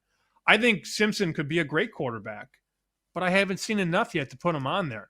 I almost went, okay, the one guy that I wanted to put in there, but he's definitely not trustworthy because he's like Kyler Murray of college football. Is Castellanos at well, now he's at Florida State. I almost said Boston College. Used to be at Boston College. I like him, but I can't trust him. I almost went Mendoza. I was kind of close on him. And then Nussmeier, like, I don't think he's meeting the expectations, but I was looking at experienced guys that have shocked the world, guys with big wins and big spots. So that's kind of how I got my list. And I think you were on some level doing the exact same thing because we had 2 of the 3 the exact same. I was not projecting that at all. Joe O, Sammy P, what about some live dogs? What about some teaser plays? That's next. BetSweats, BetMGM Network.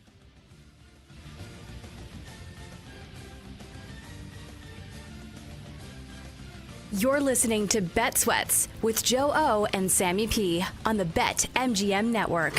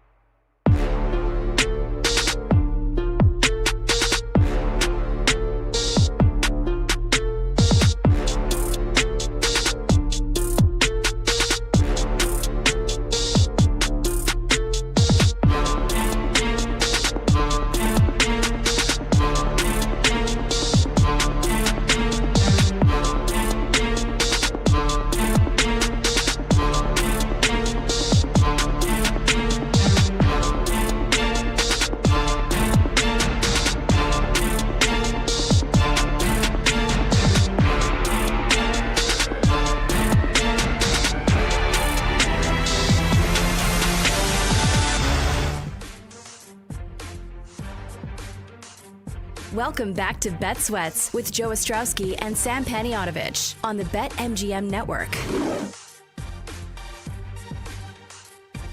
Live Dogs teasers coming up. National Football League week number 5. But I think this was an off-air conversation, so we might as well mention it on air. You are going to lay a monster number. You're going to lay a number north of 8 touchdowns this weekend in college football. And I can't argue against it. In fact, I'm probably going to jump aboard with you because when I saw the number on Sunday, the same thought went through my brain. Which game are you talking about? It's not 8 touchdowns, is it? No, not even 7. Oh, no, you're right. You're right. Yeah, I lost track. I mean, maybe I. Did you push a button? Maybe I ladder it. Maybe I ult it. I think Oklahoma is going to destroy Kent State. Number 45.5 right now. So Hawkins is going to start, obviously. Mateer's out. Uh-huh. But there's a lot that Hawkins has to prove because he's the quarterback in waiting. Let's assume that Mateer comes back eventually. You hope it's for Texas. I think it's the week after, but we'll see. I think the hope there is that he finishes strong and then gets drafted. So Michael Hawkins then becomes the quarterback 1 next year. And when they brought in John Mateer, Hawkins stayed. He didn't leave. He stayed because he wants to be the quarterback of the future. And I think there's a lot that he has to prove and a lot that he wants to put on tape. Oklahoma also defensively is very, very good. We talked about Kent State a couple weeks back, maybe 3 weeks ago. And I wrote a story about how Kent State was one of the worst college football teams of all time. We laid 48. Some laid 48.5 late. Final score 62-14. That was with Texas Tech, a team that's not really known for defense. You know, I mean, it's just not. It's known for getting up and just lighting up the scoreboard. Oklahoma's got a defense led by Brent Venables. So they're going to shut the water off on Kent State. And when we first talked about this game Monday, you're like, wait a minute. The total's 53.5. The side is 45.5. They're basically saying Kent State's going to score maybe 1 touchdown. The issue is Oklahoma is not going to stop. Oklahoma is going to blow this team out. And if I think Oklahoma is better than Texas Tech, why wouldn't I lay 45.5 when I was so willing to lay 48 with a team that's not as good? Oh, because John Mateer is not playing? I'm not saying John Mateer isn't worth anything. What is it if Mateer's out there? What is it if he's out there? What's the line? 48, 49? I mean, what's he worth in that system? Like, the system is so good and the opponent is so bad. I don't know how much he's worth. I mean, like Lamar Jackson's worth 8 points, supposedly, in the NFL. So how much is Mateer to Hawkins? I don't know, like 4, maybe? 4.5? Wasn't that long ago. Arch Manning was going to be the first quarterback drafted. Cade Klubnik shortly after him. Drew Aller right there too, right? Things change quickly. Get a month of football and whoa, okay, everything's flipped. And what I'm doing is backing up your point that Mateer's probably gone. If he plays like he did early on, it continues into SEC play. He's going to be gone. He's going to be one of the highest drafted quarterbacks in the draft. So, Hawkins, he'll have his chance coming up very shortly. All right, Joe O. Sammy P. We do teasers and live dogs every week. So now we're at a point with this Rams number where, okay, you've got divisional matchup. It's a touchdown. They bet the Rams again. It's a 7's painted across the board now. It's going to be a survivor play just based on the number. Like Indy's -7. What else is in that range? Arizona now 7.5, even though it was higher. Detroit 10.5. Buffalo 7.5. Are the Niners a live dog? Can we make that case? You'd be happy to know. We do a thing after our shows, you and I. We alternate. It's called Beat the Books. Mm-hmm. And guess who decided to put Niners +6 in Beat the Books yesterday? This guy. Oh, wow. That's why you reacted when I said they just bet the Rams. Well, I mean, whatever. I didn't get CLV on that one. So Whatever. Yeah. I love giving those games out across the country. And it's like, oh, bet 6 on the Niners. 7 the next day. Hey, I gave out the Whoop. Broncos on Monday. No, I didn't. I took the Bengals.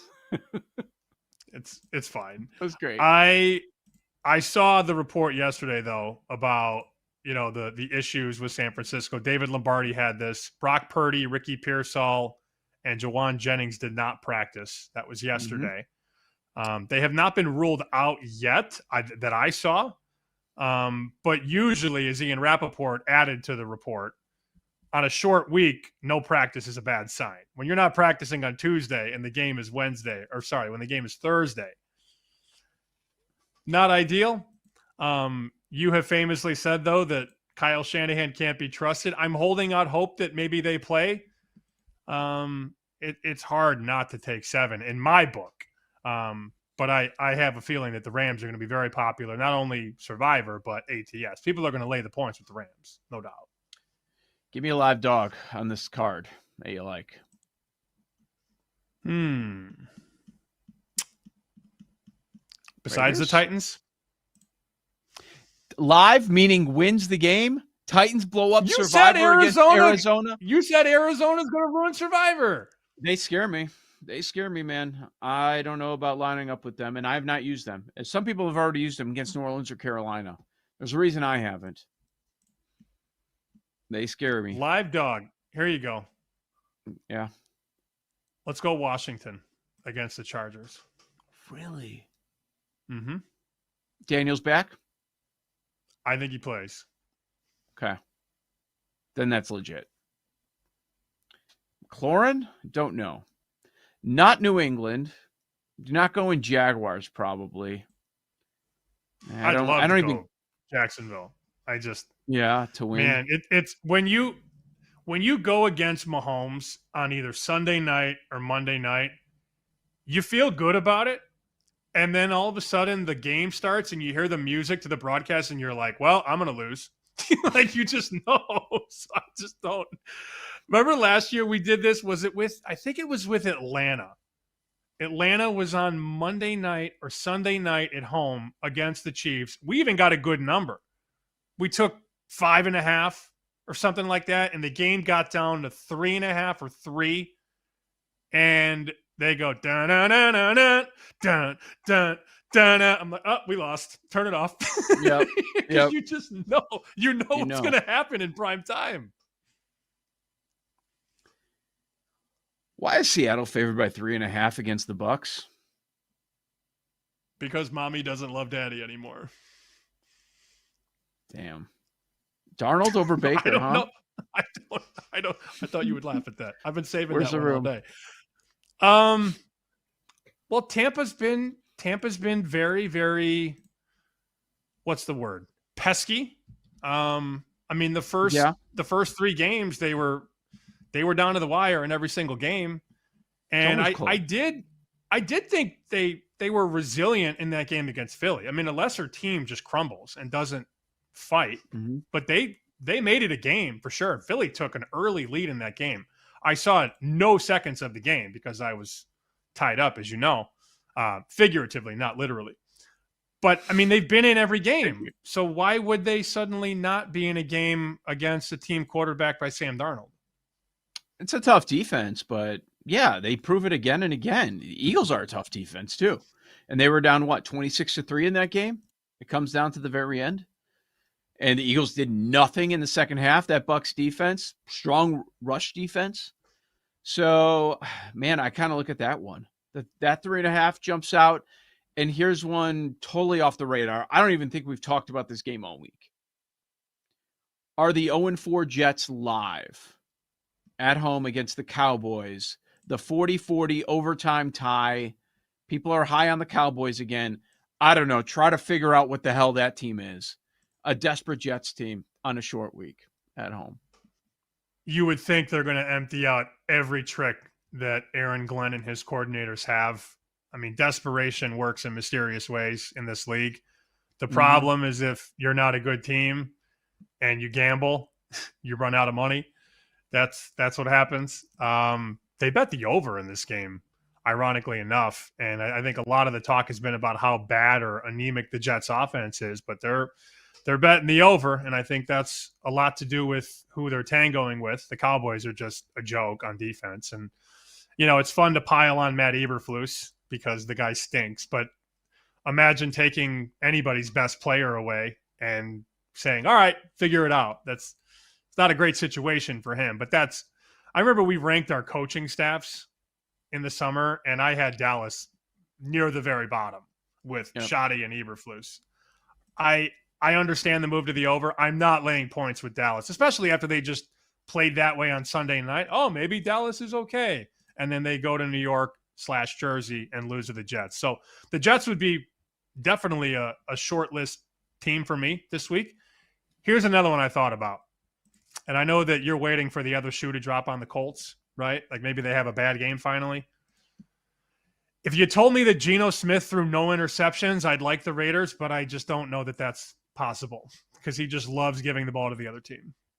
And they put their left tackle, Colton Miller, on IR yesterday. So the line was bad to begin with, and now it's going to be worse. Geno's better on the road, but I don't know that I'll have anything on that game. I'll give you a locked-in teaser leg. Buffalo. Okay. Find a partner, though. Oh, yeah. Oh, we can find a partner very easily. How about, the Jets fit the template. Yes. You go Plus from 8.5. You're a home team. You go from 2.5 through 3, 7, and 8. Jets plus 8.5 and Bills minus 1.5. I like that. Yeah, that's pretty strong. Not a great week for teasers. I don't love a lot of options out there. Do I want to take the Colts minus 1? Nah. What about Tampa up to 9.5? Tampa up I know some guys can't tease the 9.5. Watch me. Yeah, are the Seahawks going to blow them out? I don't think so. It's not a bad call. Not a bad call there. All right, let's talk some Major League Baseball coming up. Foul Territories, Kevin Pillar will be dropping by. Joe O, Sammy P. Talk about what happened yesterday, but more importantly, what's going to happen in today's 4 games. This is Bet Sweats on the BetMGM Network.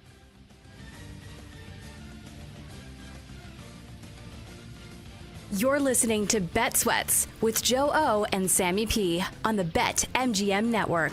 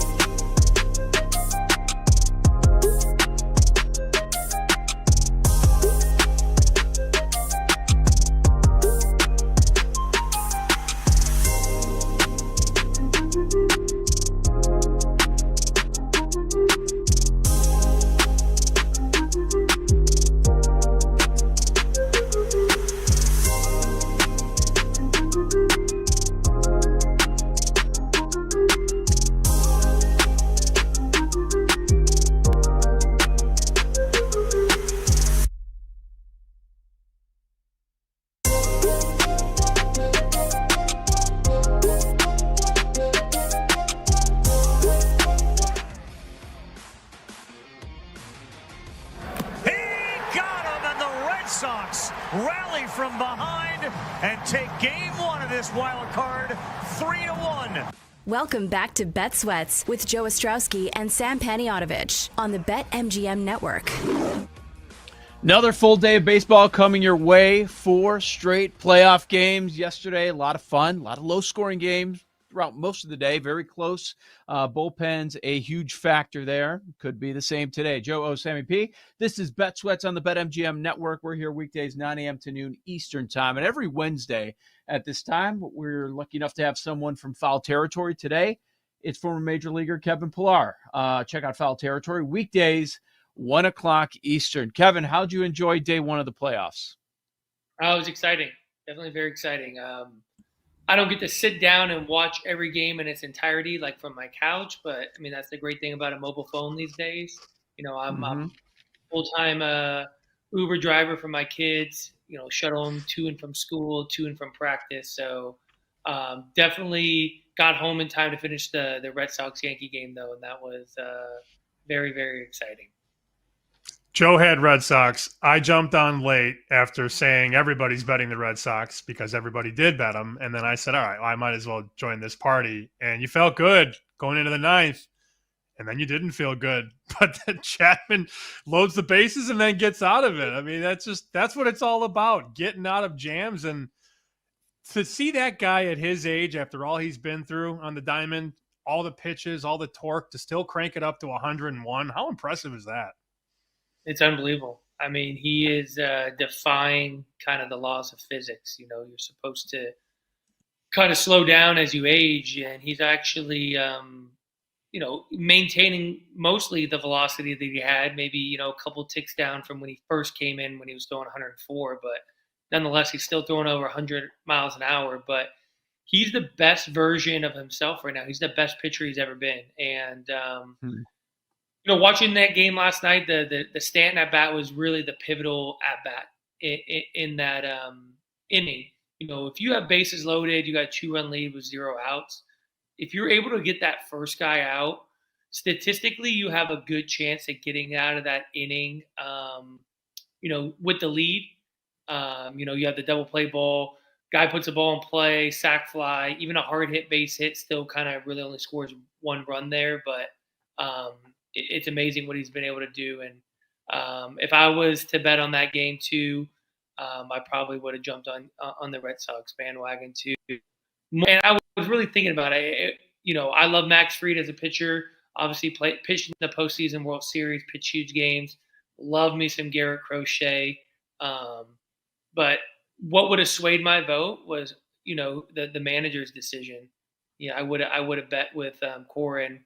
I think he just outmanaged him yesterday with trusting his guy going deep into the game like that.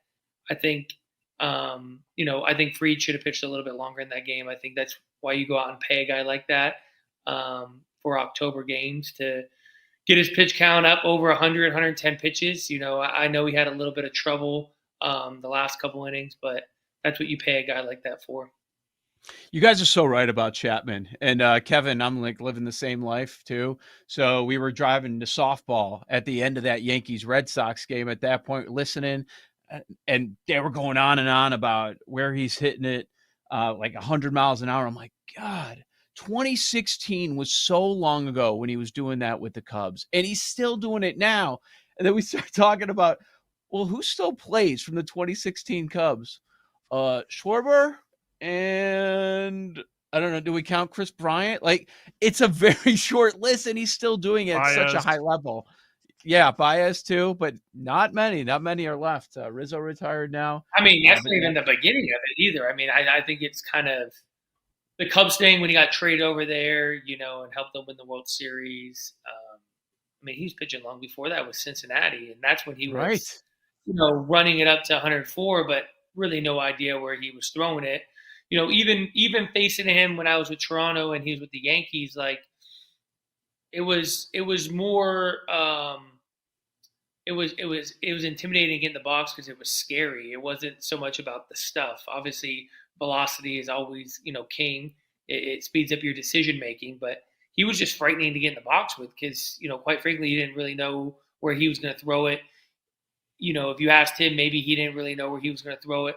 But it seems like now he just, he's changed his arsenal of pitches a little bit. But I mean, I'm thinking about even the Stanton at bat. Like he had, really well located 2 fastballs at the top of the zone. Even the third one with 0-2 was just at the top of the zone, got fouled off. And then he was able to really command a split finger in the strike zone where he needed to throw it, when he needed to throw it. If you would have gotten that situation maybe 3-4 years ago, I would have taken a live bet on the Yankees coming back to win that game. Just because he had he could very easily lose it. He could have thrown one to the backstop, which changes the entire inning. That was kind of always my fear too, watching that game last night. Like, if I'm a Red Sox fan, is one pitch to the backstop really changes that dynamic of the inning. And sure enough, he was able to kind of just bear down, make the pitches he needed to do, and get out of the inning. And the crazy thing is, he will be available today, no matter how many pitches he threw yesterday. Mm-hmm. From everything I've heard from people that have played with him inside those walls, he is an absolute animal in the weight room.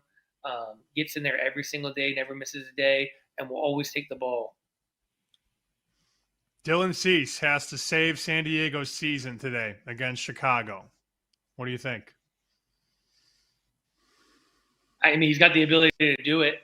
I mean, that's why that's why they went out and acquired a guy like him a year ago for games like this.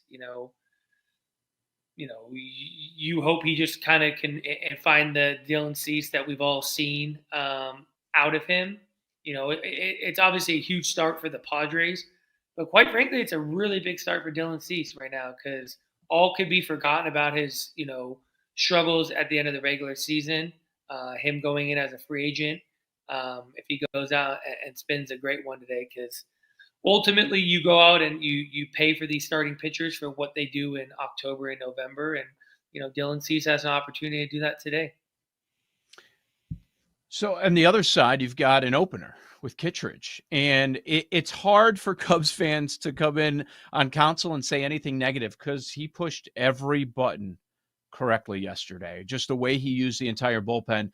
All this chatter about the Padres have the better bullpen, Padres are better bullpen. Well, if you look at the second half, the Cubs have been pretty strong too.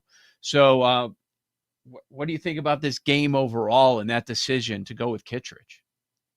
Yeah, I mean, you always got to trust, highest paid manager in baseball right there. He knows what he's doing. I don't think a lot of teams had the Cubs, going out and winning as many games as they did this year. So you got to believe in him. I'm not like 100% super locked in on like the entirety of the Cubs roster. I mean, I'm guessing what was the young kid's name? Horton was probably the one who was maybe projected to start. I know he's a little bit banged up right now. I'm trying to go through my Rolodex right now of, who else they would be starting. I don't know why they're not starting. They could go to Imanaga today.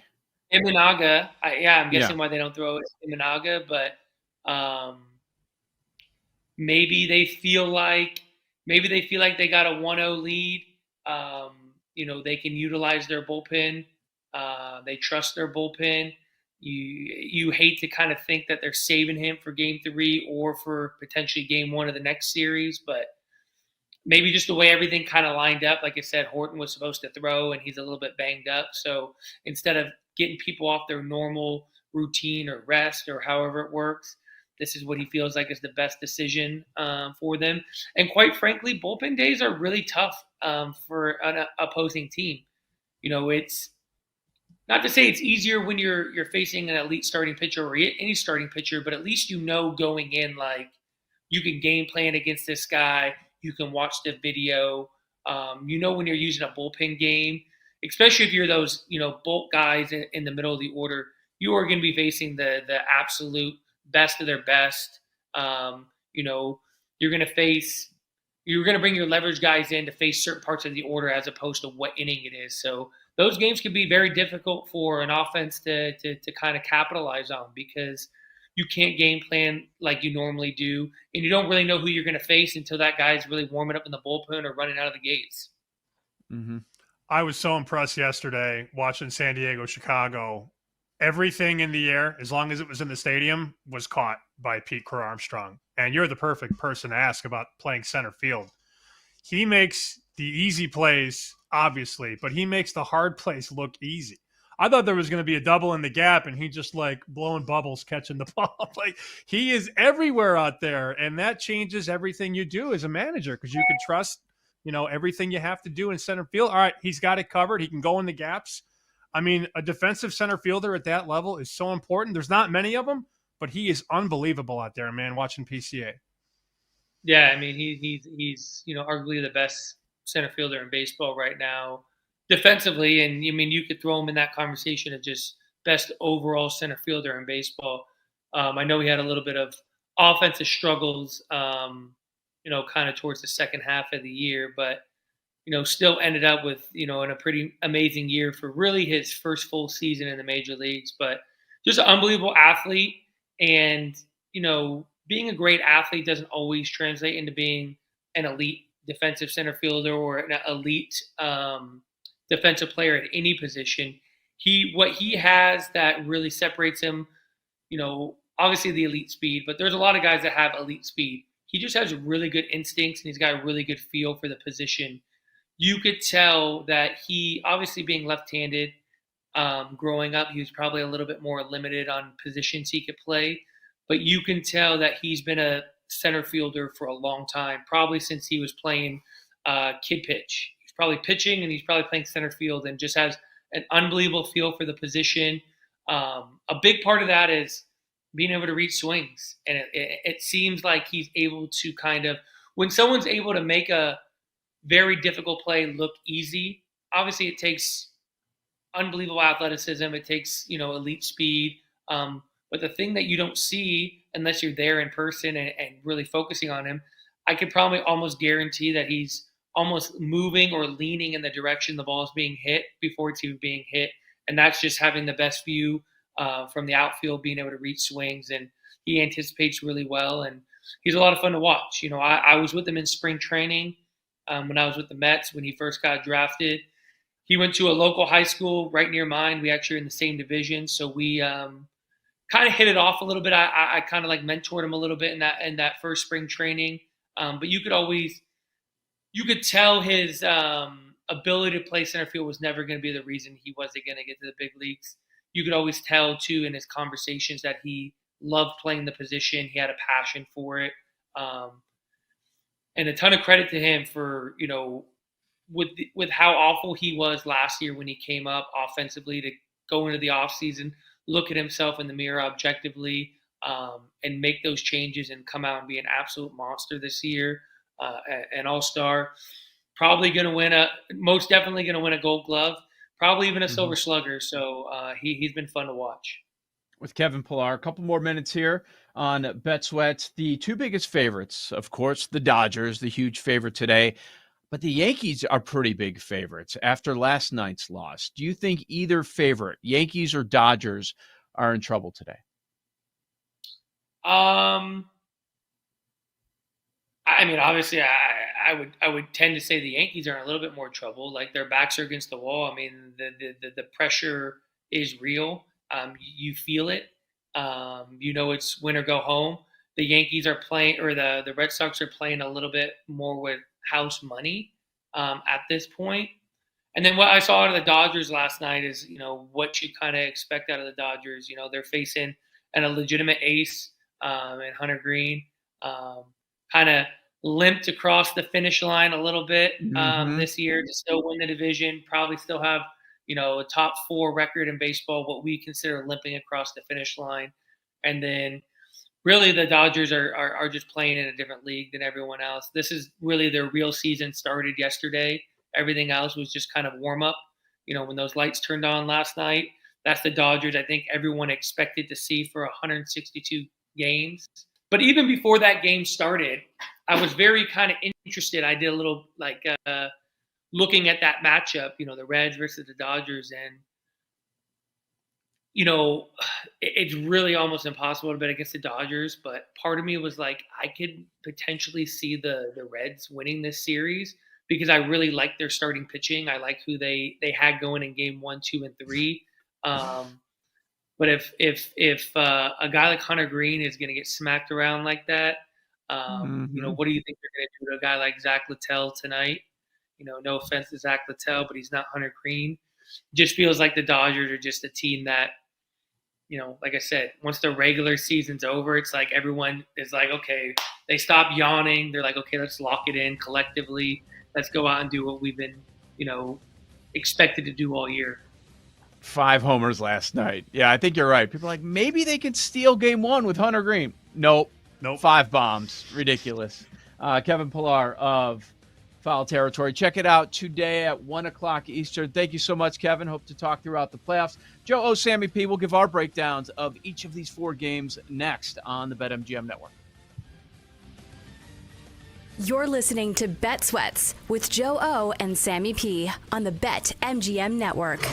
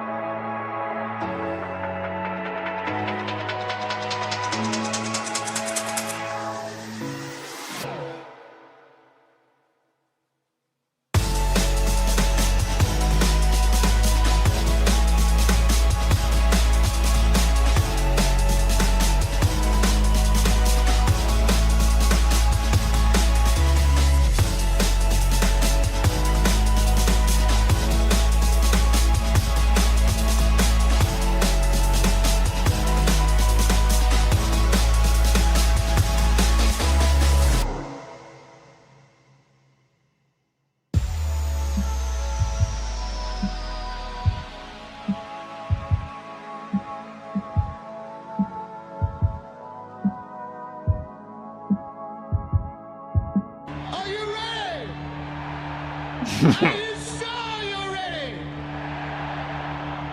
Let them hear how much we care. A one, a two, a three. Take me out to the ball game. Take me out to the crowd. Buy me some peanuts and Cracker Jack. I don't care if we never get back for it's root for the cover. If they don't win, it's a shame. Forest one, respect your heart at the old ball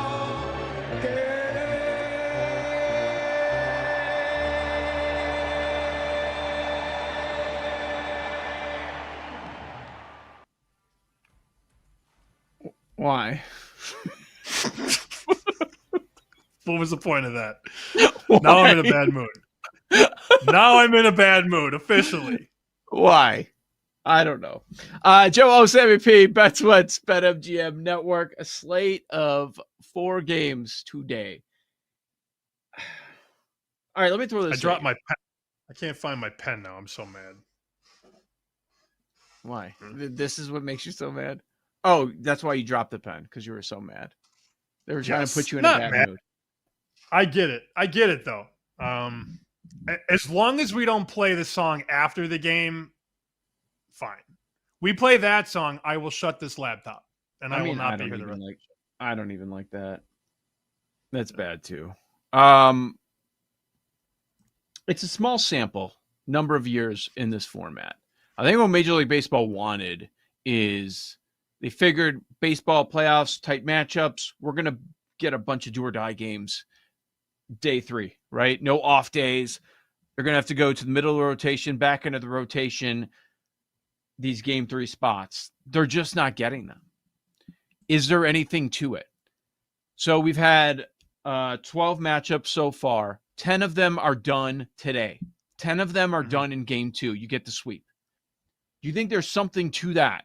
Or is it just, it's just the way it's gone? Let's not go anywhere with this 83%. It's such a small sample. Completely ignore it and take it matchup by matchup. I don't know. I haven't thought much about it, but the 3 games in a row all in one place, I don't know that I like that. Again, it's not like it's happened long enough to get that upset. I in some weird way, I think the one game is better.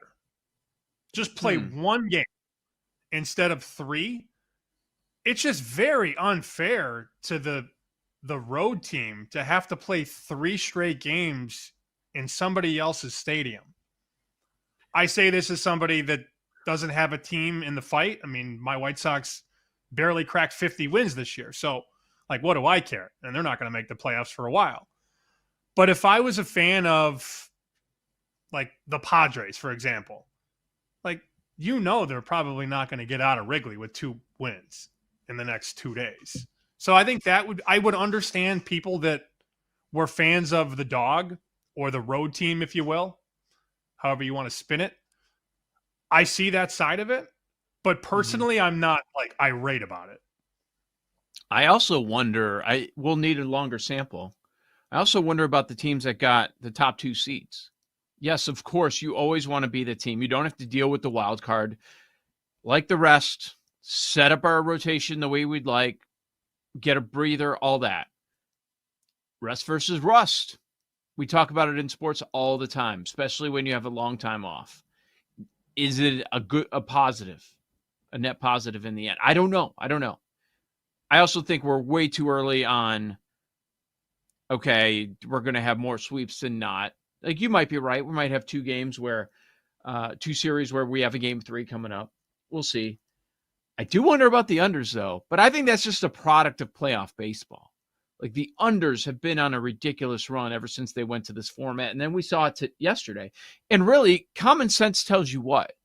Okay, if you want to play the unders, let's call it a system play, Paul's system play. Just play the unders and don't do the under in the Dodger game because the Dodgers offense could put up 10 like they did last night. I'm thinking about under, over. That's what I'm thinking about as you're talking. Again. Wheel them. 3 unders and an over. But if you're a Reds fan right now, I know we're going to break all these games down. Don't worry. If you're a Reds fan, you basically feel like a sacrificial lamb going into this round. Oh, we have to go into Los Angeles and beat the Dodgers twice. You know what's going to happen. And here's my big fear, to put a ribbon on this.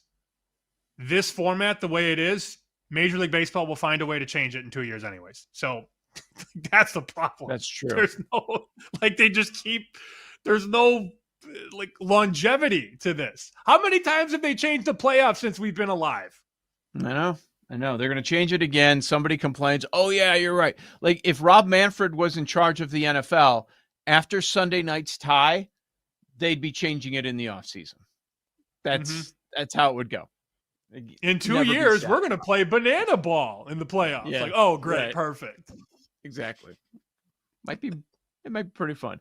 With an MLB postseason, no sweat SGP token, you're going to stake back in bonus bets, step up, and find your pitch at BetMGM. All right, tell me where you want to start. Doesn't have to be chronological order. What's the first game on your mind?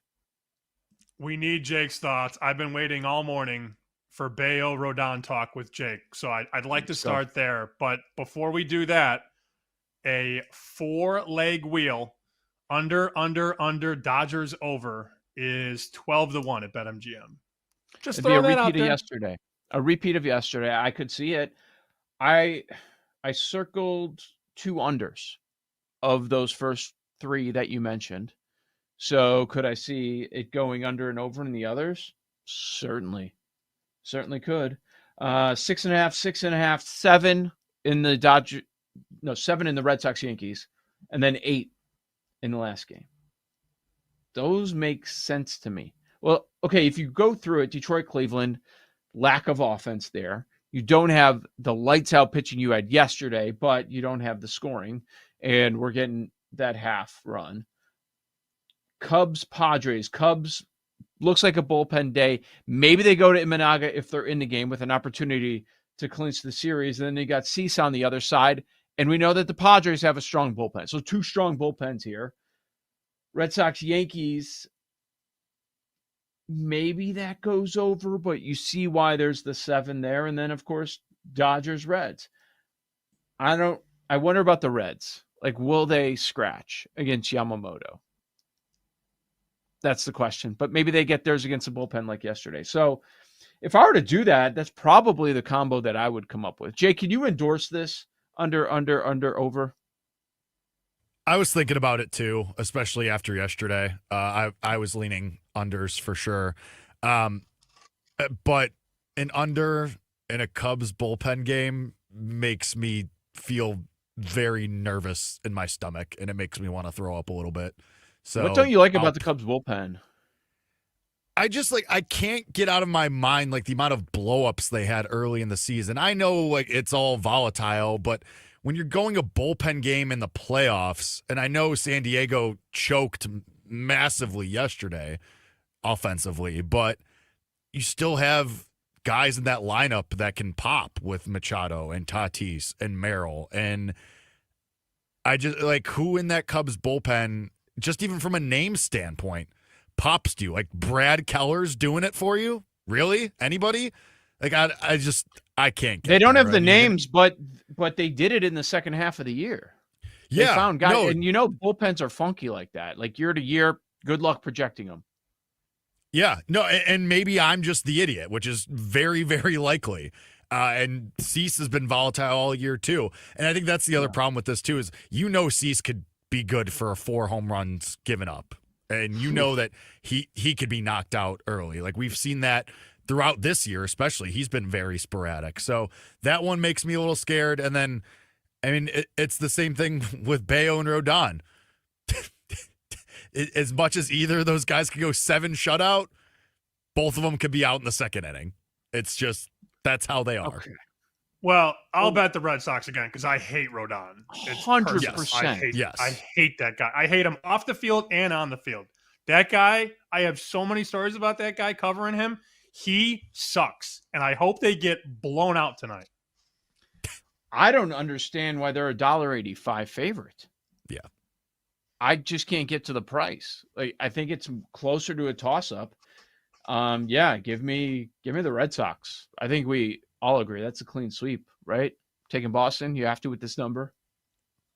I have a little bit of extra money from the Red Sox yesterday. So yeah, I mean, that's fine. I'll probably bet the Padres again. And then naturally, when I bet the Padres, they don't score.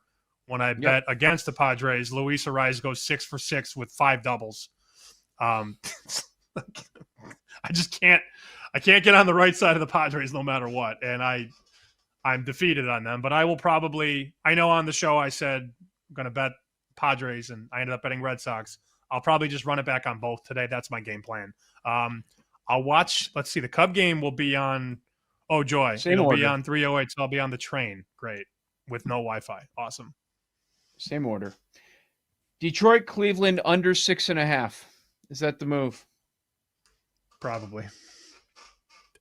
Both these offenses stink. They suck. Yeah. I mean, Cleveland, can we just talk about that 9th inning for Cleveland yesterday? Like, did anybody see it? Jose Ramirez gets to third base. You're down 1. Nobody's out. Can't score. They don't score. You just lose. Oh, can you imagine, Joe, if your team did that? If you had a runner at third, nobody out, and you didn't get that run home, how mad would you be?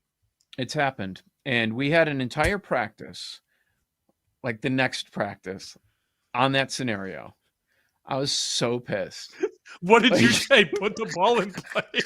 Like bunt? Like what? How does that practice go? It was down practicing like you're swinging an axe. Basically, is honestly practicing hitting a hard ground ball instead of always trying to hit a home run with everything. Like, oh, I bet you got launch angle parents too, don't you? I bet you do on that team. Everybody. Well, yeah, we're better than after that game now. But yeah, like they don't want to hit hard ground balls. I'm like, come on. Like, especially these grass infields, about whatever. Nobody wants to hear about that.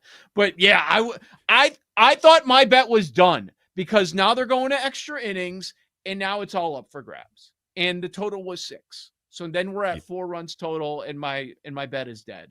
So I was very happy that they don't know how to play Little League baseball. They don't know how to play team baseball. Yeah, I think that under's probably pretty good. God, there's no way the Reds win tonight, right? Like, what can we do with this? Bell. Can't do it. Oh, I'm not. You can go ahead and do it. I don't care about the bell. I'm not, to be clear. I don't want to. I'm way good. But watch him just win. What about a run and a half at plus 110? You could take the run and a half. Yeah. No interest? After last night. Here's what the room. Here, let's put my room goggles on for a second. Dodgers money. Dodgers run line minus 130. That's what the room would do tonight. Yeah, they would. You're right. They would. I know I'm right. Here's a stat that blew my mind. I was looking at Baseball Savant with Yamamoto against this Reds lineup. 45 plate appearances. Their average exit velo is 79 miles an hour, which is horrendous. They can't hit the ball against them. Even I know that's bad, and I'm not even a numbers guy. 79. Shout out, by the way, Paul, who said Tigers World Series yesterday, 20-1. I looked at the prices this morning, 12-1, 10-1 after one game, Paul. I think we need to add. So add on San Diego? Spencer Torkelson, 100-1, World Series MVP. Is that Jake? Wow. Give me a Tiger. That's where I'm looking. God. Bobby Higginson, what's his price? I'm gonna say something insane if we're doing Tigers World Series MVP. Parker Meadows. Be insane. Baez. Oh, I mean, he bats 9th. I want to, but he bats 9th. Like, no chance. Yeah. Nope. El Mago. Padres 30-1 now after that loss yesterday. That's what I already have. I don't need more. I'm good on 30 to 1 Padres. I think you need I'm more. good. I think you need more. No, I'll bet them today, and I'll bet the Red Sox. And then, Jake, let us know Me when too. you go to another hockey game tonight, what the bets are. Oh, yeah. How was that? How was Did the they win? hockey Who game? won? No idea. Detroit won. The Blackhawks Oh, got come on. absolutely wrecked. The What was the score? The Blackhawks were down 2-0 like 5 minutes into the game. I got Jake our sits guy down. I got our guy texting me, man, I'm sorry. I don't. Jake sits down. It's preseason 2-0. That's right. Exactly. Gotta be careful with the Yes. homers. Everybody's got a team. Everybody's got a team. Oh, man. Joe, Sammy P. Hilarious. Lightning bets are next on the BetMGM network. Sorry. You're listening to Bet Sweats with Joe O and Sammy P on the BetMGM network.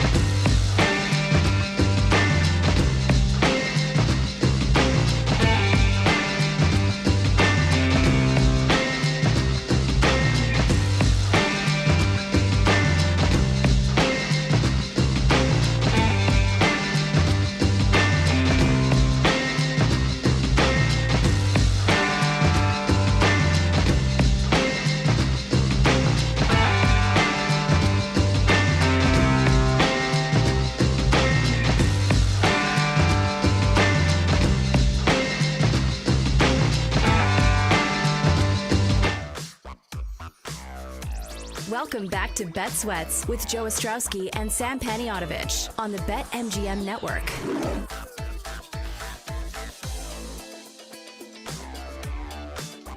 I'd love to talk about that on air. Would love to, but Nope. some things I guess you can't. No, you're telling me no? Is that what's happening? White Castle. Yeah, I got shut down by Sam. You sure? If you would like to talk about it, by all means. How was it having Sunday morning off? Did you enjoy it? It was an equal trade-off.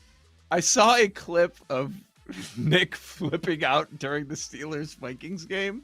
And I was like, oh, Sam's going to love this next week. It's Sunday morning football. He's screaming to him up. McCollum's just standing there. You want him to tackle somebody? Now, there's the European games for the next couple weeks. And usually what happens on Sunday when there's a game in either, England or Ireland or Germany or whatever, Nick will try and bring me along on a live bet. And I don't think the success rate is that good. So maybe I fade it this Sunday. Maybe. We'll see. Yeah, you feel forced into it. I wasn't budging this week. I was like, look, I don't like the game. I don't like anything. I don't like this matchup. I don't like anything about it. I did say, before we got off the air, okay, at halftime, if you're looking for something, this is where I would go, which actually hit, and I didn't bet it, but I wasn't really interested in the game. But yeah, when the game's on and you're on the air, especially doing sports betting, you do feel like you need to have some action on it, whether you truly like it or not. I understand that, and it does make for entertainment, no doubt. I just hate the game. And I love that you are still so jaded from the London over in 2016 that you won't even sniff a London game anymore. It's the best. It's it ruined it for total. you. No, you're jaded. It. I forgot about it completely, and it's been sitting with you for how many years now? Because you brought it up. How could you forget about the London over 30.5? How could you ever forget about that?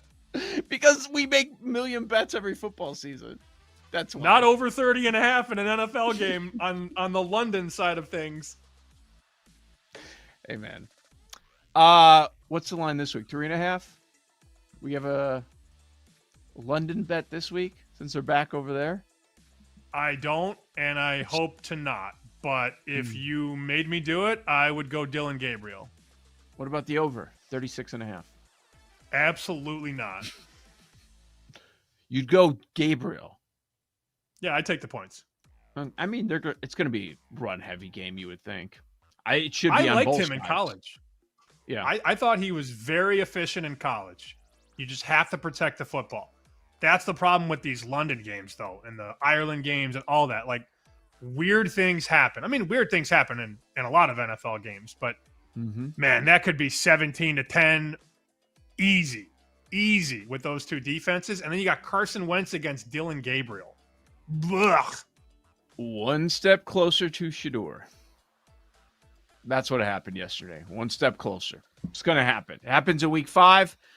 It's definitely going to happen at some point this season with Cleveland. All right, let's get to our lightning bets. We've got 4 baseball games going down today. Obviously, we're looking at NFL, college football card as well. Sam, where are we going? I'm taking the Padres again, fully expecting to lose. Is what it is. BetMGM has minus 102. Let's just go with that. Offshore, there's some even money, plus 101, but whatever. I mean, it does matter. I'm not trying to dismiss the price, but BetMGM has a fair price on it, minus 102. Other books have minus 106, minus 108.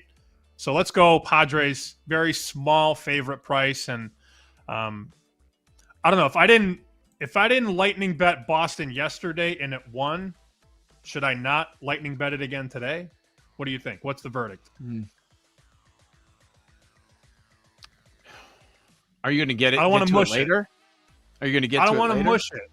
I'd rather not mush it, is what I'm saying. I'd rather just not give it out and then just bet it. Wink, wink. And then bet it later. Bet it later. Okay. Yeah, I get it. Okay. Yeah, hold on. Padres hold only on. then. I'm going to give out Boston. I'm giving out Boston. So, and whatever you did on yesterday. Boston yesterday, Just Yep. do it again. That's what I'm doing. We'll take Boston as a dog. I don't understand the number, man. I don't get it. This should be closer to a toss-up. And I know desperation, they're at home, blah, blah, blah. Most of the times we end up having the two-game sweep. And I just view this game as a toss-up, and we're getting plus 158 at some spots. Plus, it's plus 160 range. Like Rodon, really? That much of a favorite? I'm not buying. So I like Boston. I like San Diego and the under.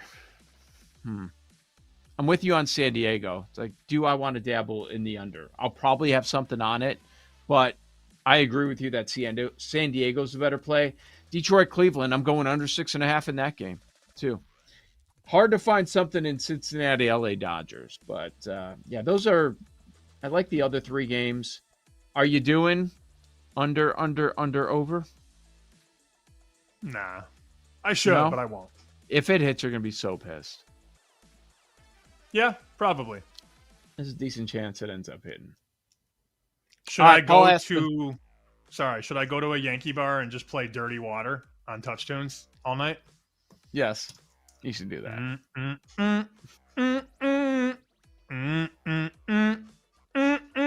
Paul, you don't really care for the Dirty Water song, do you? I'm whatever about it. I mean, don't have strong. I personally find it funny that we get a text from Sam about like doing a little Boston celebration, but cannot stand Cubs fans. They're the same fans. They're the same Exactly. fans. It's the same woe is me. Like I get it because you got Southside ties, so you're always gonna be anti-Cubs fans, and I get it. It was just funny to me because Boston fans are the same fans. With their stupid songs too. For tonight, we're adding the Torkelson 100-1 World Series MVP. I don't know if Detroit has like a city phrase, but let's go Motor City. And today I will use that the BetMGM MLB postseason no sweat SGP token. So I was trying to look for like how do we get to Kittredge? I mean Machado. I'm gonna play Machado 5-1 for a home run. Wind's blowing slightly in from like right center. Shouldn't really affect the right-handed batters. So Machado at 5-1 to go deep with the Padres win at BetMGM. That is 8-1. I have one of the mottos of Detroit for you, if you would like. Speramus Meliora. I think I'm saying that right. Speramus Meliora, which is Latin for we hope for better things. Wow, what a phrase. I'm not making this up. Could be worse. I swear. Yeah. I swear to God, that's a thing. Go for the end zone without breaking a sweat. With a Pro Football No Sweat token, you'll get your stake back in bonus bets if you don't win. Jake Hassan, did you push the button? I stay pushing the button. Always. You be pushing. How's Madison? We good? Didn't hear from her this weekend. Sad. Unlucky. No phone call? Damn. How many weeks she's away? Cincinnati, from... right? It's a Cincinnati Rhode phone Island. number. Yeah. From Cincinnati. Go Reds. That's a strange combo. Yeah, it is. She might be the only person on earth ever with that combo. Yeah. Should I ask her? Ask her this. Next time she reaches out, ask her where she's from. And if she gives you multiple answers, she's crazy. Sam, that's confirmed already. Oh, okay. Fine. Damn, she called me to tell me that she moved in with her boyfriend, but would be in Chicago in a couple months. Yeah. I don't know this person, so I'm taking the details. You know as they enough. You know enough. Yeah, none of us do, but we do. We were told she belongs to the streets. Shut up. There's Hawk. evidence. What are you betting? He needs a minute to recover. I'll touch the stove again with the Padres too. Sure, why not? Let's do it. Boston, completely agree. Rodon is this big of a favorite after what we saw yesterday. Yeah, okay, I'll take the plus money, and I'll bet Detroit too. Cleveland can't score. They have the four of us in that lineup, so I will take Detroit. Oh. Okay. So how many game 3s do we get? One was San Diego. And honestly, you're betting maybe just the one. Maybe just one. That's it. That's all we get. Cubs Padres primetime Thursday. Oh wow. Oh, the Cubs. If I have money on the Padres, they won't win. Don't worry. Guys, we might get 0. We might get no game 3s. There's a chance we get none. Yeah. We can hope for better things. What is that? Paramus, Meliora. What is that if you put those money lines together? Teams that are up all the 1-0. favorites? They're not all favorite. Boston's not a favorite. Oh, right. Detroit's a dog.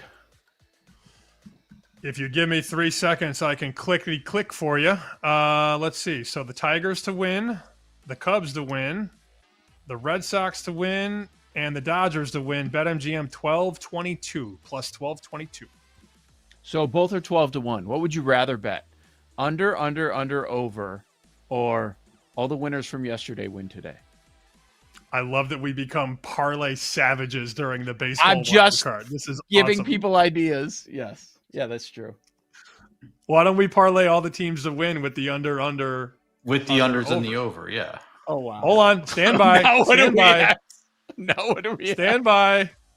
I just parlayed the over and the under in the same game. That's a mistake. 181-1. Shuffler Masters. Stop. There we go. It's not a bad idea. I'd have to do it. Oh, damn.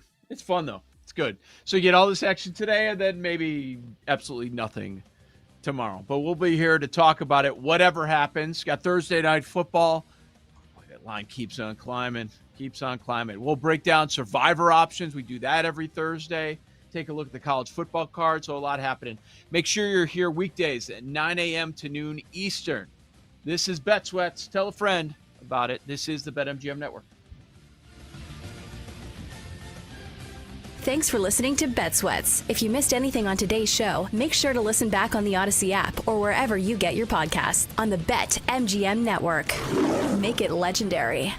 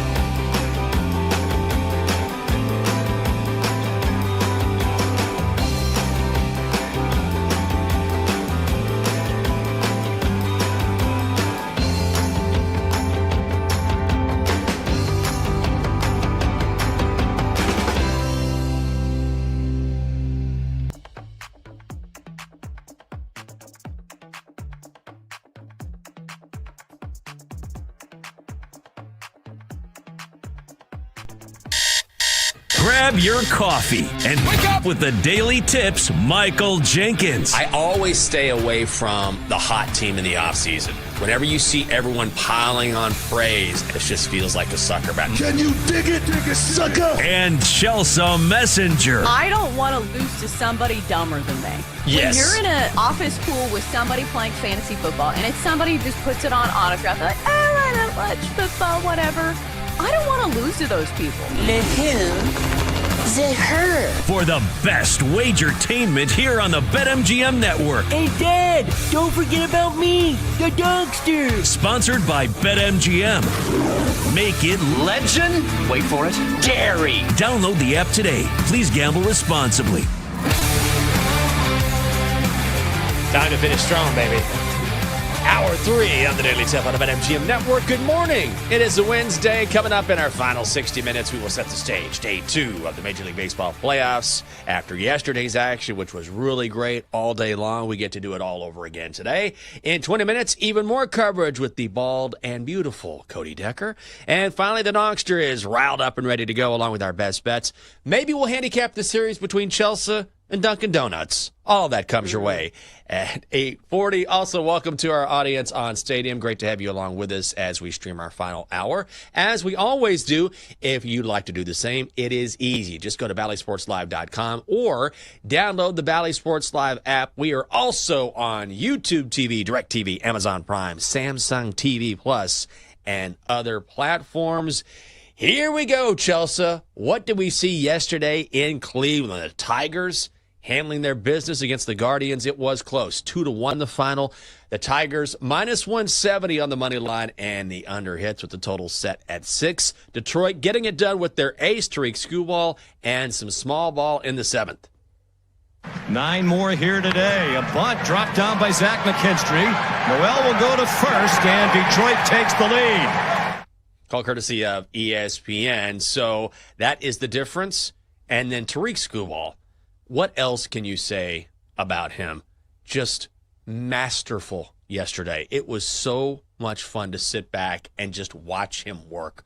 Watch a man at the top of his craft pitch the way that he did. 7 2/3, 1 run on 3 hits, strikes out 14, throws 107 pitches. That is a season high. In the 7th, he still hit 101 on the gun, hit 98 miles an hour on the gun multiple times in the 8th. 5 strikeouts in a row late in the game, including 8 of 9 at one point. And Chelsea, the Tigers still won by a single run, so the Guardians were in it. But Skubal was he was about as good as you can be yesterday. Yeah, he absolutely carried this team to a W. He put his team on his back, and he struck 14 batters out in the process. And I understand this Guardians offense is not good, but still, this felt like a massive, massive win for the Tigers simply because of the team that they're facing. Because think about it. These two teams faced each other, it felt like 16 times over the last month in the season of baseball. And it was the Guardians who won that division after having a 15.5 game deficit to guess who? The Tigers. So it felt like to me that this was a mental hurdle that the Tigers needed to get over. And especially for Tariq Skubal, who had, some games in this series in the regular season against the Guardians that weren't particularly memorable. It's not that he didn't pitch well. It's just he had some weird errors where he tried to hike the ball between his legs to first base. He had that scary moment where he hit David Fry in the face. So it felt like a good cleansing moment for Tariq Skubal. You could see the emotion on his face. But I will say this. It took an absolute masterclass performance from Tariq Skubal for the Tigers to win this game. And in fact, when he came out of the game, the Guardians still had a chance. Yeah. So I think that is the scary part about, this series moving forward, is that the numbers certainly go in the Tigers' favor because teams who win game 1 of a 3-game series in the wild card round since it started in Major League Baseball are 18-2. So that certainly goes in the Tigers' favor. But if anybody has voodoo magic who can, turn around that trend, it's probably the Guardians. Yeah, and that play in the 4th inning where Skubal had that flip to first base, to me that was a huge turning point in this game because the Guardians scored, Tigers went home, and initially that was called an out. The Tigers thought they were getting out of the inning. Then they went to replay, and no, they overturned it. The Guardians scored. So The play after that is that hit to Skubal, that sort of dribbler, but it was close, and Skubal flips it to first. Like, great play with the glove, but we saw him try that between his legs in the previous game, and it turned into a disaster. And if he doesn't make that flip, I mean, it's always a little dangerous when a guy flips it with his glove. It's not nearly as accurate, clearly, as when you do it with your hand. And so you never know how that's going to go down.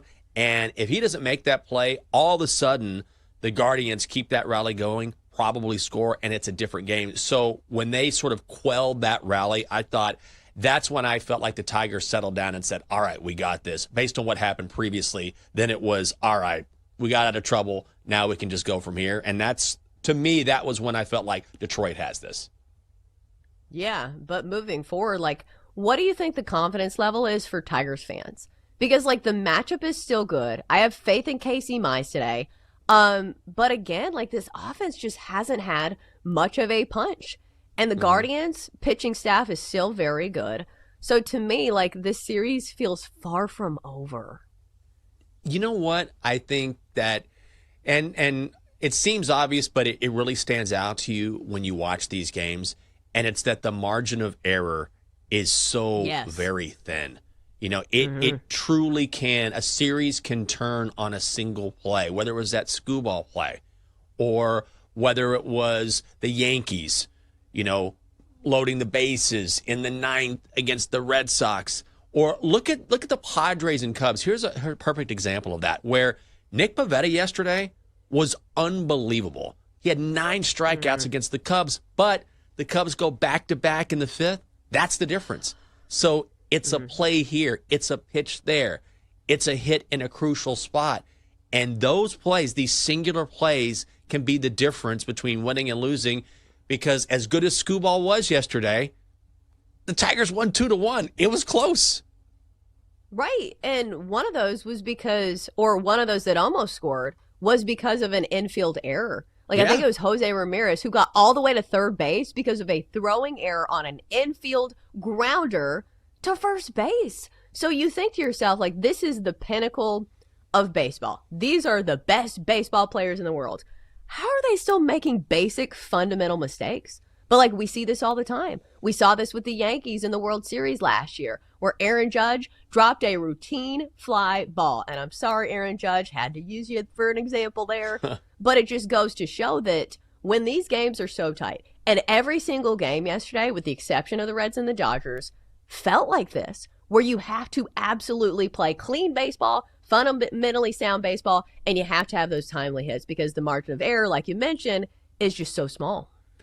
How do you feel about the Guardians and Tigers today? And this isn't so much of a handicap so much as it is a general question, because I'm not quite sold on the Tigers just because their all-world pitcher came out and did what he does best at the top of his game yesterday, and the Tigers barely escaped. I still feel like the Guardians are a live dog in this series. You can put some money down on them to win it at plus 235. One win for the Tigers based on what we saw with them collapsing in the second half of the season doesn't really sell me on Detroit yet. Well, and also Tariq Skubal's not pitching. Right. Like, that's what it took. A Herculean effort from somebody who's probably going to win the Cy Young. And you still almost lost that game. So, like, Casey Mize is still a very good pitcher. But here's the good news. As bettors, you don't have to simply bet on a side. You can bet on a total. And Jenks, doesn't this feel like an under-better's dream? When you have both sides who have trouble scoring runs, both these pitching staffs who have been amazing. There was a stretch for the Guardians where they had 19 straight outings where the starting pitcher allowed 2 runs or fewer. And then you have the Guardians on the offensive side who have the lowest on-base percentage of any team in the postseason since 1968. So, like, lucky for us, we don't have to pick a side. We can simply say, hey, I think this is going to be a low-scoring game, so I'm going to hit the under 7. I'm going to do that as well. In fact, I think unders are going to be the play for me throughout a lot of the postseason. I just feel like, and then that's not always the case, but it feels like when you look at the particular teams involved, like the Guardians, like the Tigers, even the Padres are a team that, they have some big bats, but they really play small ball. So I think we might see another under today in Chicago. So I'm going to look at those moving forward. and especially in this game. Let's continue in the American League, where the Red Sox pull out the small upset over the Yankees last night in the Boogie Down Bronx, 3-1. Red Sox plus 115 on the money line. Low total again, set at 6.5. Under hits. Boston's offense struggles and then gets going in the 7th, down 1-0. Yoshida sends one to center field. Rafaela's going to come in. Sogard to the plate. Masa Yoshida delivers. And Boston now leads it 2-1 as they get to the bullpen and Luke Weaver. Call from ESPN, and that was the difference. Now, the Yankees did load the bases in the 9th, and then Aroldis Chapman pitched the Red Sox out of a jam, so a bit of a wasted opportunity there.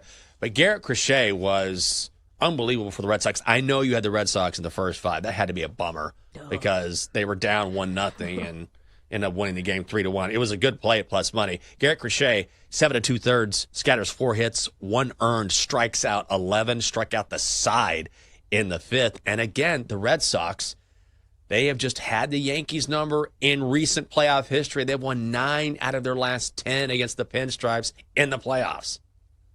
Yeah, it felt like the Red Sox kind of flexing their muscle in game 1. Mm-hmm. The fact that you have your workhorse ace go 117 pitches. Meanwhile, the cowardly Yankees take out Max Fried, who was supposed to be their big offseason addition, and he's your game 1 starter in the postseason. Let the guy eat. Don't take him out at the first sign of trouble. Like, he didn't give up a single run. And then you put in Luke Weaver, who all of a sudden, now the Red Sox are in it because Luke Weaver came in the game. So it did feel like a big moment for the Red Sox. But I will say this, like, from a pitching standpoint, this is probably the toughest 1-2 combination that you could face as a Yankees lineup.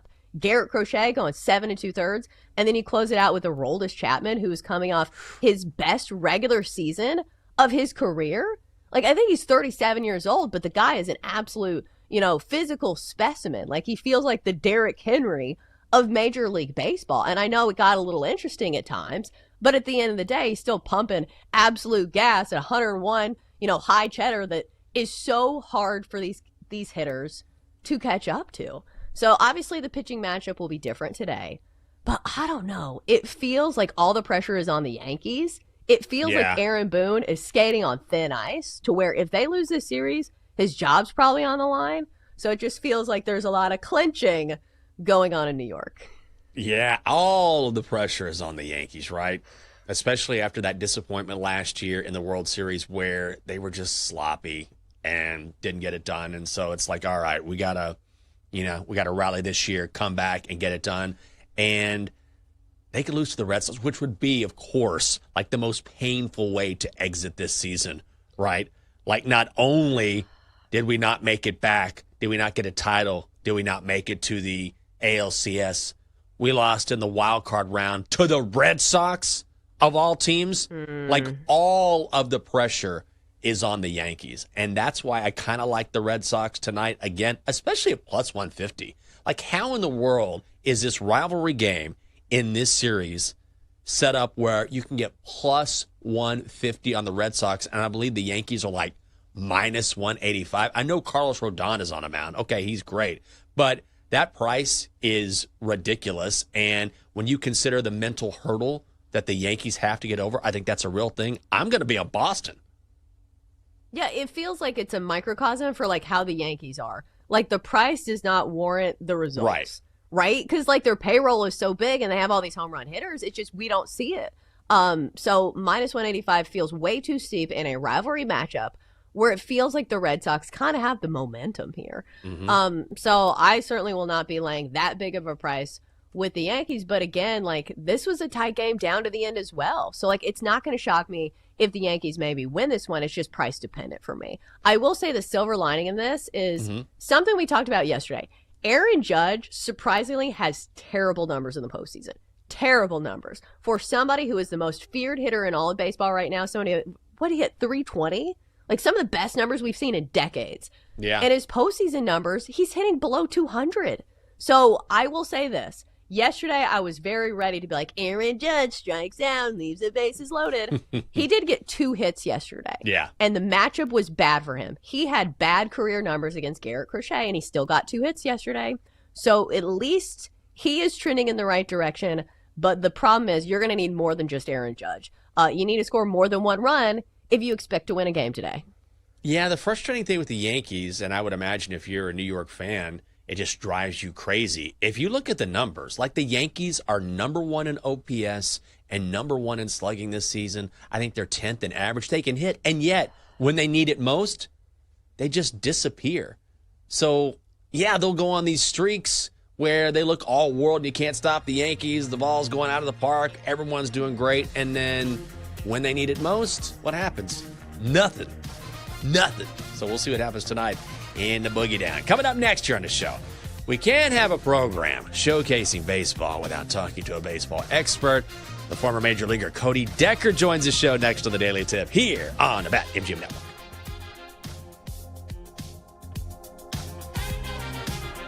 Chelsea and Jenks will be right back on the Daily Tip on the BetMGM Network. Make it legendary. Download the app today. Please gamble responsibly.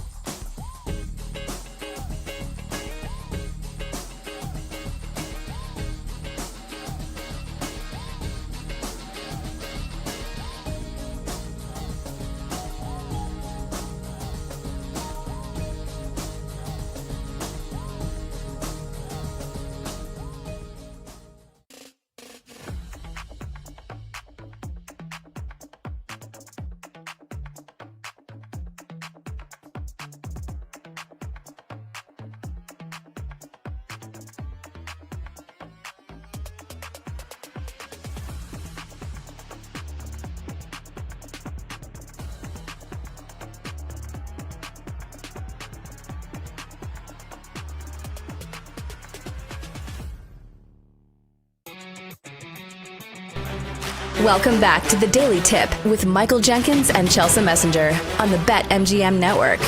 Make it legendary. Download the app today. Please gamble responsibly. Welcome back on a Wednesday, the Daily Tip on the BetMGM network. Hope you're having a great morning.